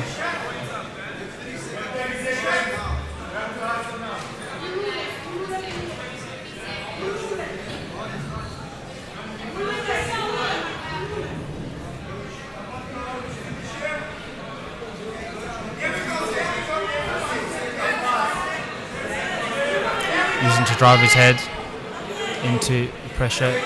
Daniel gets isolates the limb with the shoulder. Let goes of that.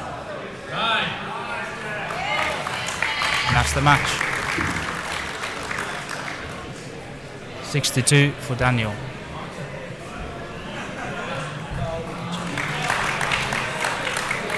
Great match. Good intensity all the way through.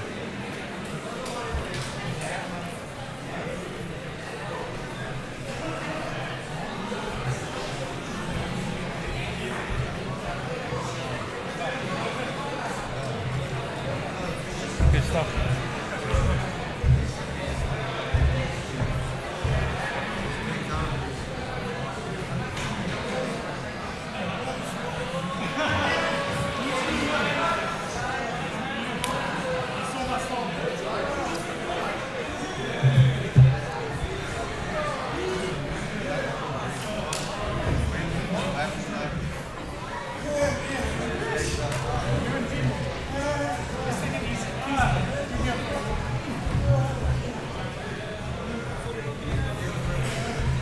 Next up we've got Nish Schneider and Marklin George, the advanced masters 100 kgs.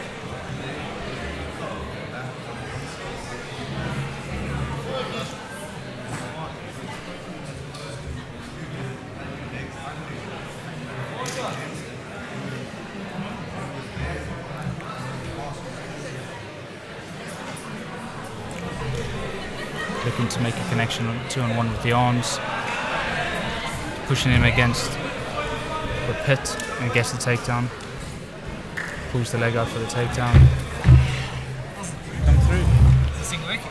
I think it's this one. We have to speak. I'm not sure if it's that one. How do we know? The guy said it's just that one is loud all the time.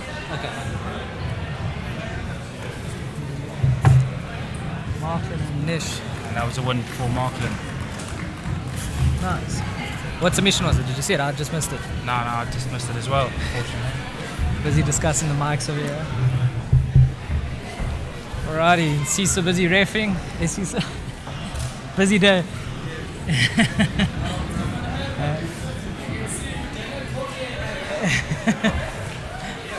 You alright?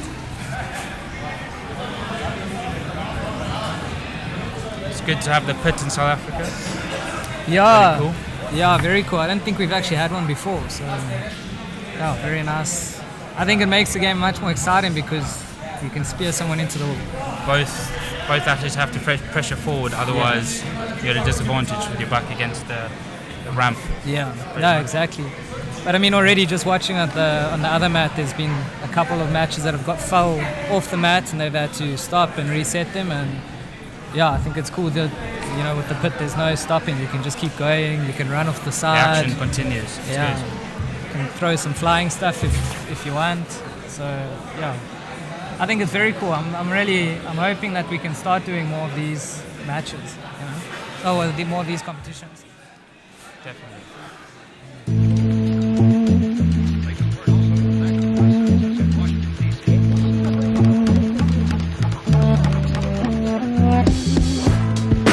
You have to understand how things are up here.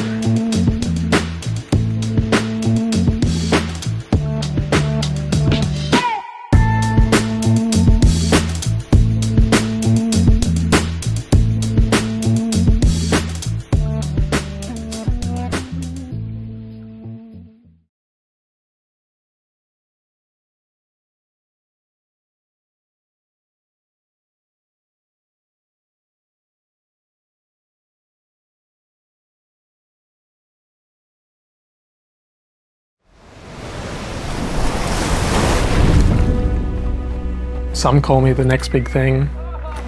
Then the same people said I'd never make it back. I've never paid too much attention to the noise. Control what you can control, block out the rest. The only expectations that matter are the ones that you set for yourself.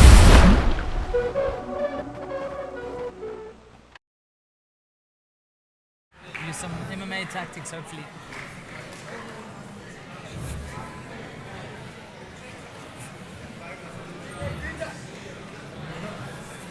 we got? We got Rian against Sipo.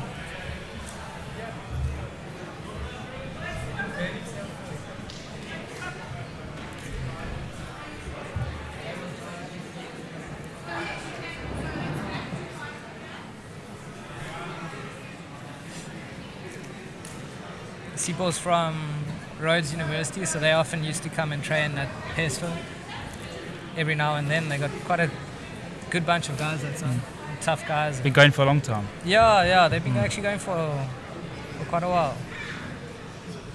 What's happening here? Okay, we're not getting a match. No match, really? No match. Nobody wants to fight. Nobody wants.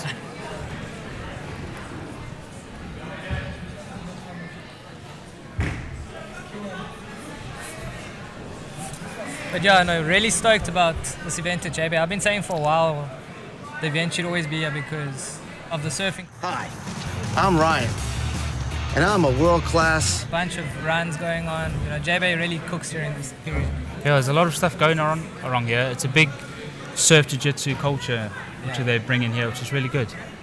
Yeah, so no, very happy. Thanks to Ari for organizing all of this. See, there's some guys about to go from the other mat.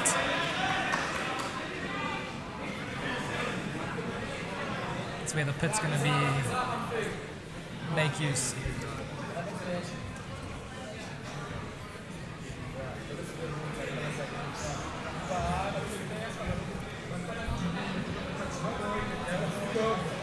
Just waiting to find out who's coming on next. See, Rian is, I think, having a match. I think they just maybe mismatched him. Well, Sipo just fought, I think, the fight before, so maybe they're just giving him some time.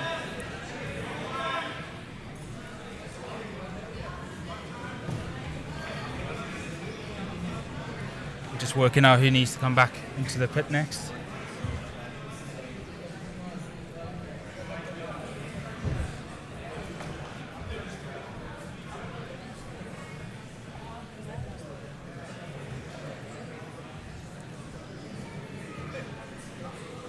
I think they're just giving Sipo a rest because he's just competed, so.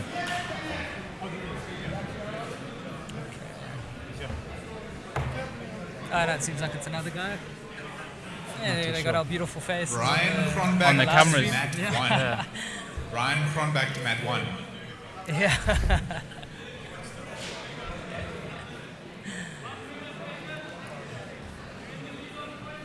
Okay, so we got Rian from Pearsville. And Ryan Cronenrold.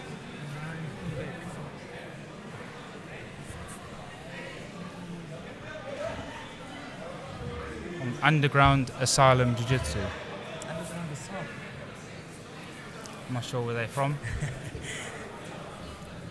Yeah, it's a guy Chris Bright fought earlier. I think they're from Durban, if I'm not mistaken. I could be mistaken.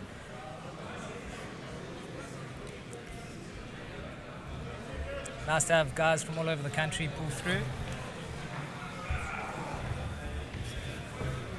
Hopefully we can have more guys from all over. Next year, when the event runs, I think it'll be great. We can have guys from Joburg, Cape Town, Durban, as many as possible coming through to JBay.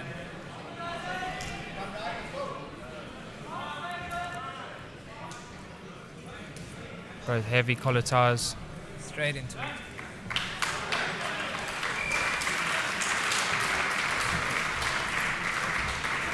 Some hand fighting.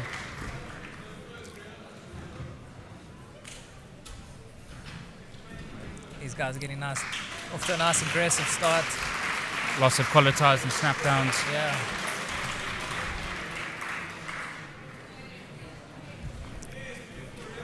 A shot into the guard pool. Which is not bad, you know, because obviously there's no points in the first half, so at least you can. And that's the exciting thing because they can express sort of moves without worrying about losing points. Exactly. You know, the wrestling's always obviously good in the beginning, but we want to. It's submission fighting, right? So you kind of want to try to get some Zolela submission Landani attacks to going. mat 2. Rian's on the shoulder crunch here.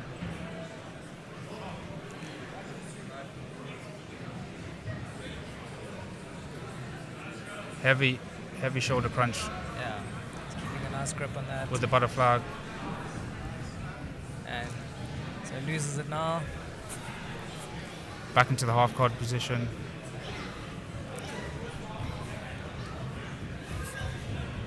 Rian reaching over for a key lock position, I think. Misses it. Okay, Ryan keeping some good pressure here on top. Working to get chest on chest pressure.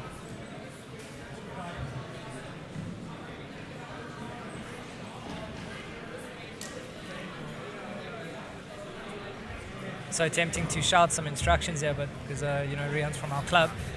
Yeah. So if I blatter anything out, it's all by mistake.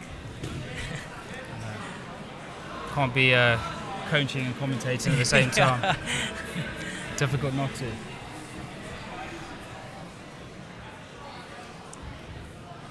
Okay, Rian playing a little go-go plata attack here. Looking to step over the knee. He works back to guard.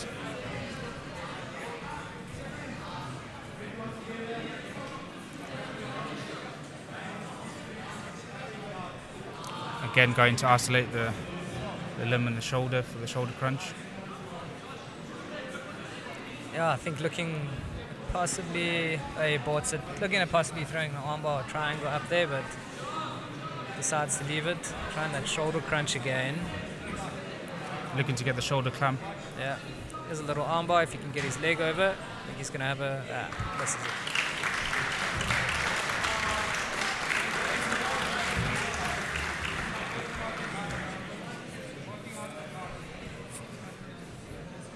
So now when the points are on, I think when it's been quite a close match, I think trying to get a point on the board would be more important. These last 3 minutes tend to go super quickly.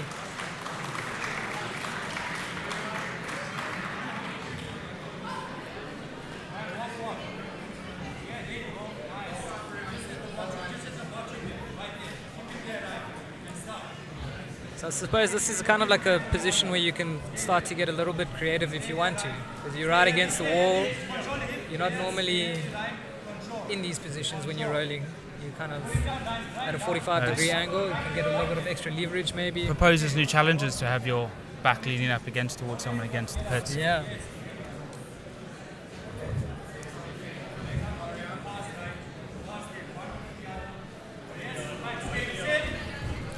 Reaches with a single leg, gets a sweep straight into arm in guillotine,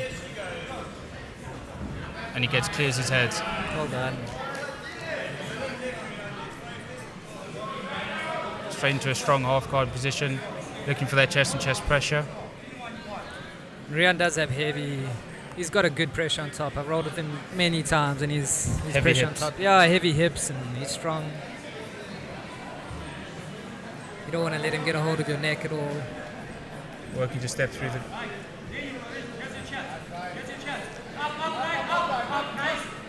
He sat down for the leg and used it to reverse position. Yeah, nice move there. And now he's almost past the guard and he's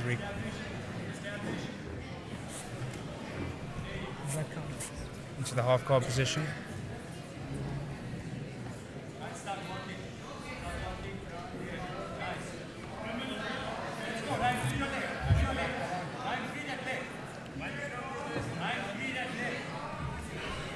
Still no points on.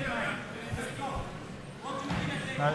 Ryan's got 2 points from the sweep earlier. He doesn't want to. You shouldn't let Ryan pass. Yeah, he's still got the half guard. He's hanging on to it, but if Ryan can get it out, he's gonna go straight into mount or side, which will mean points for Ryan. He's just triangling his leg so he can't get the leg through there. There's 20 seconds. Ryan hanging on over here. He's working for the give wrap position to possibly take the back. Sits back through. Still only has one hook in. Looking to attack the neck. 5 seconds. Can Rian hang on? 5 seconds. Still no hooks. And that's the match. Ah, well done.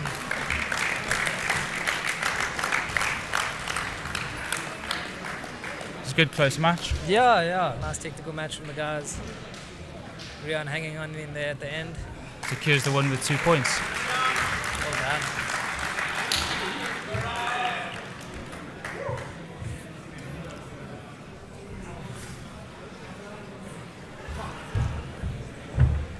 done, guys.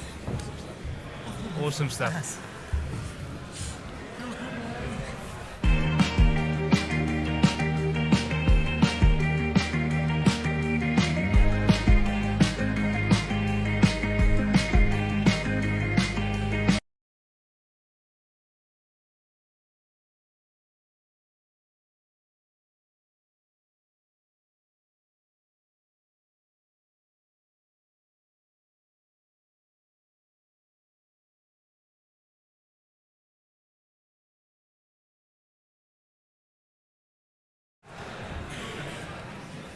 Got Keenan and Markland back in the pits. Two big boys. They faced earlier today. Oh, okay. How did the match go? Did you see it? Yes, Markland won. Nice. 3 points, I believe. Markland looks super strong. It was very strong. Very.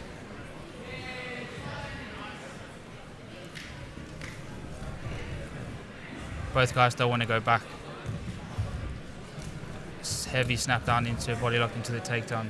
Nice. Against the wall. So I feel like you've got to have quite a creative mind when you're against you. It can present a bunch of opportunities. You can't just simply shrimp your hips out when you're elevated in such a way.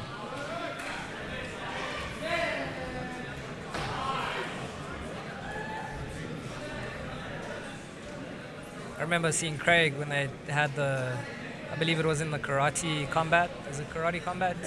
In the pit there, and he did a flying triangle off the, kind of jumping off the wall. He used the wall to set up the triangle. Which is very nice.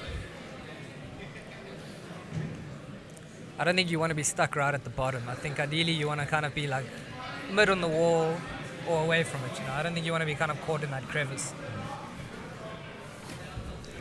Keenan was looking for the 2-on-1 on the arm, still going for it. Full guard. Markland keeping good posture, yeah. It's always hard to get stuff when triangles, arm bars, if someone's got good posture. You've got to try to break their posture and bring them down. You need to have full control. Exactly. Just looking for some outside passing. Nice entry there, good guard defense from Keenan. And gets the pass, throws the legs over. Well done, Markland.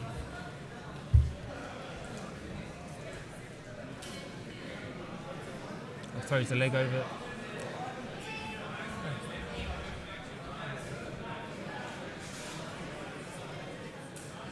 Markland being good defensively, just not giving Keenan too much of it. Been very disciplined with the pressure. Yeah. Keenan kind of needs to get that right underhook and start turning towards him so he can work, change position, either Exactly. to grab a leg, to go to turtle, work some sweeps. Exactly. You don't want to stay flat on your back here, especially against someone as strong as Markland. Markland's working heavy shoulder pressure. Turning his head straight into the pit there.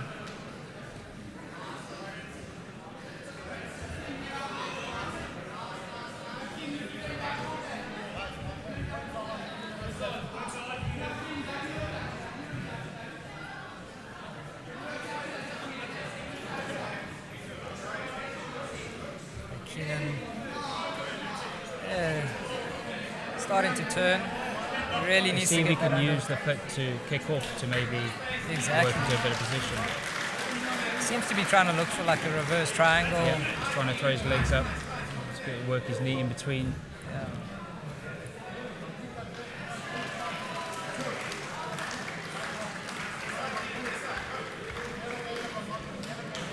So almost got him back in half guard and Straight through for another knee slice. That's going to get gets the the 2 points for that. And the tap. Pressure. I think you had a pressure tap there. I think so. Heavy shoulder pressure. Yeah. Was too much. And sometimes when the pressure is in the correct spot, it doesn't take too much to get to stop the blood flow and make you feel a little bit dizzy. So especially when you're pinned up against the back of the pit. Exactly. Nice work, Keenan.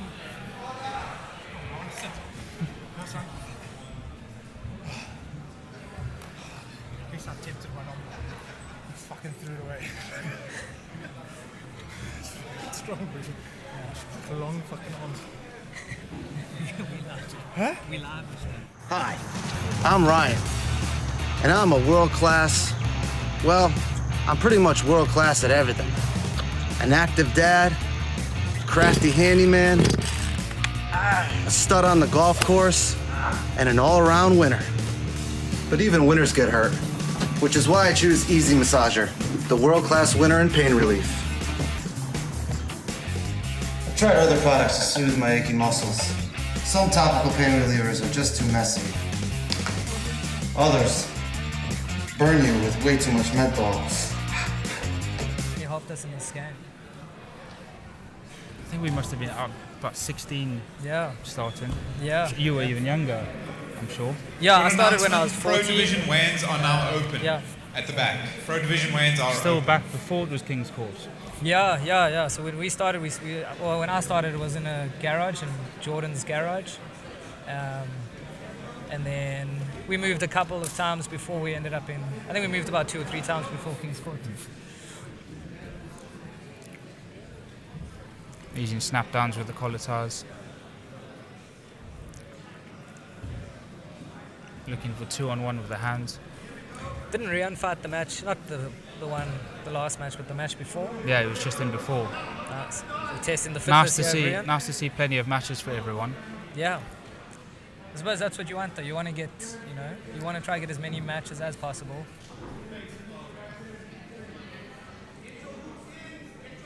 I mean, it's nice to win, but it's also good to get as much experience as you can and get comfortable competing. And Just as much valuable, yes, I think so. Absolutely. And I mean, having to have a match now when you're also still recovering from your previous match, so you kind of got to calm the mind down and refocus. Yeah.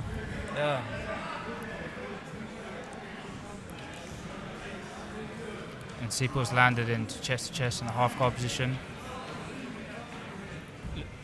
Sipo's picked up a lot of weight. I don't remember him being so big. In no Has he bad moved way. up a I weight- mean, has he he's- moved up a weight class I then? think so, yeah. He's looking strong.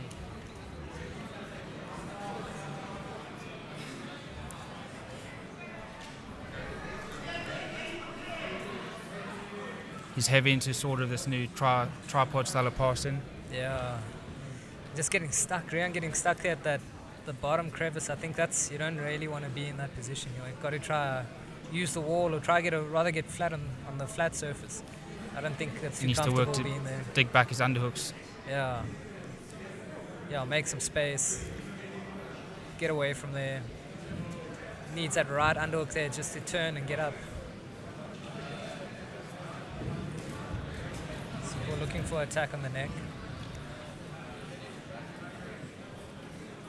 He's looking to use the front headlock to pass. Yeah. And he abandons that.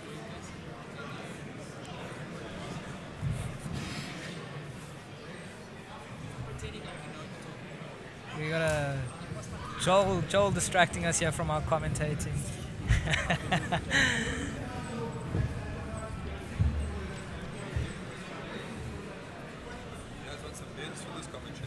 No. No, good. It'll help the commentary go. Tomorrow when you're done, you can just come and drink beer. That's the idea. Yeah. Completely, so like gloves off commentary. Just put James, So Sipo's still stuck in this half guard position, and Rian's bringing the knee shield into play. Using that knee shield to create some distance. Sipo is disciplined with the head pressure and positioning.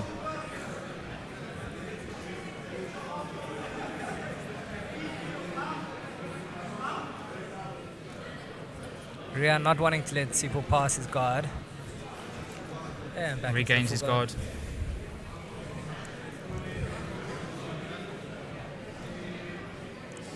Rian looking like he's feeling the matches he's had. He's wearing it a bit on his face. Yeah. But it's good, being able to make moves and stuff when you're this tired is, that's how you It's grow where in your the true sport. jiu-jitsu comes out. I Yeah, believe. exactly. He's got 2-on-1 on the wrist. try and use it to off-balance the sweep, but he abandons and goes back to the full guard.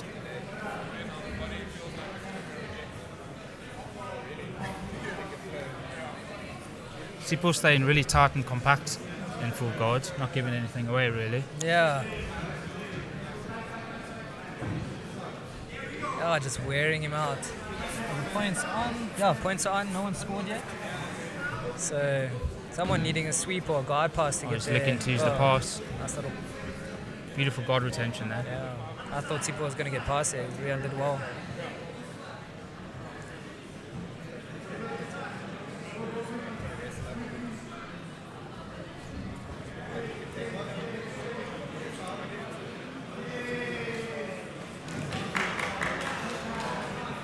Sipo's doing a good job of controlling that forearm, which he abandons, working back to it with heavy head pressure, looking to pass.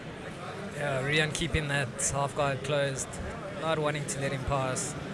Because I mean, once Sipo can get that leg out, it could be points. Straight into the points, and that's all you need now is a few points coming to the end of the match. 30 seconds left.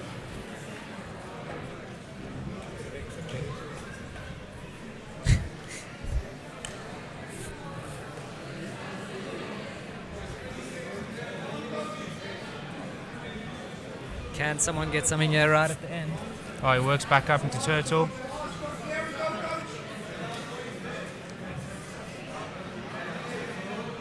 He's looking to work around to the back. 3 seconds. Rian's doing a good job of stopping him from that. And that's time.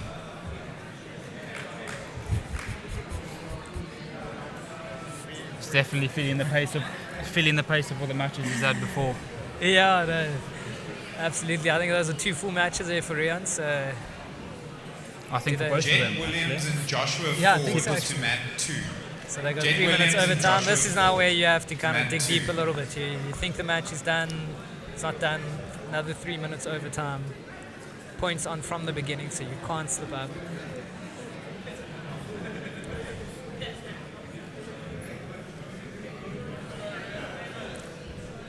So who's gonna pressure forward and look to get top position. Exactly. So you Most can't- likely going to win.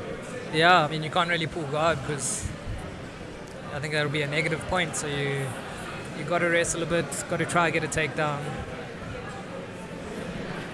Nice snap down. Snap down looking into the foot sweep. Just pressuring up against the pit.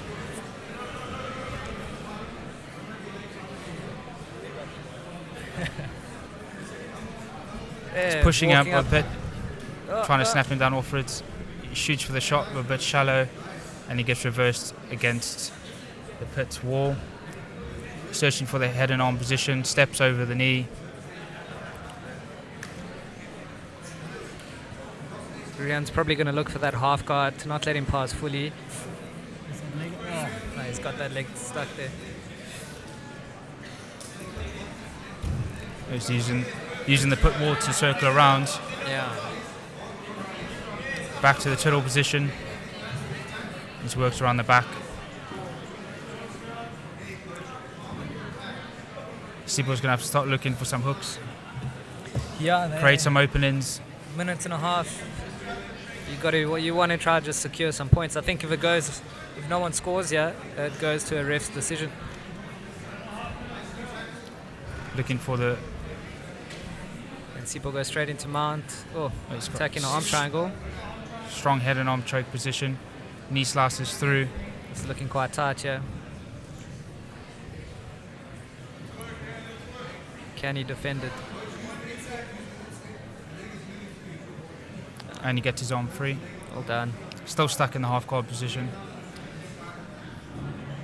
He's really digging deep. Yeah, just Sipo struggling to get that foot out. Rian doing well in not letting him pass.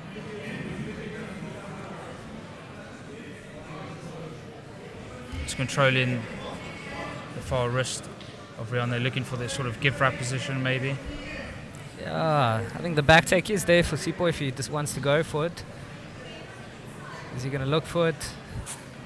30 seconds left. You think he should definitely try to get the back there. He's got the one hook in already, essentially. Being in that half guard position, one benefit is you can try to take the back. Yeah, Just having a go at it now. Just trying to secure the seatbelt position so you can fall back to attack the back. 5 seconds. Sipo looking for that reverse. I don't know what you call it. I don't know if you've actually seen that position. It's kind of like it's not the normal arm triangle sort of position. You go in that like reverse grip. I don't know if you've ever seen that. Okay. It'll be easier if I can explain to you, on the mat. He didn't get it, but I could see he was looking for it. Both guys physically nice and tired, yeah. Love to see it. And this will go to referee's decision. I believe so.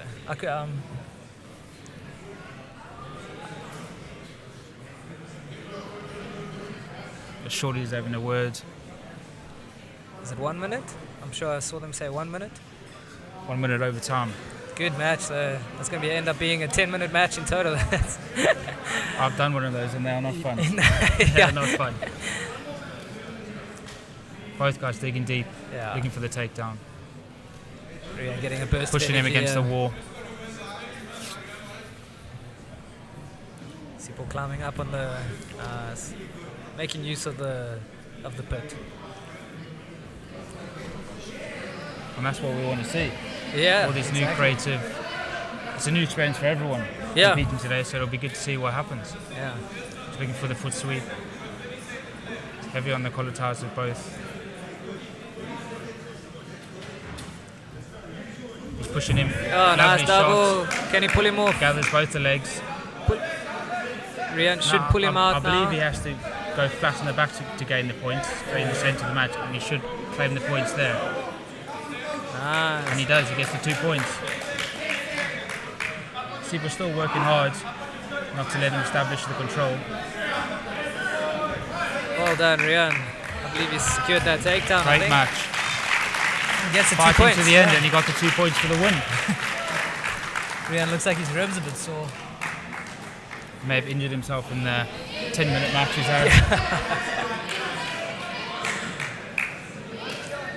This is something I love about watching people be physically so tired and having to dig deep. Yeah.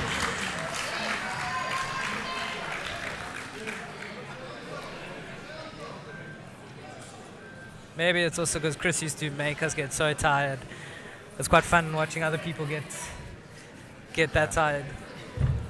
I don't miss those days. Yes.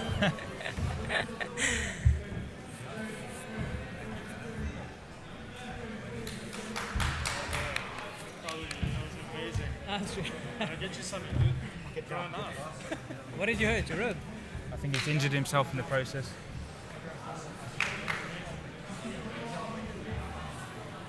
Rian, you back on?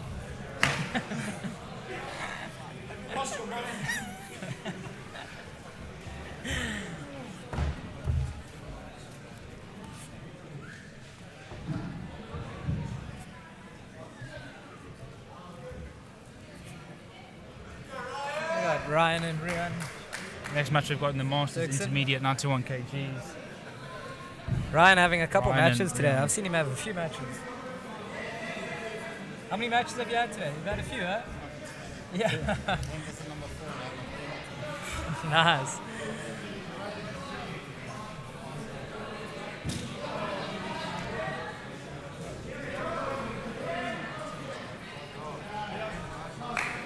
Yeah, Ryan really getting a lot of matches in today. I think it's his 4th or 5th match. So I think he's had more matches than his opponents in the pit today. So let's see that he can use that to his advantage. I don't think Rian has had a match yet. I don't believe. Maybe I could be mistaken.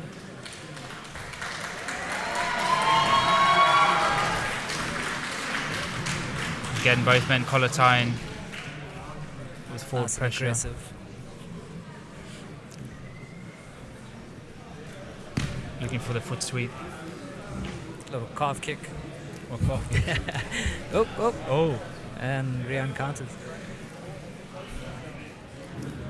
Both men trade in for foot sweeps.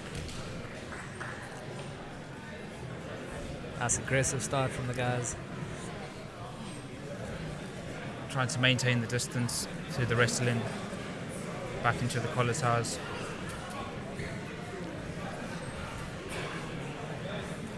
Lots of good hand fighting, so no one can get control. Both guys doing a good job on that. Yep. Another attempted foot sweep by Rian. Suppose you've got to time these foot sweeps well, otherwise it does look like a little kick to the Exactly. shin. You have to catch them as soon as they're moving, and Yeah. the foot is weightless, and then you'll take it. Exactly. If that foot's heavy, it's almost like a little kick. And that's when it ends up looking more like a calf kick than a Yeah. foot sweep.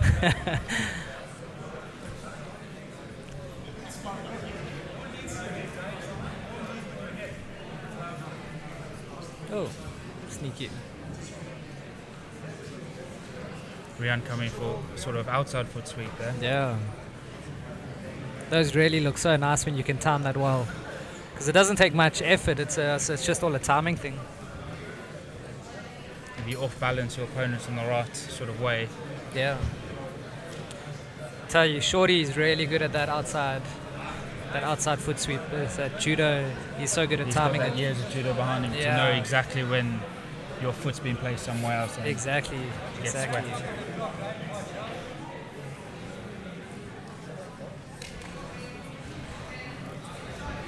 Still no points on yet. I think both guys want to try to get the top position. Yeah, absolutely. I think you want to try just get an attachment to someone.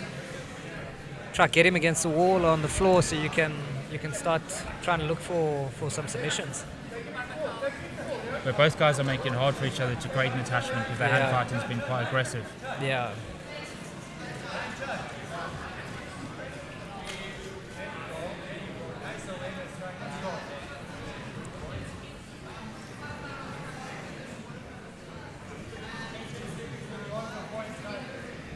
Maybe the other one's waiting till the point's on and then it's going to initiate a takedown more. It could just be strategically part of the game plan. looking to wear the other guy out in the wrestling and then start turning it up when the points come on. Exactly, That's yeah. it. The points are on now, so let's see if other one can score. Just looking to change levels for the shot. He just needs to use his upper body wrestling to set it up. Yeah, there we go, pushing him Down against the arm, wall. Oh, and he gets this throw bar, almost on the back. Trying to lock up the choke. He's got it under the neck and he uses it to reverse the full mount. Well done. Really good scramble there. He's got the arm under the chin, but Ryan, he's turned down. Is he under the chin? Good hand fighting there. Well done. That was under. I mean, I thought that was going to be on.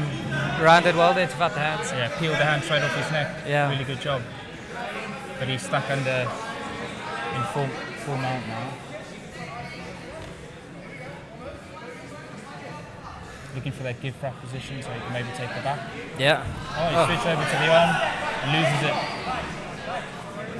That gift wrap position so strong. It's almost impossible to stop when someone's... Yeah. And there's so many branches off into so many different attacks.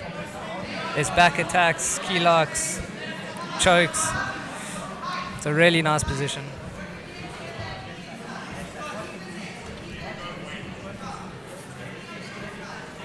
Just looking to step over the leg. Ends up in sort of half butterfly guard position. Back into the knee shield. Heavy chest pressure. Steps through. Just couldn't beat there. Yeah. Far legs to get the side mount. Ryan just needs to pass the guard and he steps can. up. Oh. What is? Wearing it. Yes. Ryan looking 40 physically. seconds left. I mean, I personally. He's going to use that. If I see that, you want to bounce you to go. Yeah. For now, he needs to shoot. Ryan should just go for it now. Ryan looking very tired. She can't blame him. He's had a lot of matches today. Still coming forward. Yeah.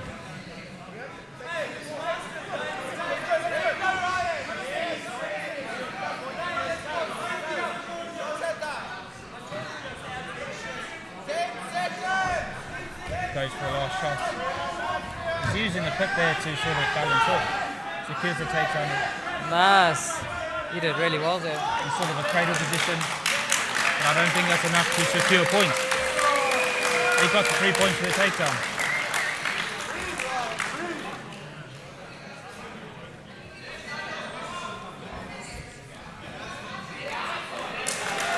Well done. That came down to the second, a few more seconds longer. I think that would have been a takedown, and he would have secured the points. So I think he needed to sort of establish.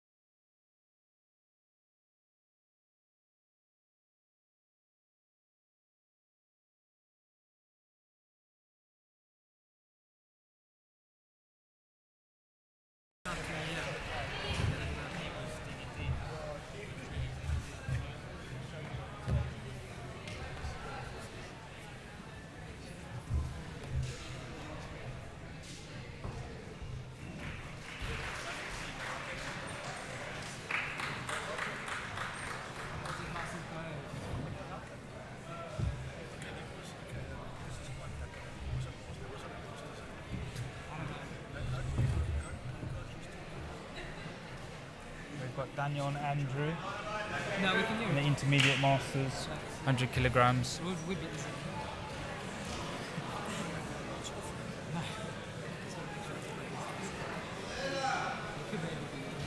I think they're just changing the time of the match because it's masters. I think it needs to go down to 5 minutes, not 6 minutes.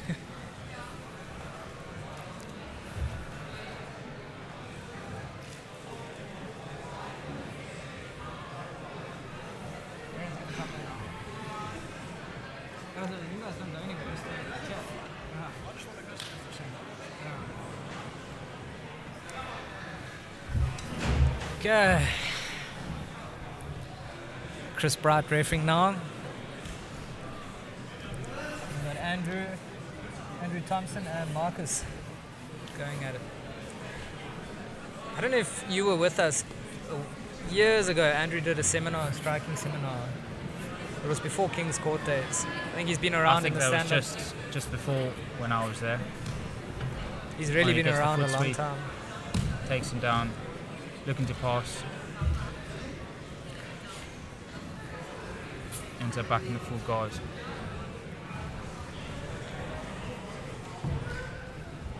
Oh, I believe it's Daniel, not Mark. He looks a lot bigger than.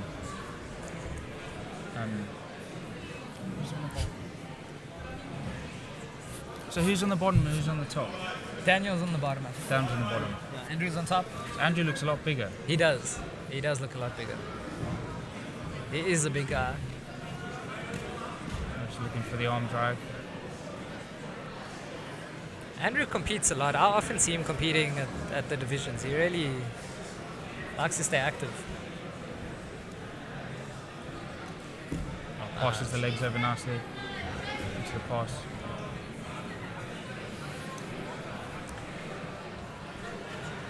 Looking for mount. Trying to step over the knee. He regains into butterfly guard.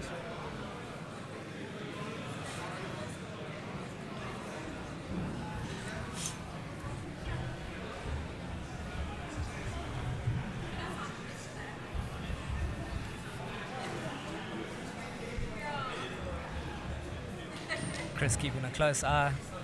I know if Chris was maybe on the mic, he'd be throwing some shade at me, but I think I'll behave myself.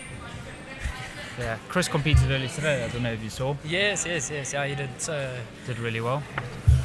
Doesn't age, Chris. He's just likes to keep us young guys humble.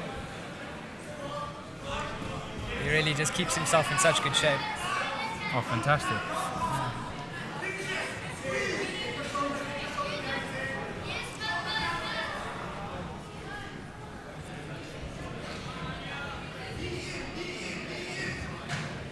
I believe points are on now.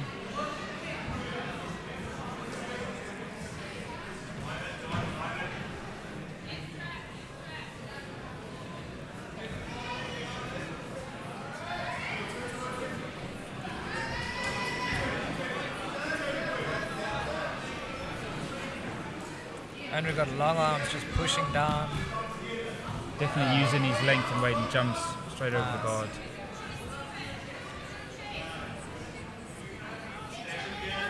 I don't think he's secure at the points because he's not flat on his back. Yeah, stretches him out. So goes into straight into the mount. Daniel gonna try to get a hook on that ankle, and also, yeah, like you say, not flat on his back. He needs.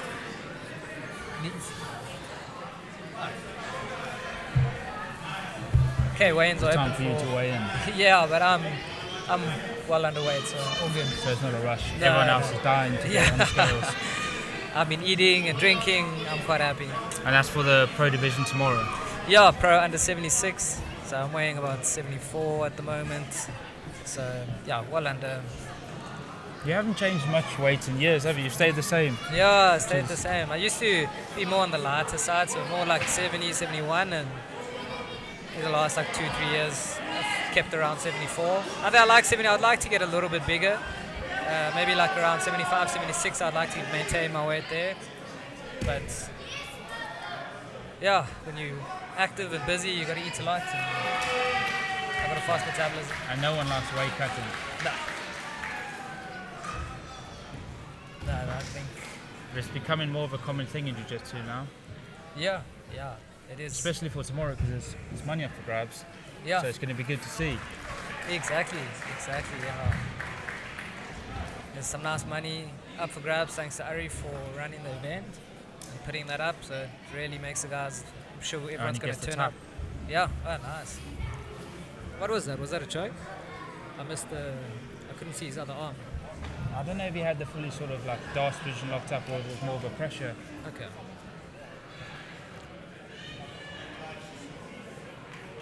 Well done, Andrew. Nice work. Still going strong after all these years. Yeah. Really good. Good to see.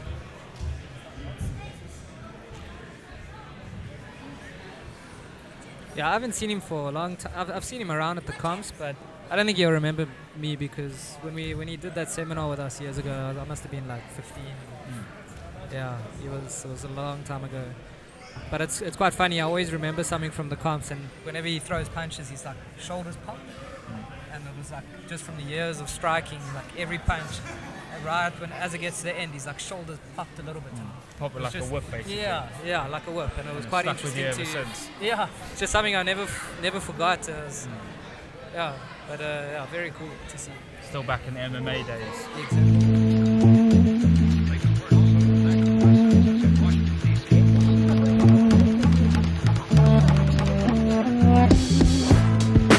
You have to understand how things are up here.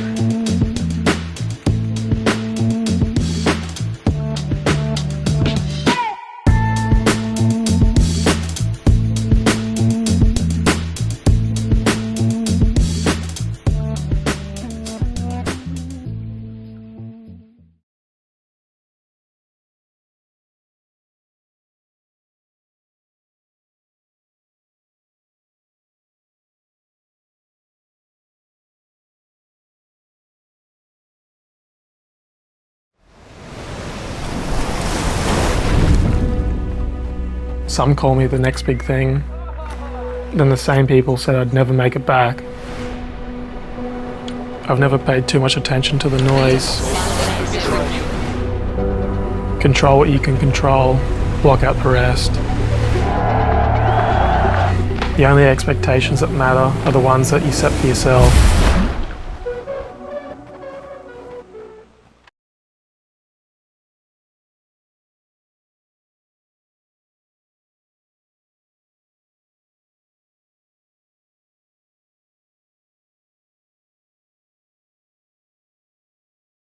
I feel like I'm 11 years old and just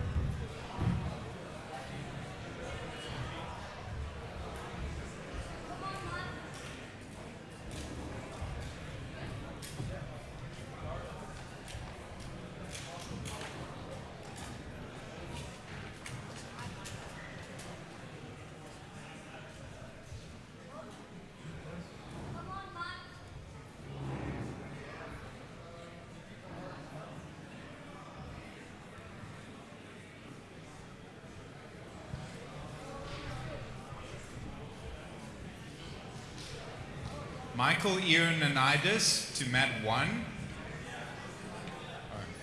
Lawrence Green to mat. Welcome to My Glass. We are more than just a glass repair company. We're a team with a difference. Since day one, we've brought glass repair directly to our clients, saving them time and hassle with our mobile service. Everything we do at My Glass is designed with our clients in mind. Using the latest technology, we streamline the process from real-time claims to mobile response units, but never at a cost of a personal touch. Our approach is of continuous improvement, authenticity, and empathy, ensuring every client experience is seamless and meaningful. From start to finish, My Glass is all about action, speed, and a passion for what we do, creating a fun, positive atmosphere for our clients and our team. Another happy client, quick as a click. At My Glass, we've got you.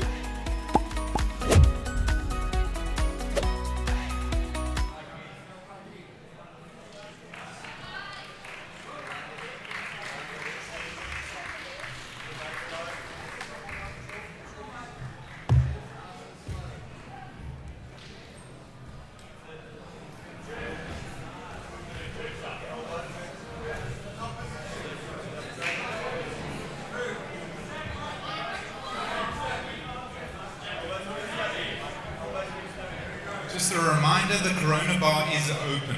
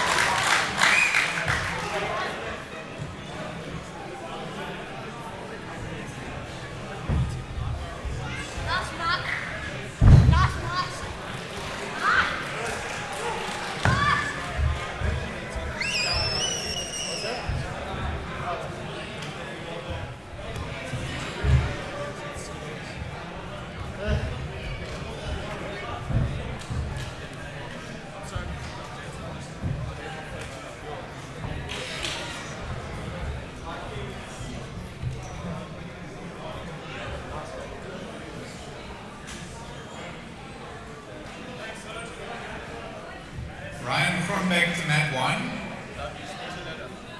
Ryan Kronbeck to mat 1.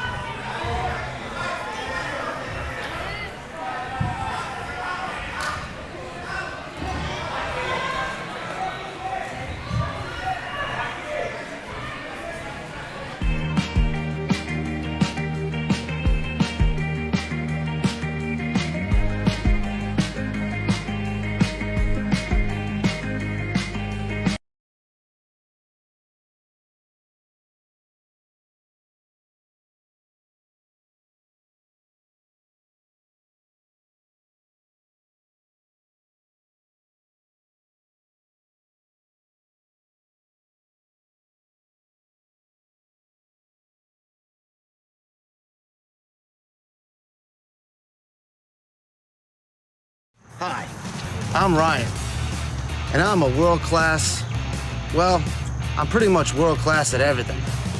An active dad, crafty handyman, a stud on the golf course, and an all-around winner. But even winners get hurt, which is why I choose Easy Massager, the world-class winner in pain relief. I've tried other products to soothe my achy muscles. Some topical pain relievers are just too messy. Others burn you with way too much menthol. And some will leave you smelling for hours. Easy Massager has patented dual rollers that soothe sore muscles. Its easy grip means it never slips, and its essential oils work fast for quick pain relief. Give Easy Massager a try. It's time to feel as good as you look, like I do.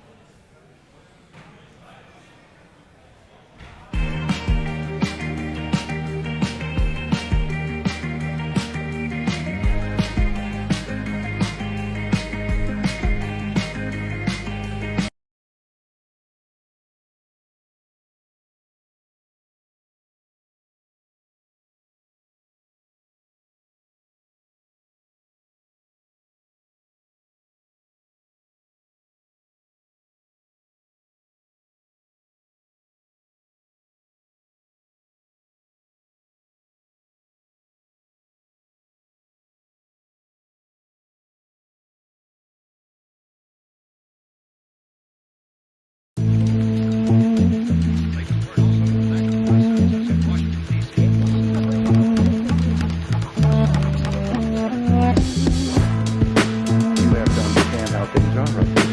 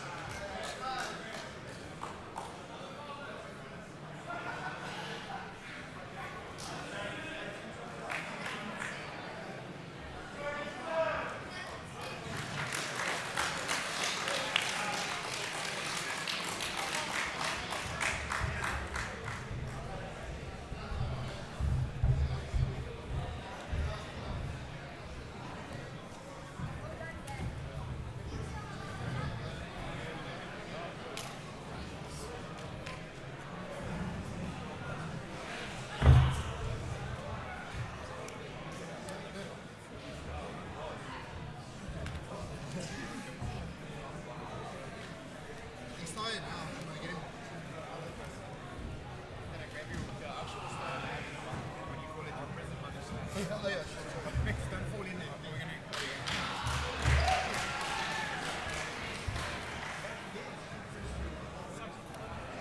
know when we're gonna do medals?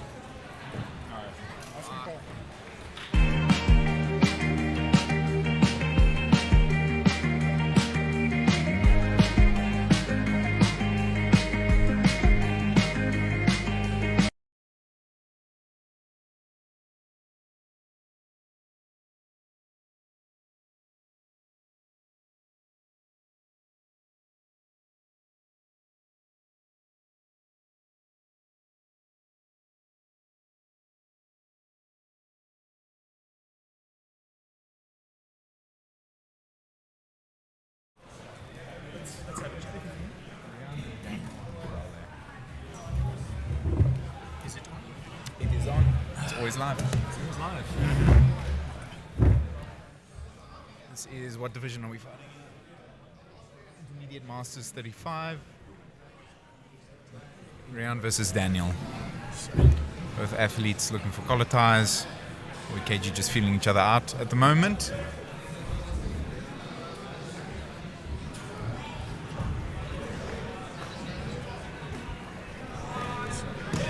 Good attempt at a back take there. So he takes him to the ground. Nice time to work here, trying to step over into mount. Moves back to front headlock position. Seems to be looking to maybe take the back from here. Nice control, nice heavy on the shoulders there. And a run behind. Some smooth jiu-jitsu. Nice. Very smooth jiu-jitsu.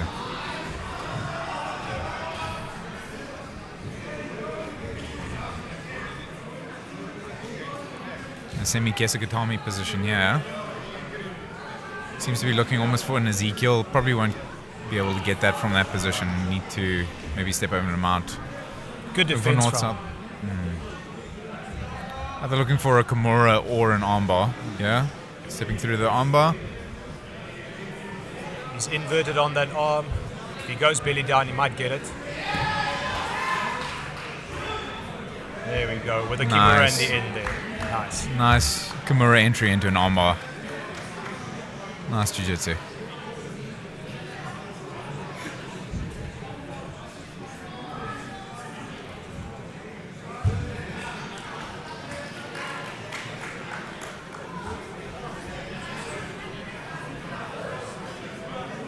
So how are you finding the pit so far, Rian? You know what, with the matches that we had, I've seen a lot of guys actually use it to their advantage. It's an interesting way of getting takedowns on the guys, and we can get them to the floor after the time has passed. It's some nice way to secure points. It is something different. It is quite interesting, and a lot of guys aren't using it to their advantage. But I think it brings a nice kind of dynamic to the matches, and if you can find a way to use it, I mean, by all means. I mean, it does help a lot in certain styles. Yeah. It's been really interesting sitting here watching athletes get used to using the pit. Yeah. Like people trying to experiment and trying to figure out how, okay, quite a few people got stuck in side control, then eventually they, near the pit wall, eventually using the pit wall to work out of side control, maybe try to create some space, using the on belly to keep people against the wall. It's been very interesting to see the difference as well between the open mat and the pit, and see how nice it is to keep action going in the pit. And it's useful from bottom and from the top, because I mean you can use it to either the guys on the bottom, if you can walk up the wall, springboard off it and use it. Hi, I'm Ryan, and I'm a world-class, well, I'm pretty much world-class at everything. An active dad, crafty handyman, a stud on the golf course, and an all-around winner. But even winners get hurt, which is why I choose Easy Massager, the world-class winner in pain relief. I've tried other products to soothe my achy muscles. Some topical pain relievers are just too messy. Others burn you with way too much menthol. And some will leave you smelling for hours.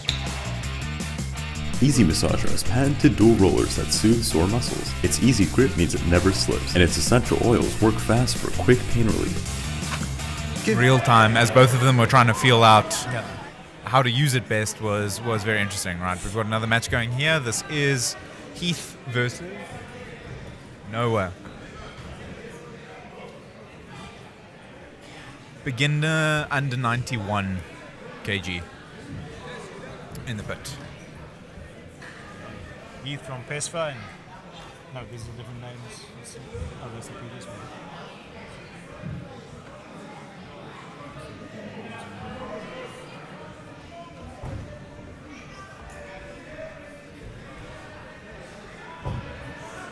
The other thing about the wall, the pit, that's really cool is less interruptions. With you not running off the mats and the guys aren't throwing each other around, and it keeps the action going. And it'll be interesting tomorrow when the pros compete to see how they actually utilize it to their advantage. Yeah, and we've got extremely full brackets for both under 76 and over 76 absolutes, and we've got wrestlers, guard pullers, we've got all sorts of styles. I mean, Cedric is going to be a nightmare for anyone in the pit, I'm sure. Jan, over 76, I mean, what else can be said? Going to be some very interesting matches. Yes. Now, back to the action here, Heath versus Noah. Guys very active looking for the collar ties there. Both of them just playing a feeling out period at the moment. Heath heavy on the collar tie. Heath looking for a Sasai. Doesn't quite get it, but using it for reactions.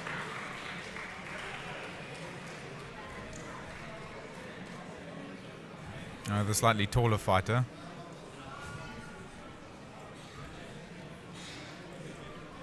Height-wise, Heath could look to get underneath, maybe shoot a double leg, go for a single. Getting underneath his opponent, I'm sure, would probably be his path to victory here.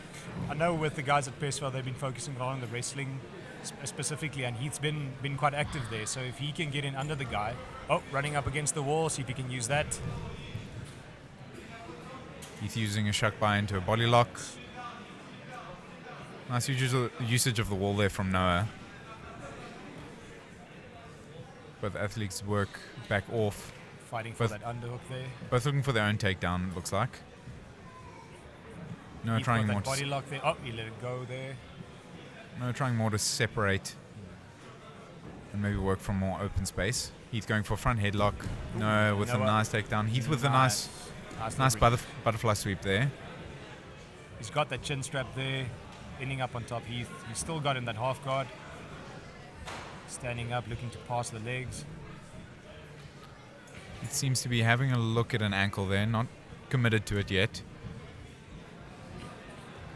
Trying to use this deliver position. Heath now stack passing. And he gets the pass there, very nice.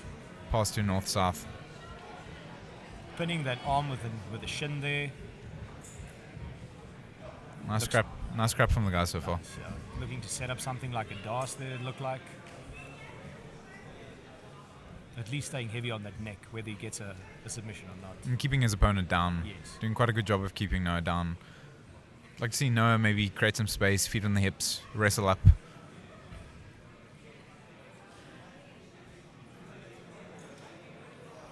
He's doing well to control that bottom arm. Looking for a knee cut here, it seems like it. Heath opting to pass from the feet more than pressure passing. Yes. Trying to keep it scrambly, it seems like it. Quite nice to see. Yeah. And there he goes with the knee cut, but very well done by Noah to get the legs back in. Back to half guard.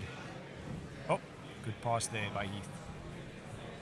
Heath seemingly trying to set up some sort of guillotine here. Hard to do when Noah's posting. No posts on his hips, gets him away. Heath in knee on belly, trying to move to an inside camp, and then off to mount. Nice transition into the mount there. He's doing very well keeping Noah in defensive cycles. He's really constantly attacking. Even when pushed off, he goes back into attack. Yeah, no letting up there. It's really good to see. No letting up. He's keeping good control of him here. He's up 3 points.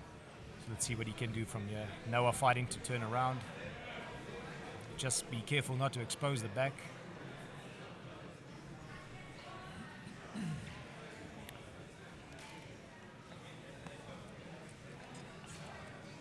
Noah looking like he's almost attempting a sweep here. It's going to be difficult from that position with Heath so high. And he's doing really well to stay on top there. But he's quite deep on that cross face, keeping the pressure up on Noah. Heath managing his balance very well when you're connected to the hips. When you're connected to your opponent, that Attempted heavily. Ezekiel, yeah? Looks like it. Oh, let go of it. Yeah, he's looking for that Ezekiel maybe. But that elbow in the way there is giving him some trouble.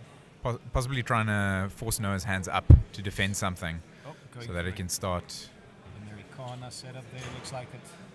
Maybe just trying to control the hands rather. I'd like to see Heath use that to start scooching further and further up. Maybe go to an S-mount position or something. Get all up into the armpits there and work for submissions from there. But Noah should be careful just to expose those hands because he keeps pushing them up. Noah doing a good job of defending, but I'd like to see him defend into an attack. Maybe get Heath thinking about something rather than just attacking. A lot of defense, but he's not really making any attempts to sweep, so he's pretty much tying himself down there.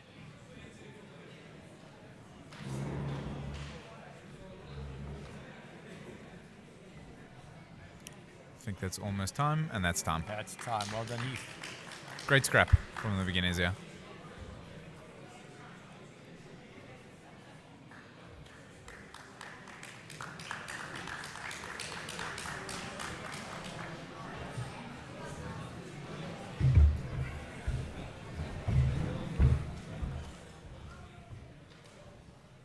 So how'd you find that fight, Rion?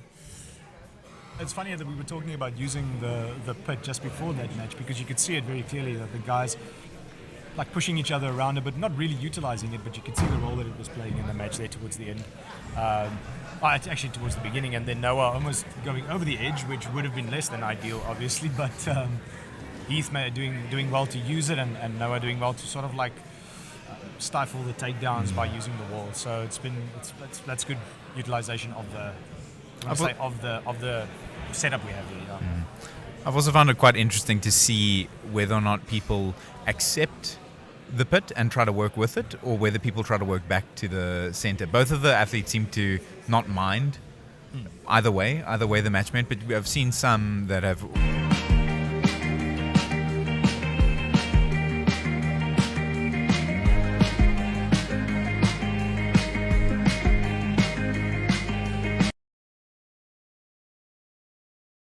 rematch or best of 3, I'm assuming.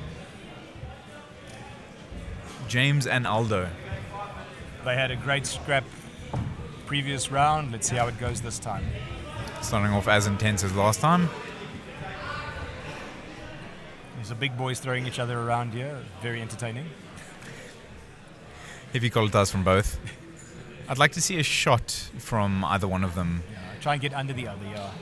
Last match, both of them seemed a little bit hesitant to shoot. Sometimes just going first is enough. They seem content to work on the collar ties, but neither of them are really advancing from here. So I think an attempt, again, maybe working towards the wall and try to get, and there's a good, I don't really know if that was a takedown or a attempt at it. Seemed almost like a guard pull. Nice sweep by Aldo. Yeah.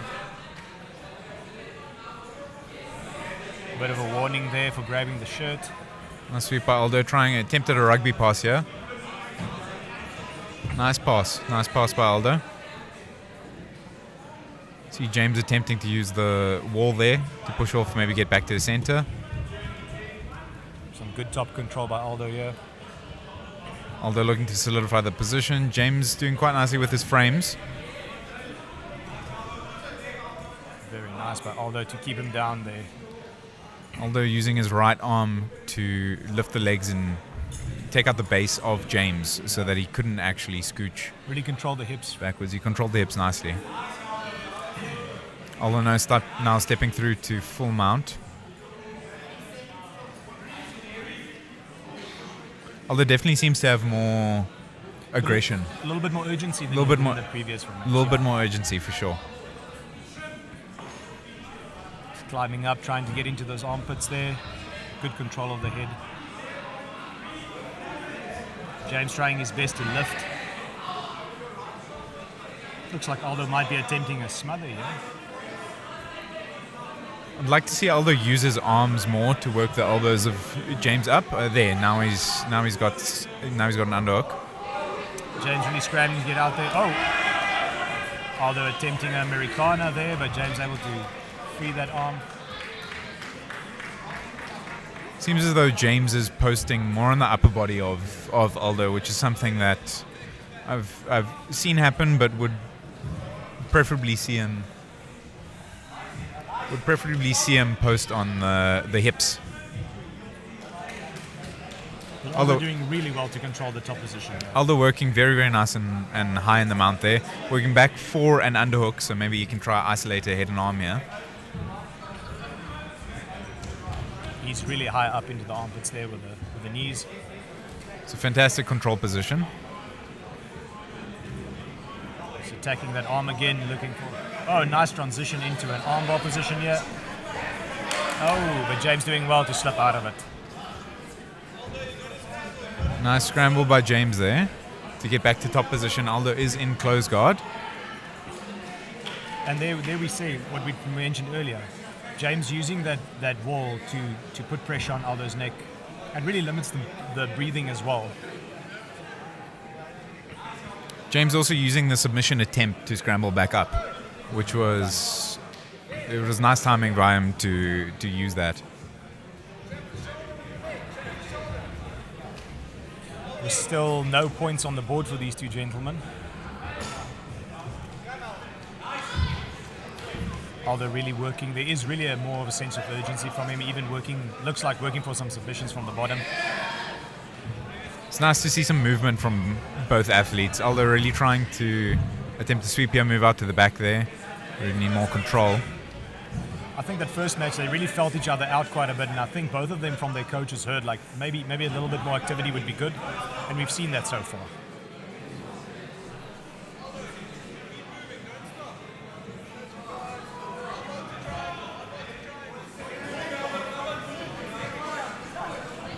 Just under 40 seconds left. James stepping over into a smashed half guard position. Could now use doing well to keep that half guard to prevent the points. I'd like to see James steps through to mount. Arm trapped. Smooth transition into the mount there. James seems pretty content at the moment just to keep the position and ride out time.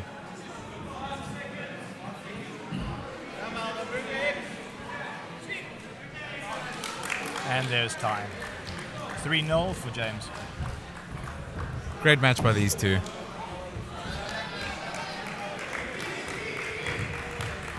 Much better sense of urgency with that one. Much better action from bottom from top. That was a nice scrap. Yeah, definitely a much busier role than their previous one, but the guys did really well.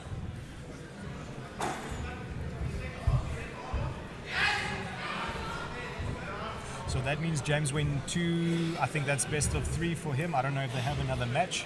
Yeah, James won. Welcome to My Glass. We are more than just a glass repair company. We're a team with a difference.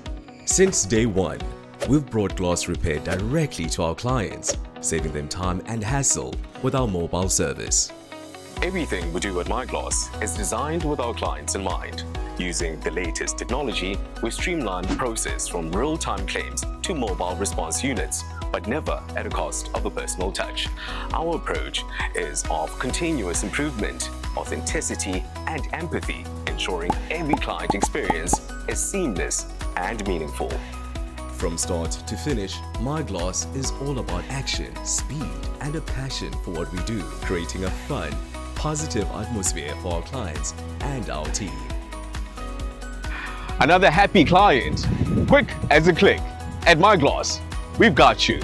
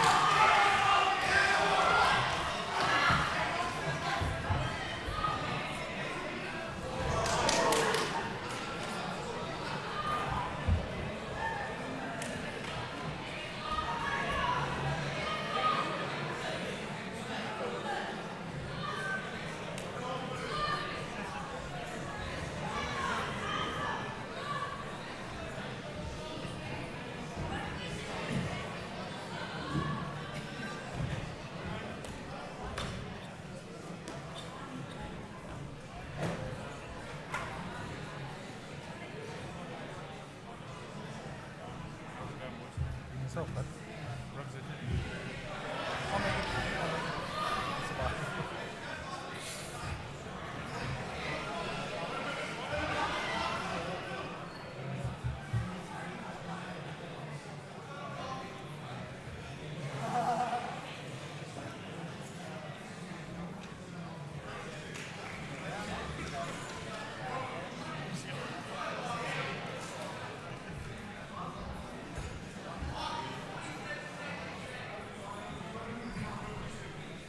You don't have the other mic there.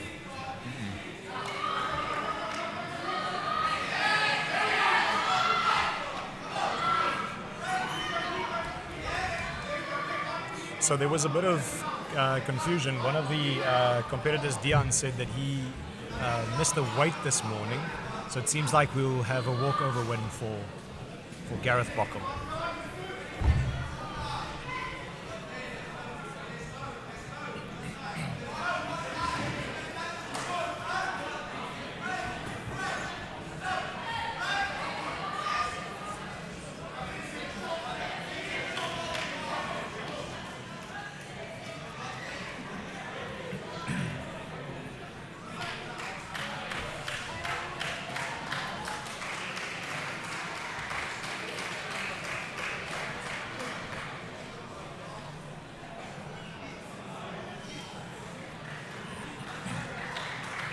All right, another beginners match here. Heath versus Stephen. Likely be starting soon. Men's beginner match. Under 91 kg.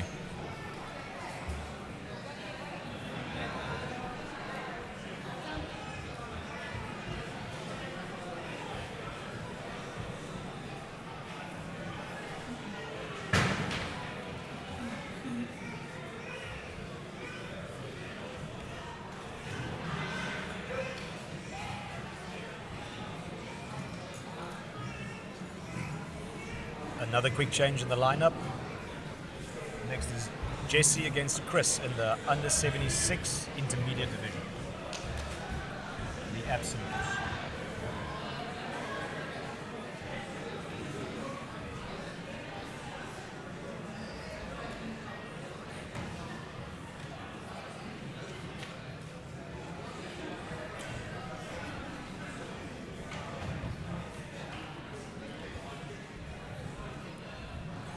I think the absolute division might be an interesting one as well, because now you're going to get the guys on the smaller end of the spectrum, and you're going to get a wider variety of sizes and shapes and guys going into the pit here. And I don't think Jesse has competed in the pit yet. He was on the mat on the other side so far, so it'll be interesting to see how they go about. We had some big boys now, and now we're going towards the smaller side of the divisions.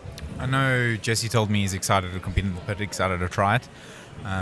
What's going to be interesting with this minus 76, it's not as much, but with plus 76 absolute, it's interesting to see how the weight differences play out on the mats. Sometimes the size obviously plays a factor, but the smaller man, it can be more difficult to control him. It can be more difficult to control him, control the smaller limbs and whatnot. We see it with Mikey Musmechi. Whenever he goes into the absolute divisions, he manages to retain guard from positions where you're not used to it as a larger person. And the smaller guys, if they can force the scrambles and really just use their I'm going to say their size to their advantage and just use their pace. Exactly. We've got right back to the match here. Jesse and Chris working for the collar ties again.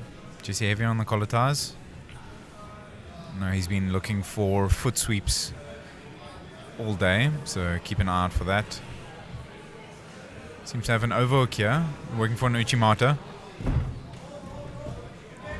Very good scramble on the ground here. Looks for an Uchimata into, looks to be either half guard or mount here. Stepping over now for a triangle. Seems to abandon that, just content with the mount for now.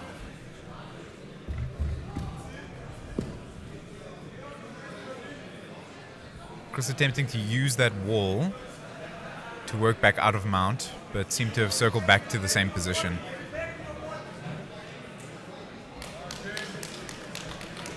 Not sure what that was. I think that was an Americana. Some arm lock on the far side. Very well done. A submission win by Jesse Salt. Whatever it was quick because the tap came quickly.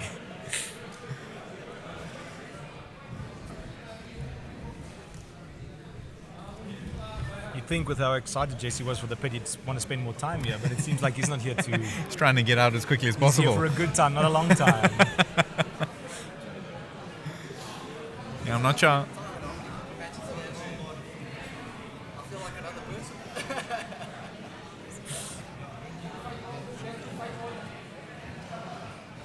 I'm excited to see how many matches we have in this under 76 absolute division. I think there's a few competitors there that'll be excited to enter and see if they can test their mettle, get a few more matches. I've been really glad to see the turnout here today, not just from the competitors, but the amount of support that there's been here. Quite a few spectators, a lot of support around the cage, people very interested in seeing what it is. And a lot of people that I've met now here who are not jiu-jitsu fans and not competitors, they happen to be here for something else and thought, hey, this is interesting, and just came to have a look. So it is good in that, to that regard, you know, like spreading the word, getting people to come and check it out, and who knows, maybe more people sign up and try it. Almost having a look at what it looks like from the outside in. Being part of the jiu-jitsu community, you kind of forget how things look from a person that isn't used to seeing their standpoint, and how excited and interested they are to learn what's going on. Why did this person win? Why did that person win? How's it going? And I think the action as well with the pit, with 2 mats going, it's been very good. It's been some very nice scraps, some professional scraps, some beginners, some intermediate. We've had just the whole range of skill level. And to that effect as well, the fact that we have the pit and just a normal flat mat as well, it does show people the different dynamics that you get in the sport. That's the more traditional, and this is the new, sort of like new age way of doing it. Exactly. Walkover win for Adam there. And now we have Heath and Stephen back in the pit.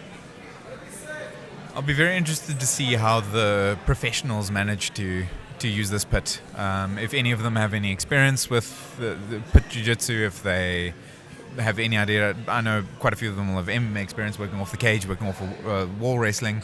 Whether or not that experience will translate to the pit, I'm sure some. But how much, I'm not certain.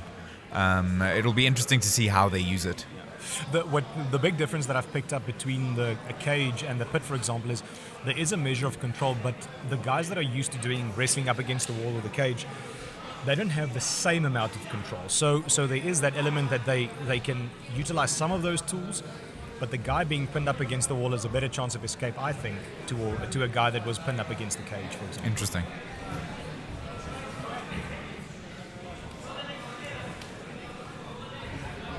Jesse and Devon stepping into the pit now in the under 76 absolute division. Both of these competitors were quite active earlier today. They've had quite a few matches. So it'll be interesting to see how they go up against each other now. See Jesse looking for some foot sweeps. And definitely some triangle attempts using those long limbs of his. There is that foot sweep attempt.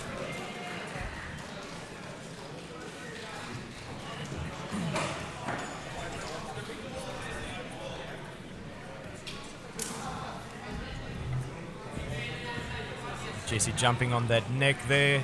Jesse almost looking for a high elbow. Good snap down. There as he stepped over. Looks to be into mount. He is straight into mount. Fighting for that underhook. I'd like to see Devon frame on Jesse more. Holding him isn't going to do much for his chances of escaping here. There, elbows in and framing would be the better route to take here. Jesse looking to take the back here, it seems like it. And he does. And he gets it. Chase it, back take into a body lock.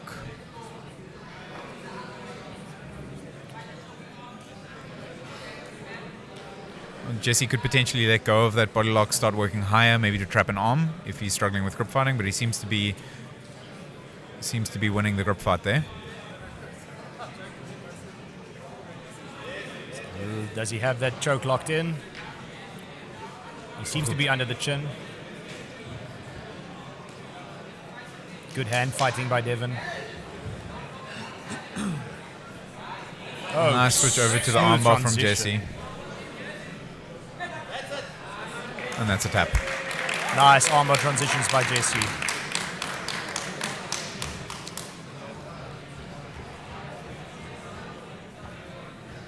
Winner, Jesse Salt by submission.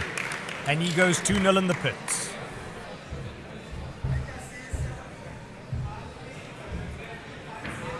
Very fundamental jiu-jitsu there. Back control to armbar. It's a nice transition. Nice to see him hunting the submission and not being content with just controlling the back. And he went from the stand-up, he got the snap down, controlling the head, controlling the top position, going for that mount, and from there just methodically worked his way, like you said, fundamentals, working towards that armbar and finishing the fight right there.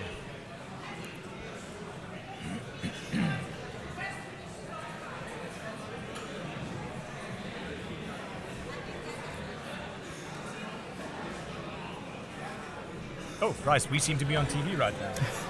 We are? We're famous? Yeah, it seems like it. Rian, say hi. Hi, guys. We have Adam and Justin stepping into the pit now. Another absolute under 76 kg fight.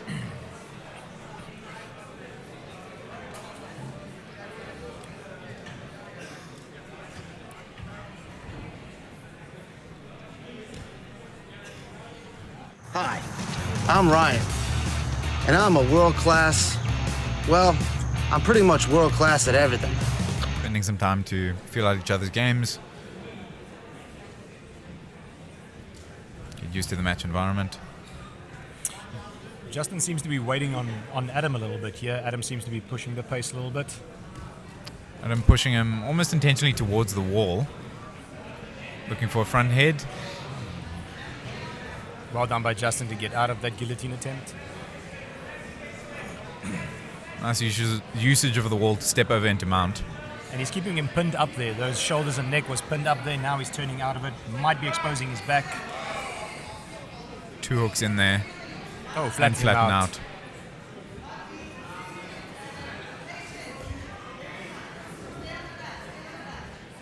Justin trying his best to get to a better position here.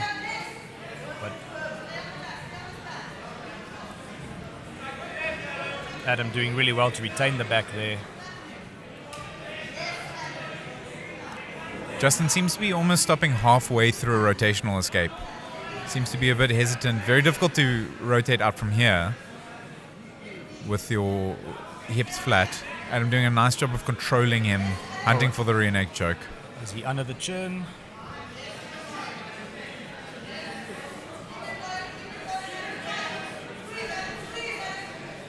Adam just not getting the angle on that rear naked, but he retains the mount. Justin scrambling out of that rear naked attempt, but opting to turtle instead of work out from bottom mount. I'd like to see him maybe attempt standing up here to shake Adam off of his back.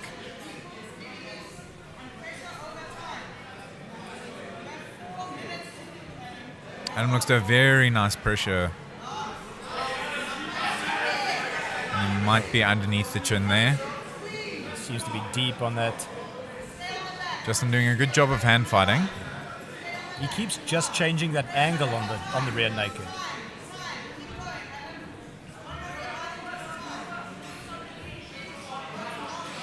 Adam should be careful not to blow out his arms with these attempts. Justin grabbing a single and standing up. Nice switch there. And with a nice attempt at a butterfly sweep, looks like he's looking for a ankle lock. Unsuccessful.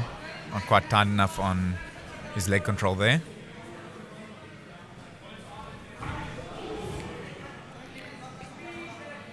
A pseudo front headlock position here almost. Looks like Justin's looking for a rugby pass.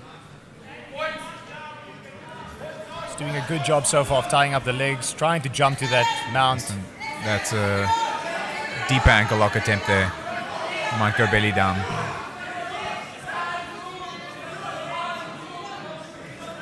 Justin gesticulating that is not on.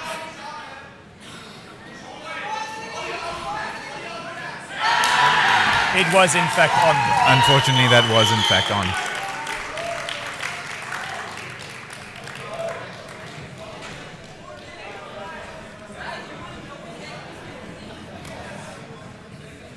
Great scrap by these two. Usage of the wall, some fundamental back control, and then some leg finishes at the end there. Some really good scrambles there towards the end, but Adam managed to secure those legs and get that tap. It's nice to see some leg finishes in the picture. I don't think we've seen that many, which is interesting. People have been opting more for fundamental back control, mount, side control, and whatnot. It'd be interesting to see if that is due to the pit, partially. Yeah, there's been a lot of like fundamental top control, a lot of heavy passing, that sort of thing, but not a lot of, like you said, not a lot of leg locks, not a lot of leg games. That might change with the pros tomorrow when things like heel hooks and toe holds are up for grabs, but at this stage I think the guys have been avoiding it because there is sometimes a bit of confusion with the rules and you don't want to slip a straight ankle and end up in a heel hook and and disqualify yourself. But so far it's been cool to see the guys using that top control, those fundamentals and the top pressure to actually make it a heavier grind, when the matches are going.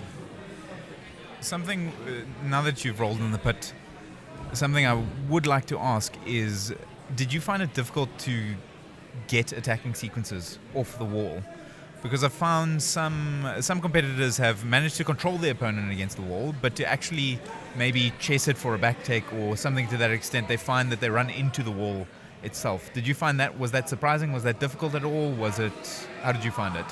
So what we mentioned earlier was that how you can use the wall. So if you, for example, are in a mount position, but you're up against the wall, you can only pass to one side. It is in the way to a certain extent, which is good and bad, I guess, depending on where you are. If you're on the bottom, we know you can only go one way, which is nice. But for example, jumping on a guillotine while you're on the wall is going to be much more difficult to finish. You'll have to get the guy to the floor. So it did bring that kind of dynamic. So it's really, you can utilize it to defend or force a takedown.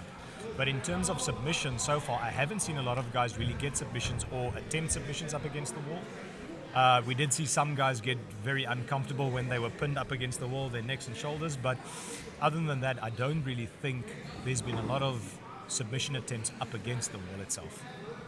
We've got another match going here. Sipho versus Aaron. Having fought against Sipho, Rian, anything particularly he does well? Anything you find? When we were, I must say, standing up against him, his wrestling was surprisingly good. Not that I'm a champion wrestler myself, but he was very good at keeping the distance, and I had to eventually force him up against the wall to try and get under him. I wasn't able to really secure anything under him. He does a very good top pressure. As we can see over here, seems to be right using that to pass the guard. Yeah. And he's been a staple in the Rhodes University MMA scene for quite a while, making part of their MMA team for quite some time. He is one of the head coaches there, I do believe now, and really showing some experience when he's in there, staying composed, not like gassing out very quickly, and playing the game that he's used to. Not taking a lot of chances, but the game that he's playing is effective for him, and he does use his weight, use his transitions, and his stand-up wrestling quite well. I'd like to see him stand up from here, though. It's very difficult to pass close guard if someone has a good close guard from your knees. If you stand up, get your hips forward, you prevent that that tripod sweep. But it is difficult. It is difficult to do so. It can be difficult to do so. Looks like he's using that triangle attempt almost to pass. Now in a turtle position here. Very good, staying heavy on the hips there. Like to see Sipho look for the back here. Seems to be content on trying to solidify maybe a half guard on that roll through as he stands back up.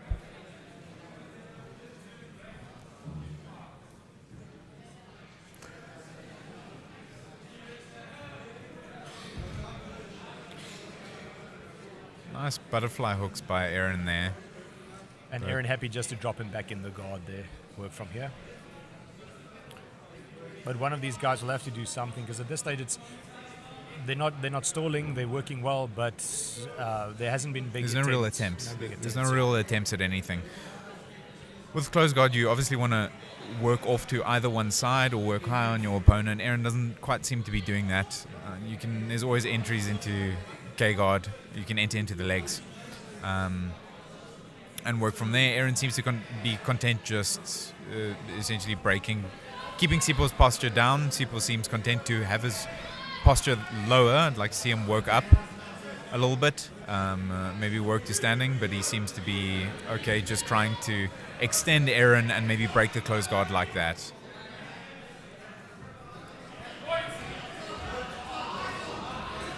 I would actually like to see Sipo maybe give a bit more space, and then Aaron can attempt that triangle again.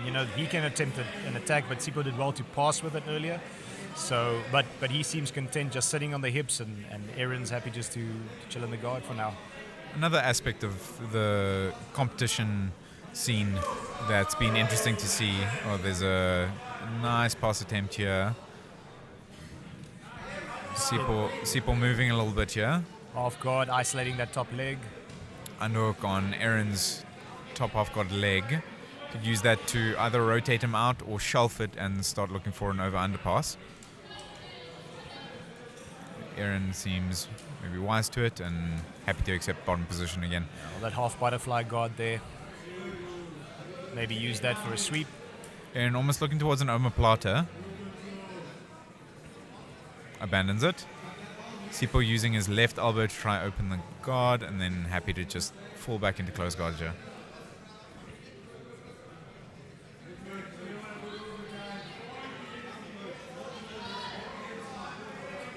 I don't know how many matches Aaron has had. I know Sipo had a couple of scraps, so I don't know if there might be some fatigue in this. He's just trying to grind down the time to work for points.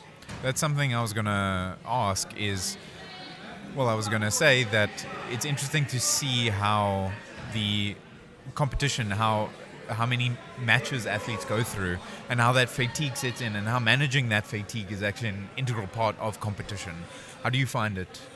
What was interesting with this competition specifically is that the guys were allowed to enter multiple divisions. So a lot of times you get here and it's one, maybe two matches. There's been guys here that have had 5, 6, 7 matches, which you go to an open mat and it's 10 rounds and you're fine, but the intensity here is just so much higher, and the pressure is tenfold what it normally is. So I do think the fatigue sets in quite badly, and you get the adrenaline dump. You do 1 or 2 matches, and then the third and fourth one, you're going to struggle. Or pick up an injury like you would see in my case, but it happens.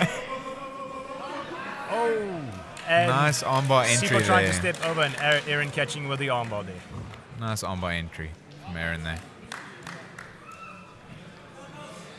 And it was a close one. They were 30 seconds away from a no-all draw, and Aaron pulls a rabbit out of the hat there.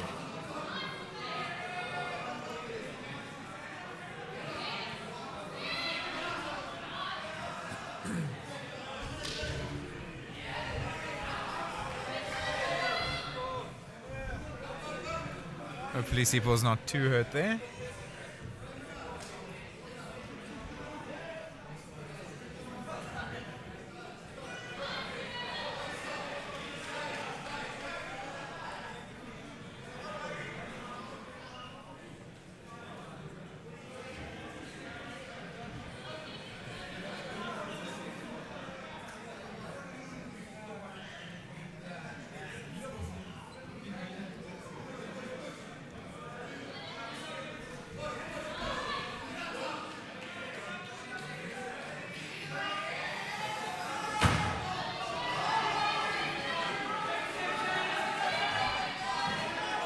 Looks like we have Stephen and Heath up for another match.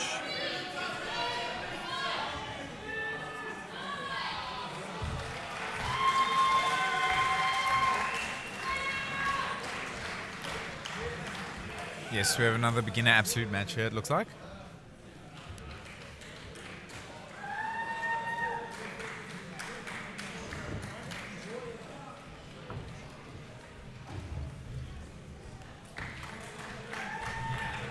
I haven't seen Stephen compete, but from Heath's side, I'm sure you'll be looking to get back into those offensive cycles. Try and tire out Stephen.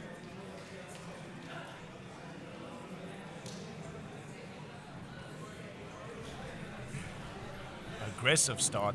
High intensity from both. Heavy collar ties from Stephen. Now Heath could potentially look to time that into a double leg. Stephen looking for a Raigoshi or Uchimata there. Standing back up with the body lock. Lateral drop from Heath into side control. Very high pace right from the start here, and Heath ending up on top of that takedown. He seems to be transitioning for a neon belly here, maybe looking for the mount. He seems to want to keep those double unders while using neon belly transition, which could be difficult, but he seems to be making it work. Yeah, he might crowd himself a little bit there, I believe, but he is working for it. Stephen looking to attempt to trap that foot. Heath slips a foot free. Heath passes into mount.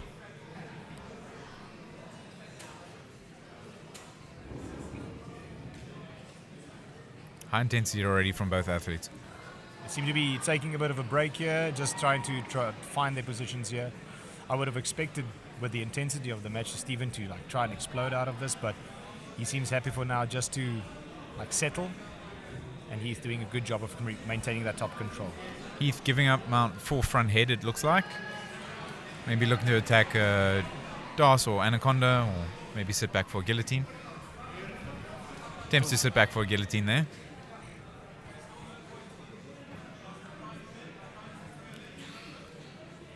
Stephen fishing back for his right arm. Either attempt to sit through for an ankle lock or to break the close guard. Heath underhooking the leg. Stephen wise to it, pummels in and frees himself. Stephen sitting back for an ankle lock.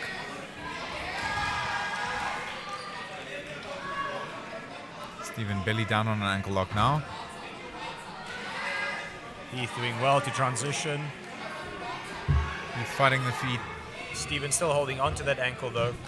Or when he uses the transition into a top control. It looked like Stephen almost couldn't get enough extension on that ankle lock due to the pit wall. He was trying, you could see Heath's face, he was grimacing quite a bit, but I don't think Stephen quite had the extension there, as you mentioned.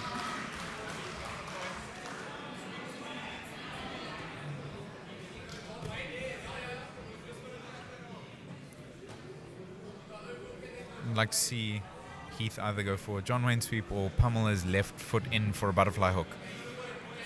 Maybe just disconnect those hands and elevate the hips. Stephen's passed through into a grapevine mount now, which it offers a good control. However, it's more difficult to work higher up on the opponent. Doing really well to maintain that top control. Stephen looking to pass Heath's arm across for an arm triangle here. He has it, but the intensity would be better if he stepped over and Heath manages to spin out of it. Heath using that to come on top. And we're in close guard. Watch out for the lumberjack sweep. Heath doing well to pin the legs, looking for the pass here.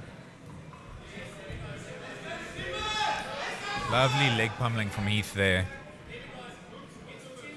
High energy roll from these two guys.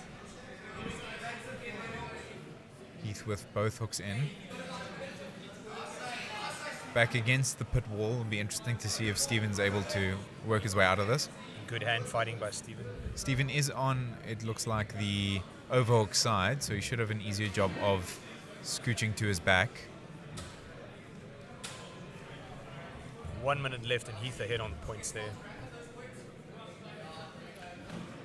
I'd like to see Stephen turn his back towards the mat and start working out from there. Heath seems to be wanting to pull Stephen to the other side.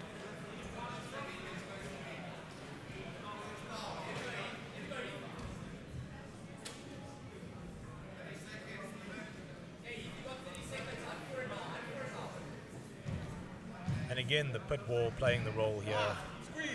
He seems to be under the neck. He's squeezing hard. Heath's got a hand in on that choking arm.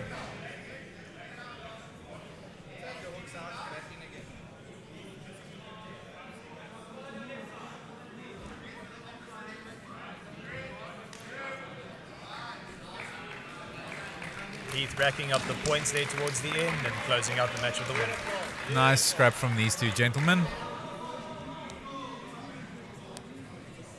High-paced match. Another example of the pit wall being used as well. Now you see with the high intensity wrestling that they had, without the pit wall, there was a good chance these guys would end up off the mats. Exactly. And a lot of resets in that match. But utilizing the wall like that, or the wall actually coming into play just to keep the pace up, keep the guys active, and we can see 6 minutes on the mats with no interruptions.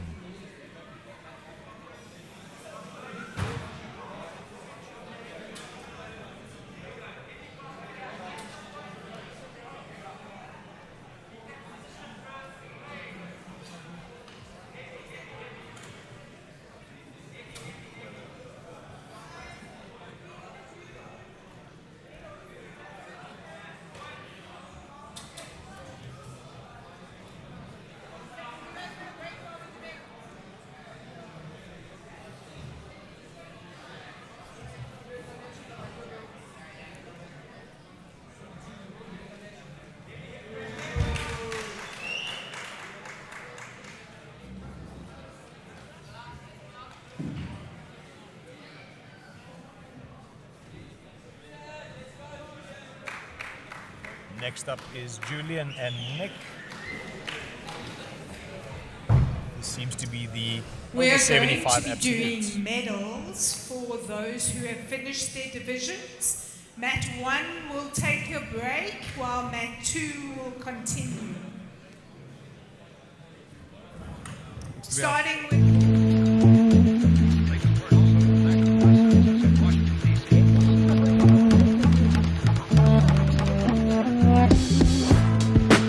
We have to understand how things are right here.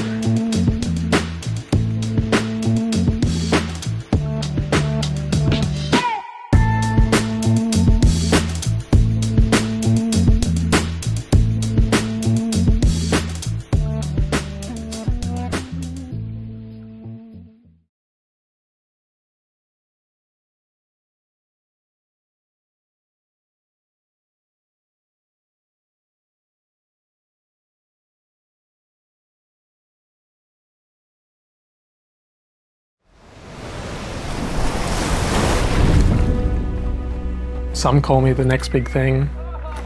Then the same people said I'd never make it back. I've never paid too much attention to the noise. Control what you can control, block out the rest. The only expectations that matter are the ones that you set for yourself.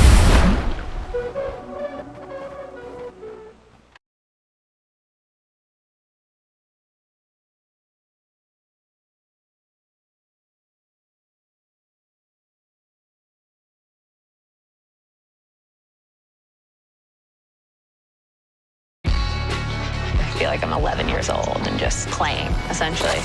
Never giving up that form of play. To be able to give my friends that same type of feeling, you get hyped.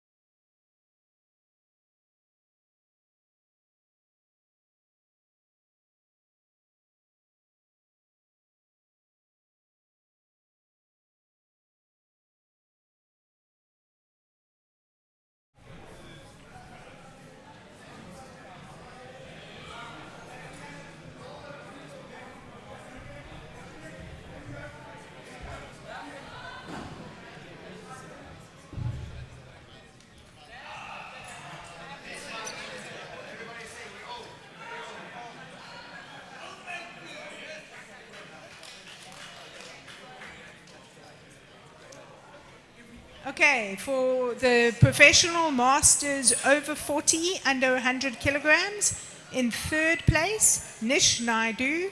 In second place, Keenan Coverley. And in first place, Marklin George.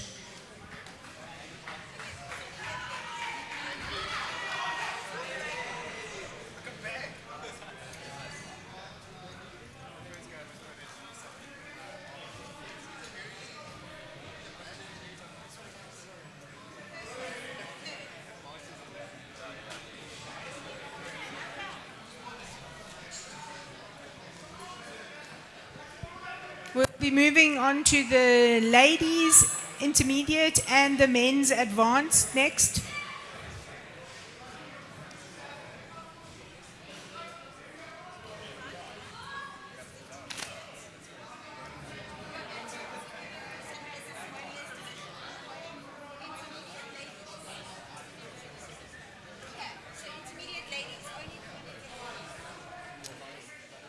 Okay, the intermediate ladies adult under 70 kilograms. In third place, Kurabo Mofokeng. In second place, Christelle Moret. And in first place, Zenandi Vandenberg.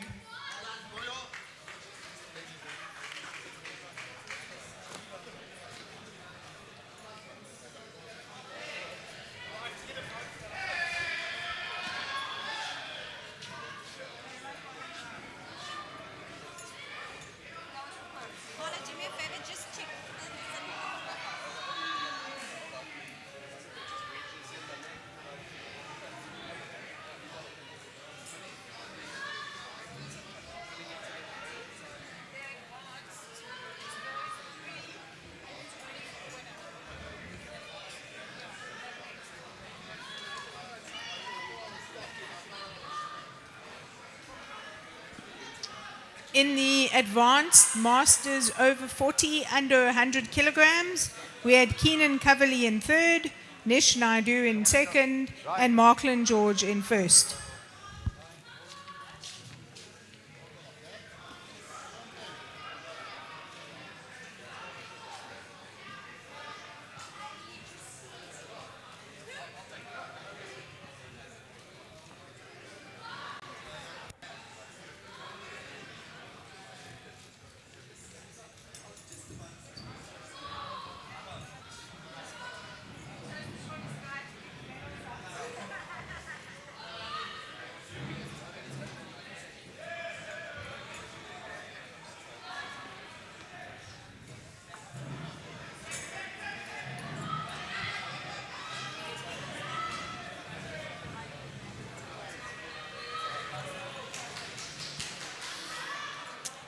In men's advanced masters over 35 under 91 kilograms, Ryan Murray in second and Ryan Gronbeck in first.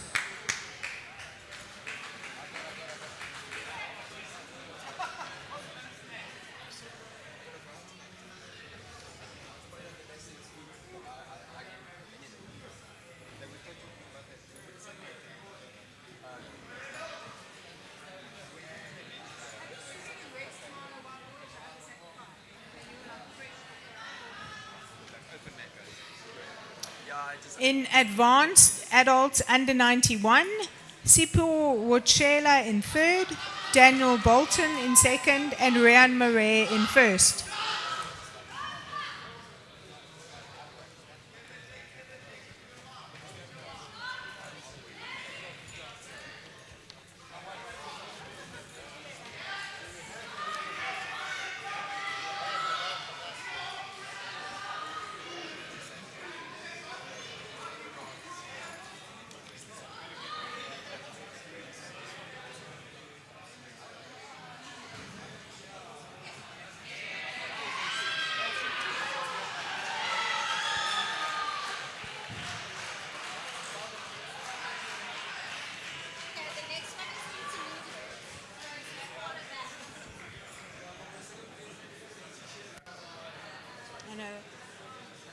They're finishing there. And then we're moving on to the intermediate men, beginning with intermediate masters over 35, over 100 kilograms. In second place, Daniel Annandale, and in first place, Andrew Thompson. Intermediate.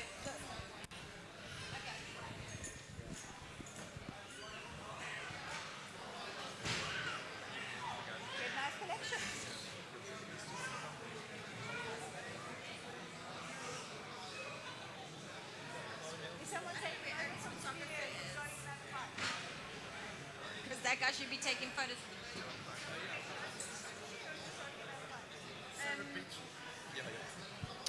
Intermediate masters over 35 under 91 kilograms. In third place, Daniel Annandale. In second place, Ryan Gronbeck. And in first place, Rian Dirksen.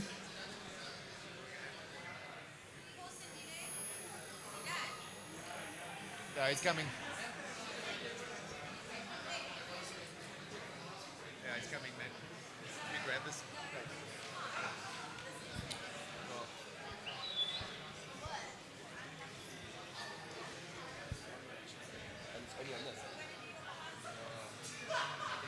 Who's missing? Oh man, now I need to go back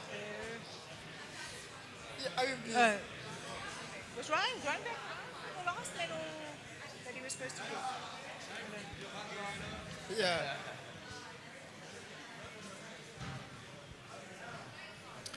The men's professional masters over 35, under 76 kilograms. In second place, Matthew Taylor, and in first place, Sandile Manangela.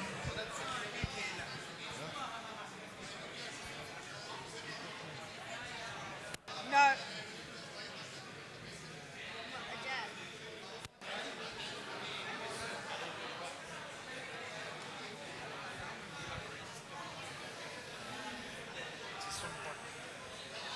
Give Matt something as he walks past if you want.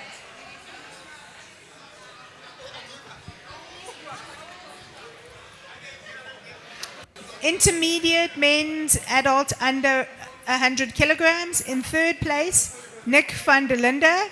In second place, Julian Schmidt. And in first place, Aidan Leppen.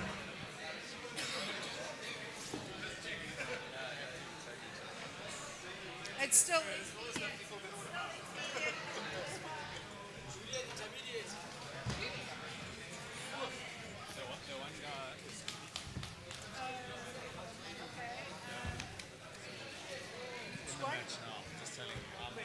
This one.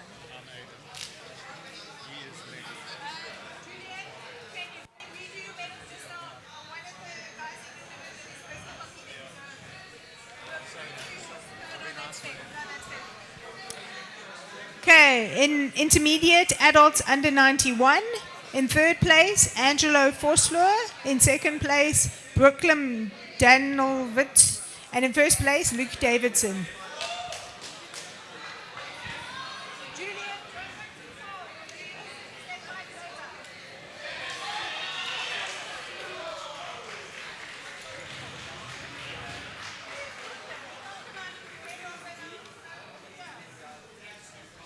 Brooklyn, are you in the building?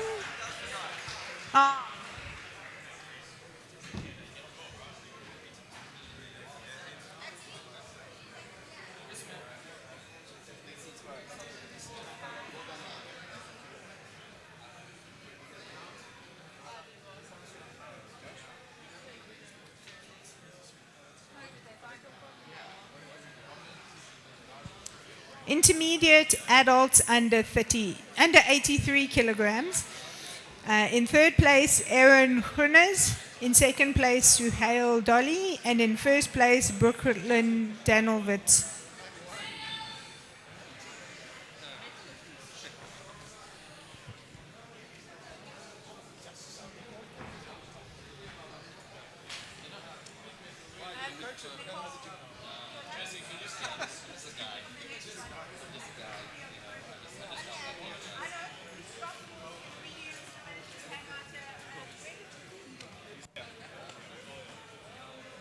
I'm just gonna do. I will get back to you guys in a minute. You can catch your breath. Calm down.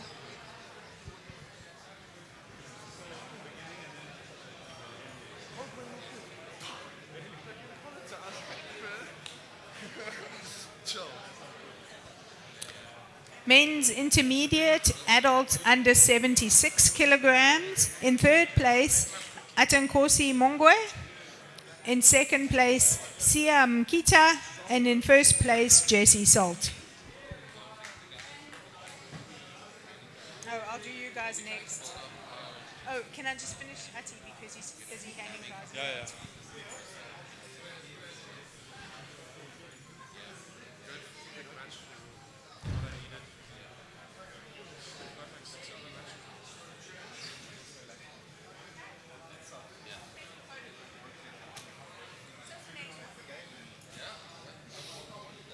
intermediate adults under 70 kilograms.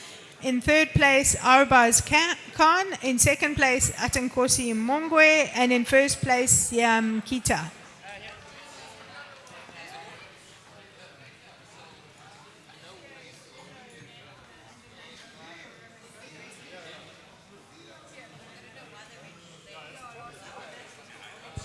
It's impressive, eh? Okay, I'll do you guys next.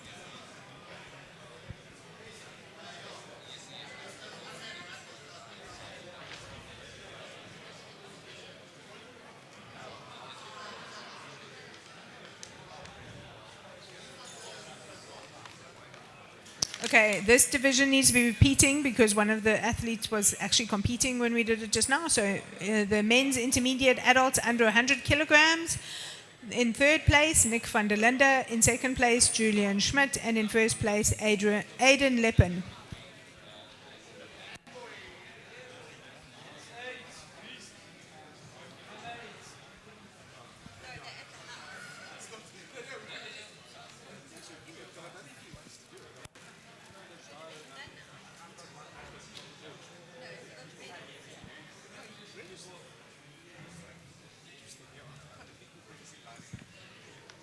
Men's intermediate adult under 65.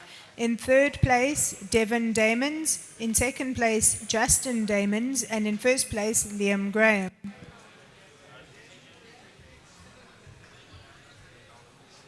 When we finished with the intermediate, we will do the beginners who have finished their division.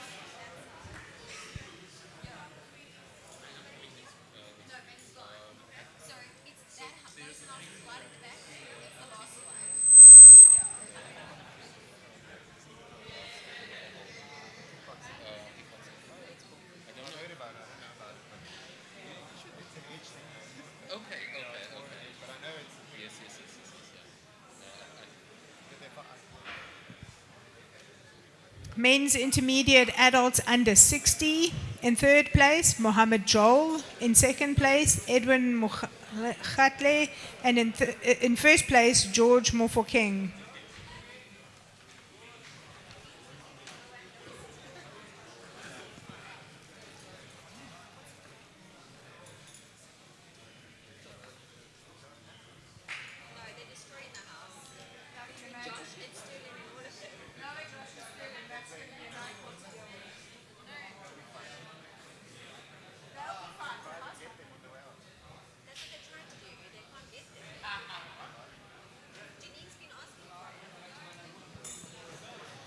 Men's beginner, masters over 35, under 76 kilograms. In second place, Lawrence Green. In first place, Michael Onides. Beginners.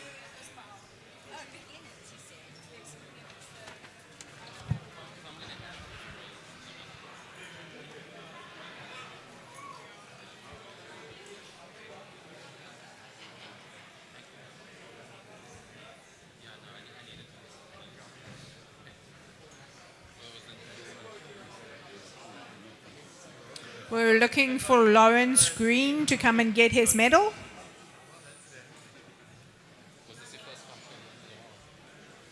Does anyone?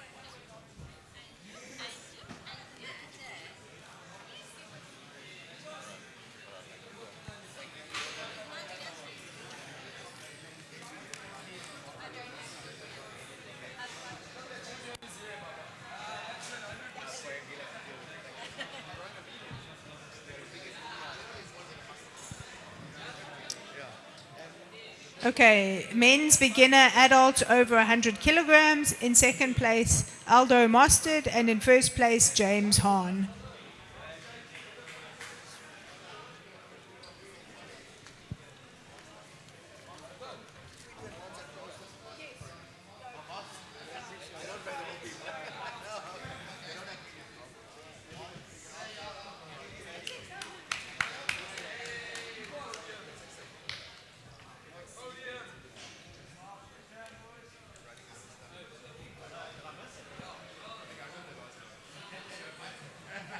We tried that earlier. We know how that's going to end.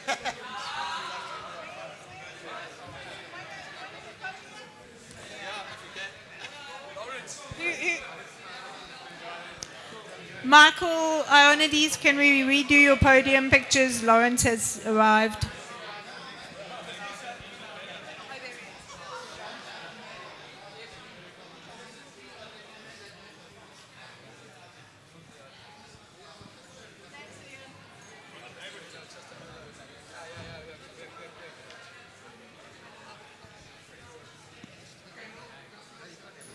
Okay, next we will be doing the men's beginner adults under 70 kilograms. In third place, Kolela Landani. In second place, Keith Dube. And in first place, Josh Smuts.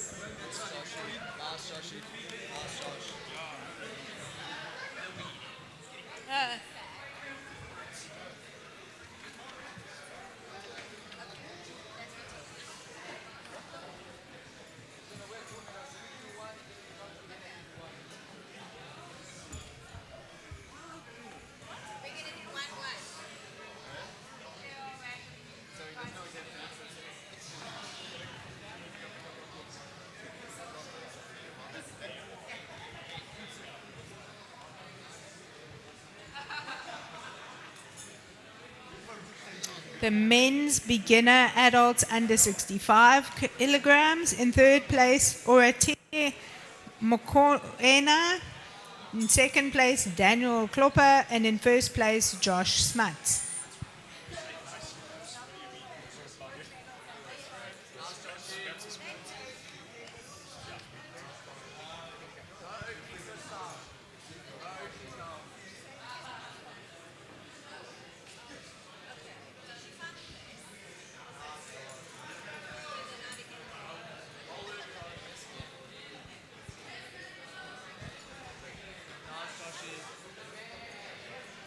And then the last medals for this round is the men's beginner adults under 60 kilograms. In third place, JJ van Heerden. In second place, Oratile Mokoena. And in first place, Mohammed Sheikh.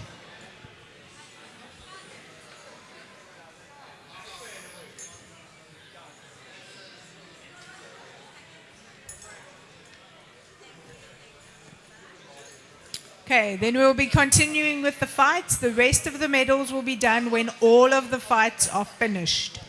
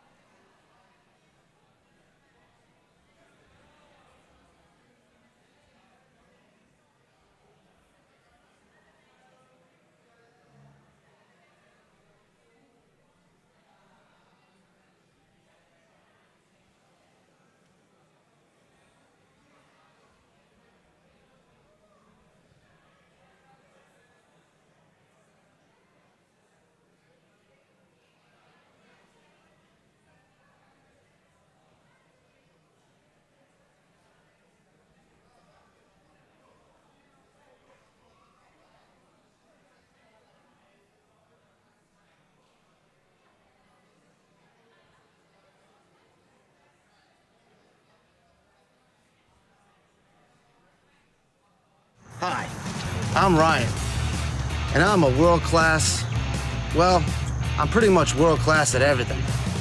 An active dad, crafty handyman, a stud on the golf course, and an all-around winner. But even winners get hurt, which is why I choose Easy Massager, the world-class winner in pain relief. I've tried other products to soothe my aching muscles. Some topical pain relievers are just too messy. Others burn you with way too much menthol. and some will leave you smelling for hours. Easy Massager has patented dual rollers that soothe sore muscles. Its easy grip means it never slips, and its essential oils work fast for quick pain relief. Give Easy Massager a try. It's time to feel as good as you look, like I do.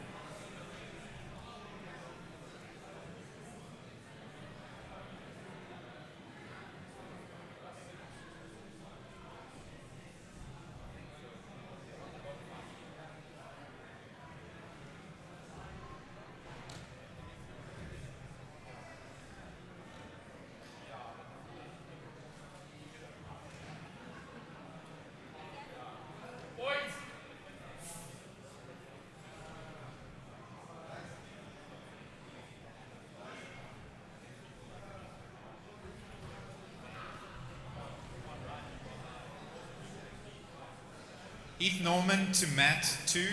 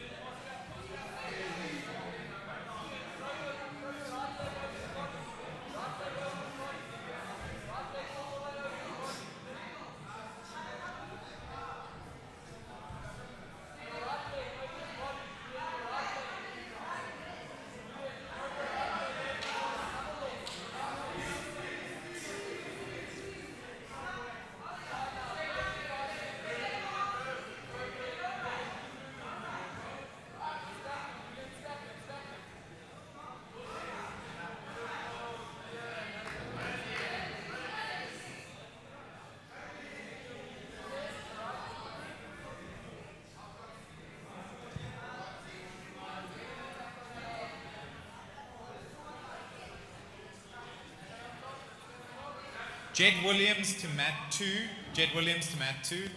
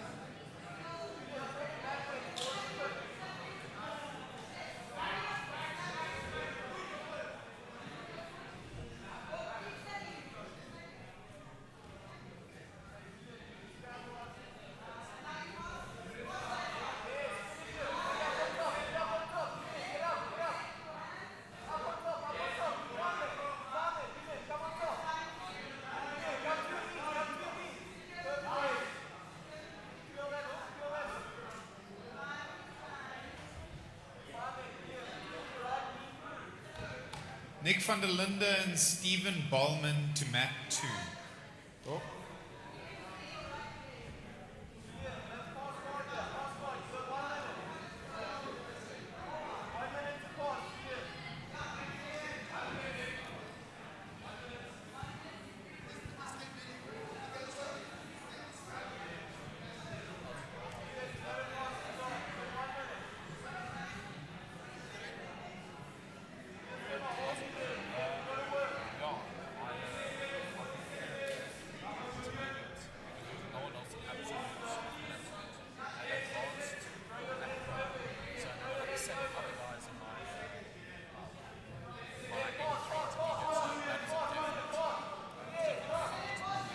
Jacques Naudier and Steven Ballman to mat 2.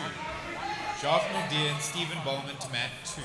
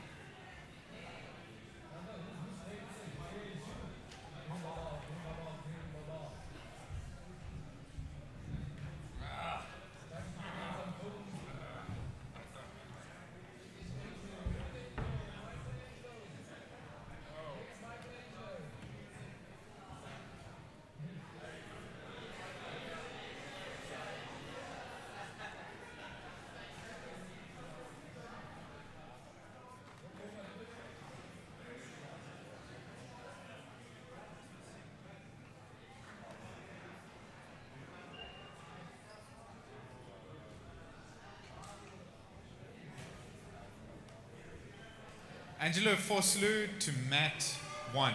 Angelo Forsloo to mat 1.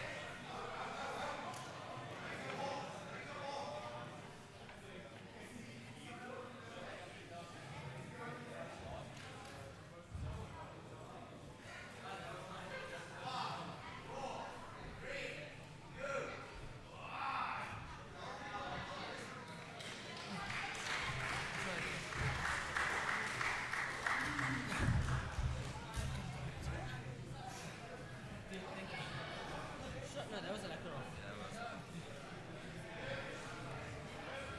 Mr. Salt.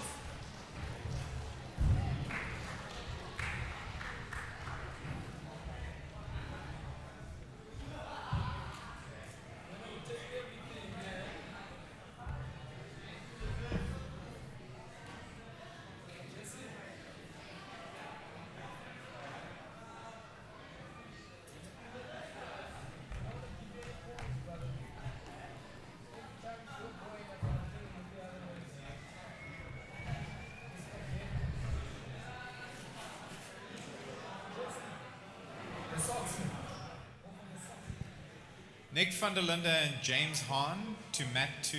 Nick van der Linde and James Hahn to mat 2.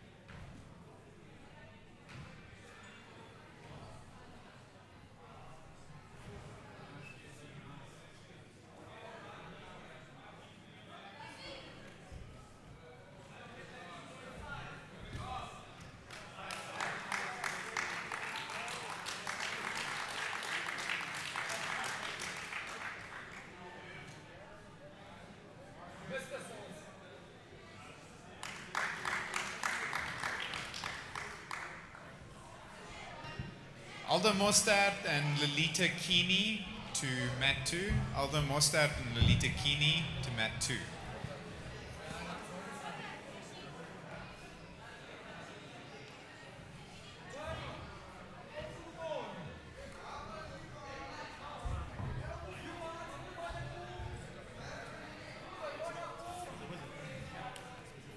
Oh my god, bro.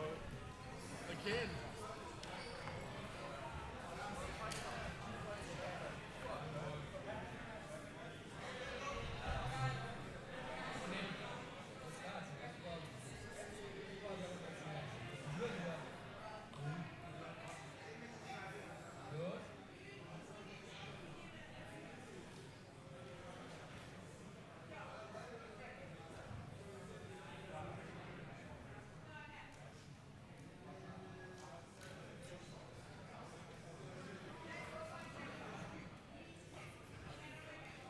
Aldo Mostert to mat 2. Aldo to mat 2.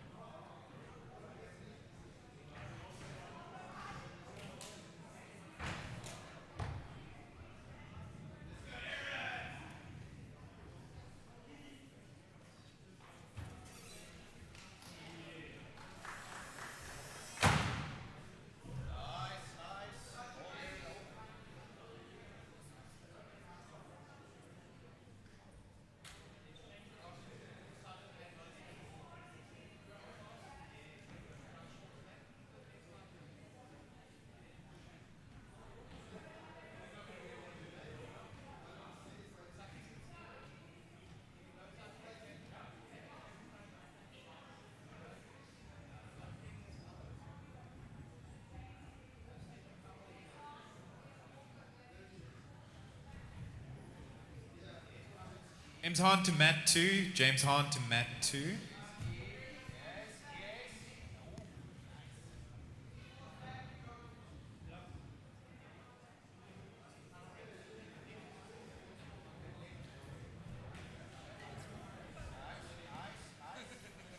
James Hahn to mat 2 for a walkover. James Hahn to mat 2.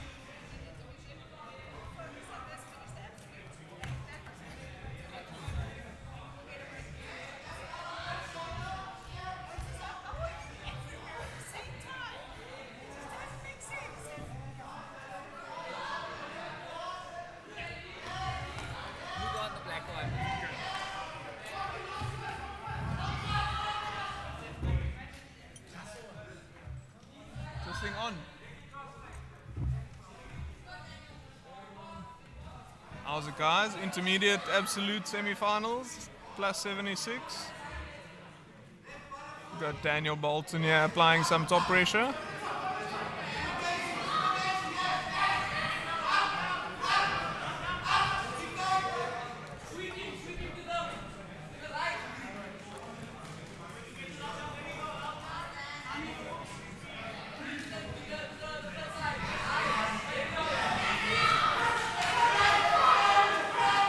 He's looking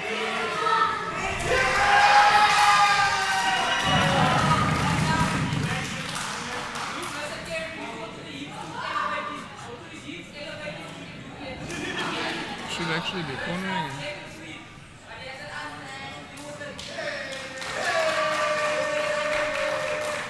It's a cool Brooklyn.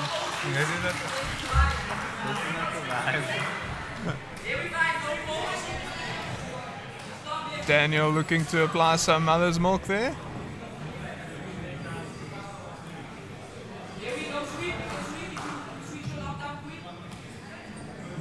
Needs to try and get that knee free to pass.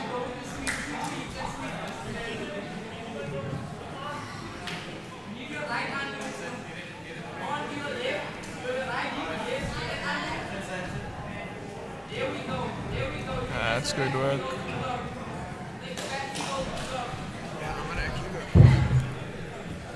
I'm told Brooklyn to come in.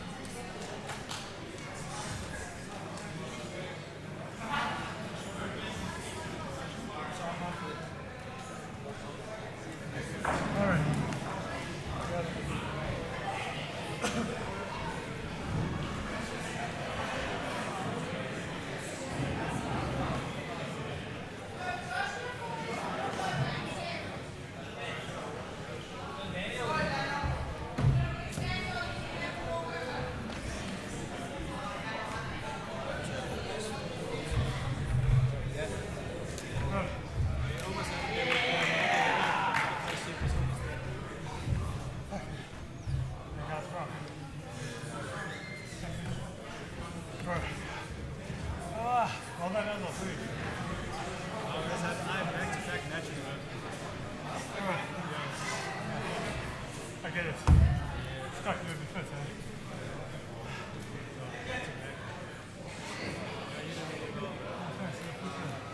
Oh, it sucks, but yeah. It'd be nice to go and get a goal. Bro, I've got nothing left. Just honesty. I can do the guys from the corner, but I'm using it hard.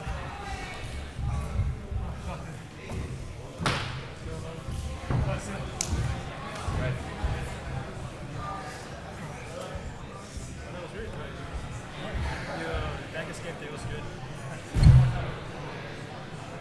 I don't know if you're tired, but I was just tired. Good job, so this one, yeah.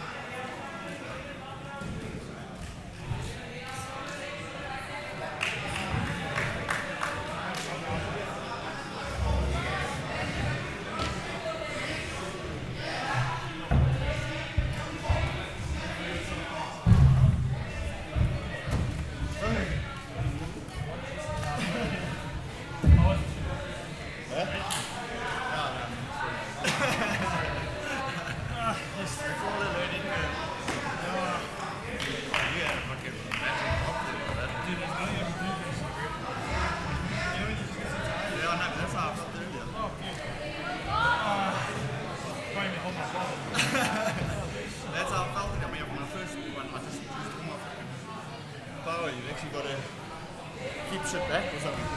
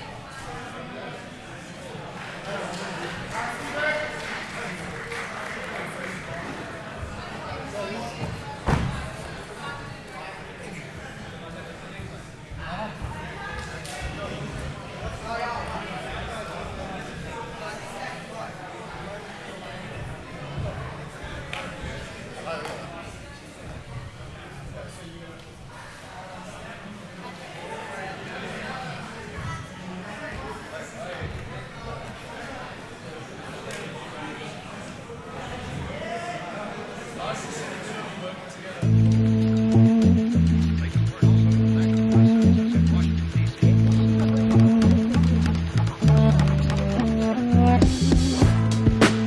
have to understand how things are up here.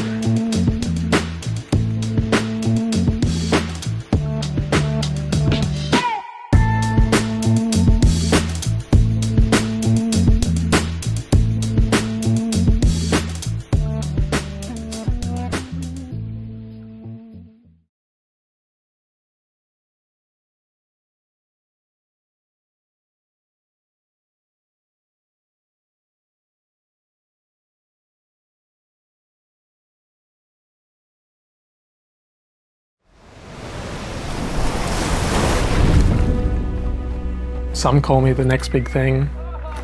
Then the same people said I'd never make it back. I've never paid too much attention to the noise. Control what you can control, block out the rest. The only expectations that matter are the ones that you set for yourself.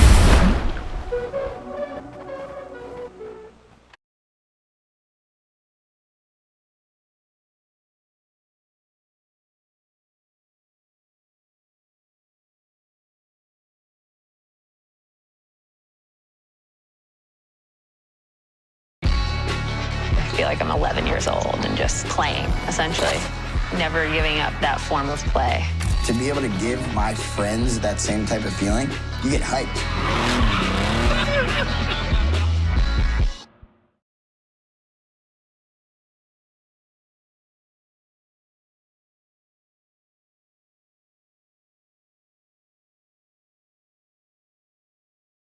Welcome to My Gloss. We are more than just a glass repair company.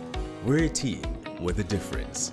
Since day one, we've brought glass repair directly to our clients, saving them time and hassle with our mobile service. Everything we do at MyGlass is designed with our clients in mind. Using the latest technology, we streamline the process from real-time claims to mobile response units, but never at a cost of a personal touch. Our approach is of continuous improvement, authenticity, and empathy, ensuring every client experience is seamless and meaningful.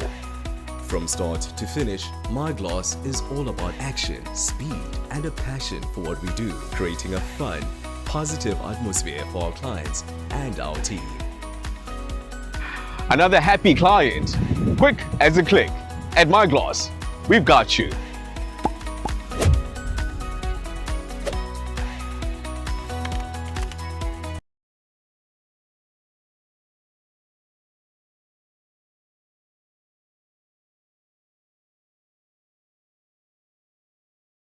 Hi, I'm Ryan, and I'm a world-class, well, I'm pretty much world-class at everything.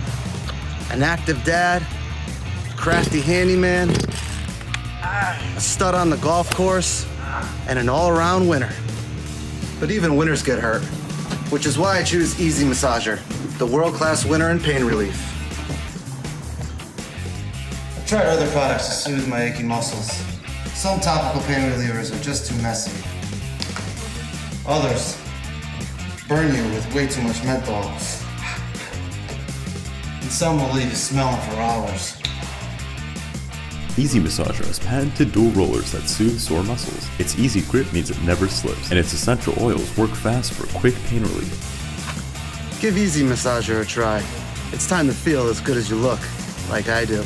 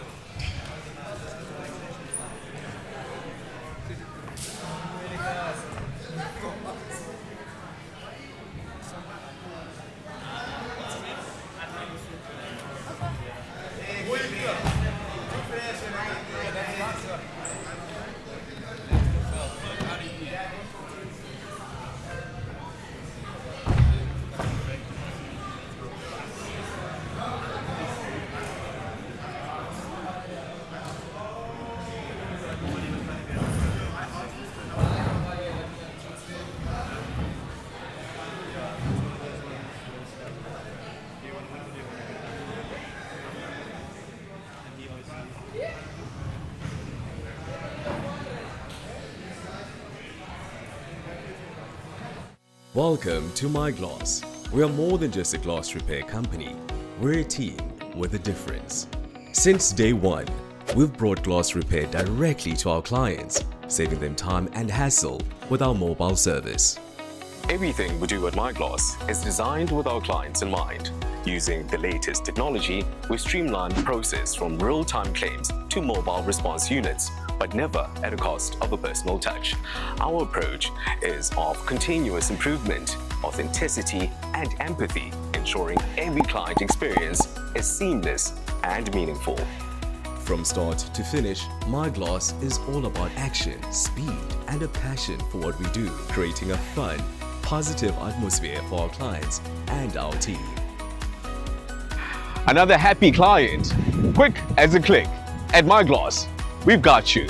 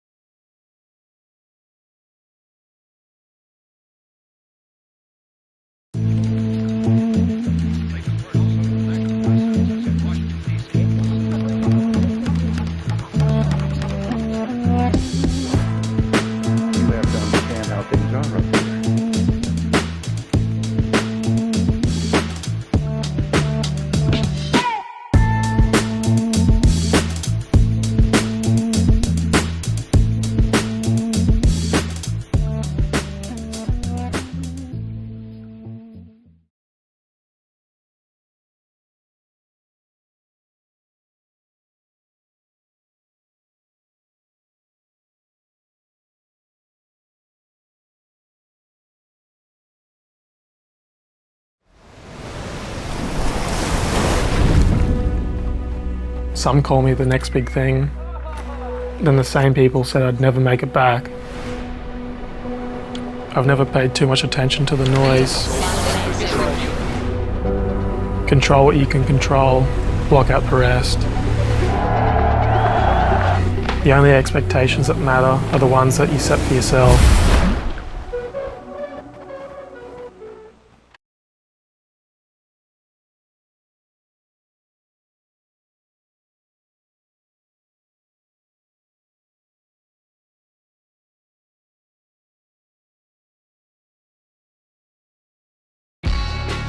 I feel like I'm 11 years old and just playing, essentially.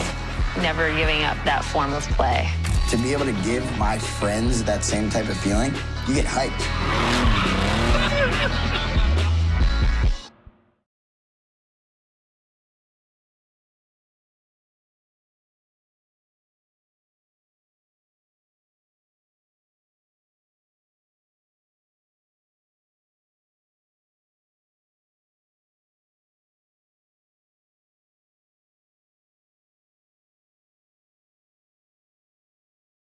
Hi, I'm Ryan, and I'm a world-class, well, I'm pretty much world-class at everything. An active dad, crafty handyman, a stud on the golf course, and an all-around winner. But even winners get hurt, which is why I choose Easy Massager, the world-class winner in pain relief. I've tried other products to soothe my achy muscles. Some topical pain relievers are just too messy. Others burn you with way too much menthol. And some will leave you smelling for hours. Easy Massager has patented dual rollers that soothe sore muscles. Its easy grip means it never slips, and its essential oils work fast for quick pain relief. Give Easy Massager a try. It's time to feel as good as you look, like I do.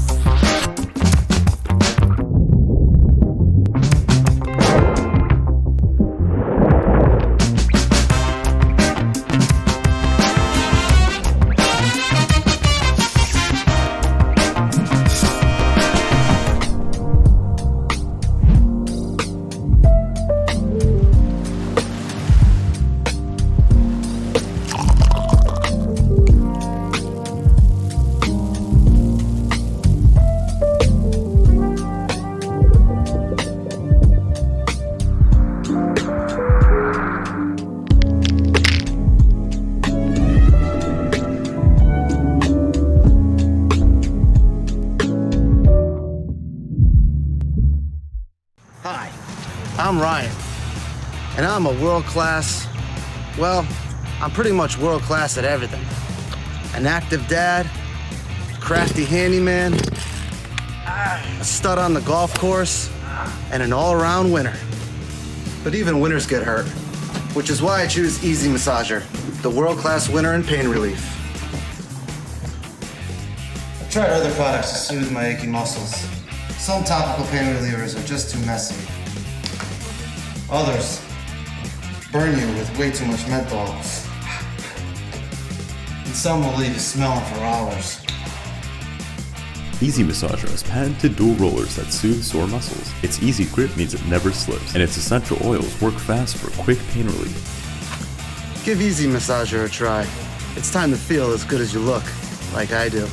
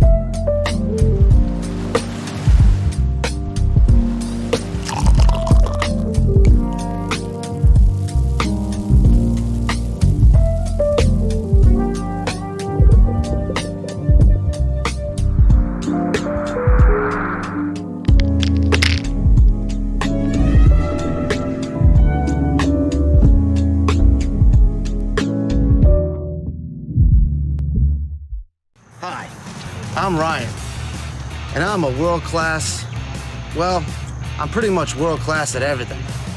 An active dad, crafty handyman, a stud on the golf course, and an all-around winner. But even winners get hurt, which is why I choose Easy Massager, the world-class winner in pain relief. In second place, Christian Lampert, and in first place, Garth Reynolds.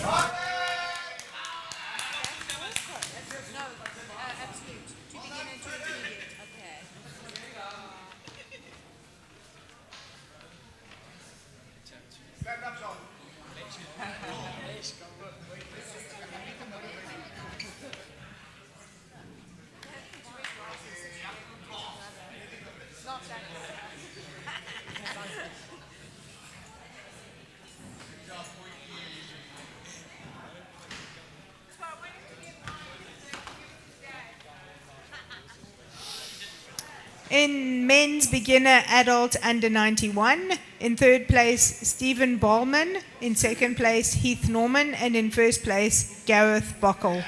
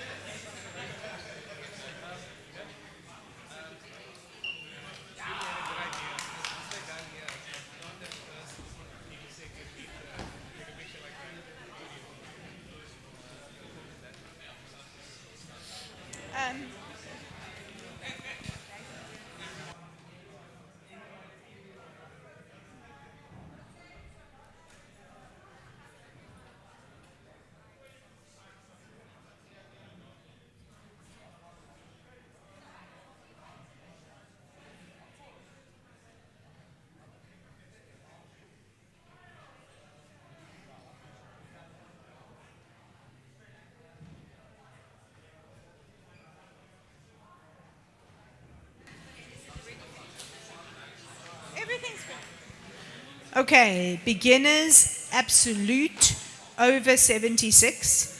In third place, Steve Ballman. In second place, Gareth Buckle. And in first place, Christian Lamprecht.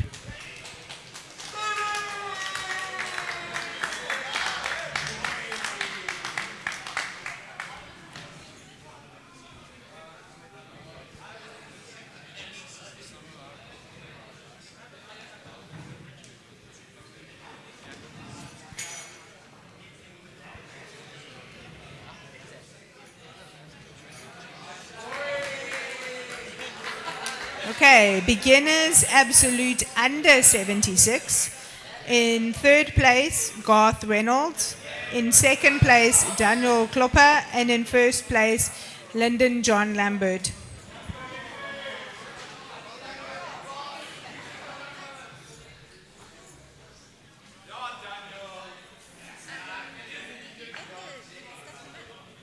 No, I just went into the brackets to find it. I don't know why it doesn't seem to on the other thing. And then yeah, I'm doing yeah, we'll wear it.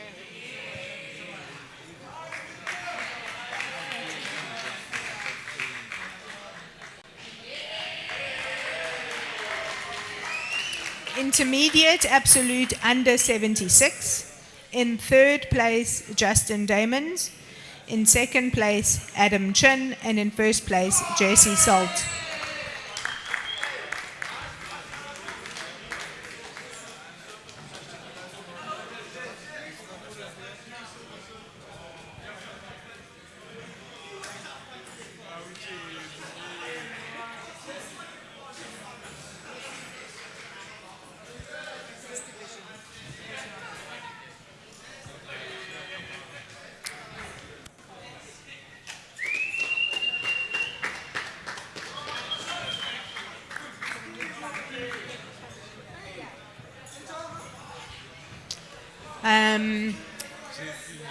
Intermediate absolute over 76 kilograms. In third place, Luke Davidson.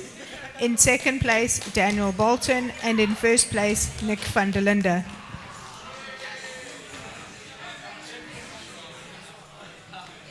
This is absolute. This is the absolute.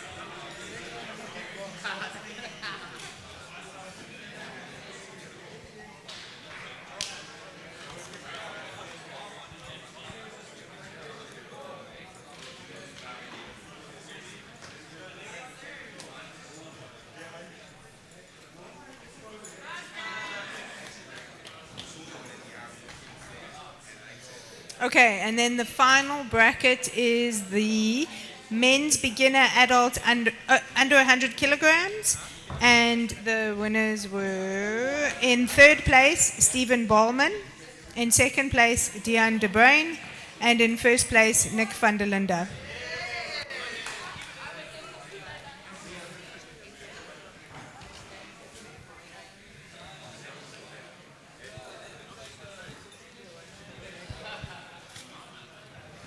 Okay, well done to all the athletes today. If I have missed your division, which I do not think I have done, please come and tell me and we will rectify the matter. But you have to prove to me that it was missed completely. Otherwise, we will be starting with the pros tomorrow at 10 o'clock. They will be fighting in the pit. There will not be a mat 2, so you'll get to watch all the pros when you arrive at 10 o'clock tomorrow morning. Enjoy your evening.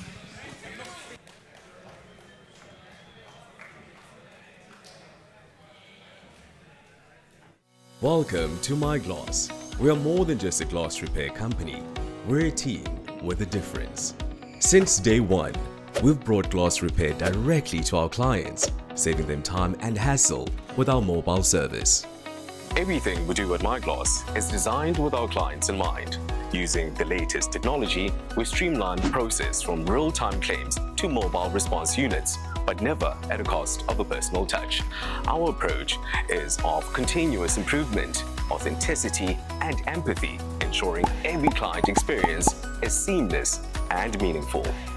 From start to finish, My Glass is all about action, speed, and a passion for what we do, creating a fun, positive atmosphere for our clients and our team.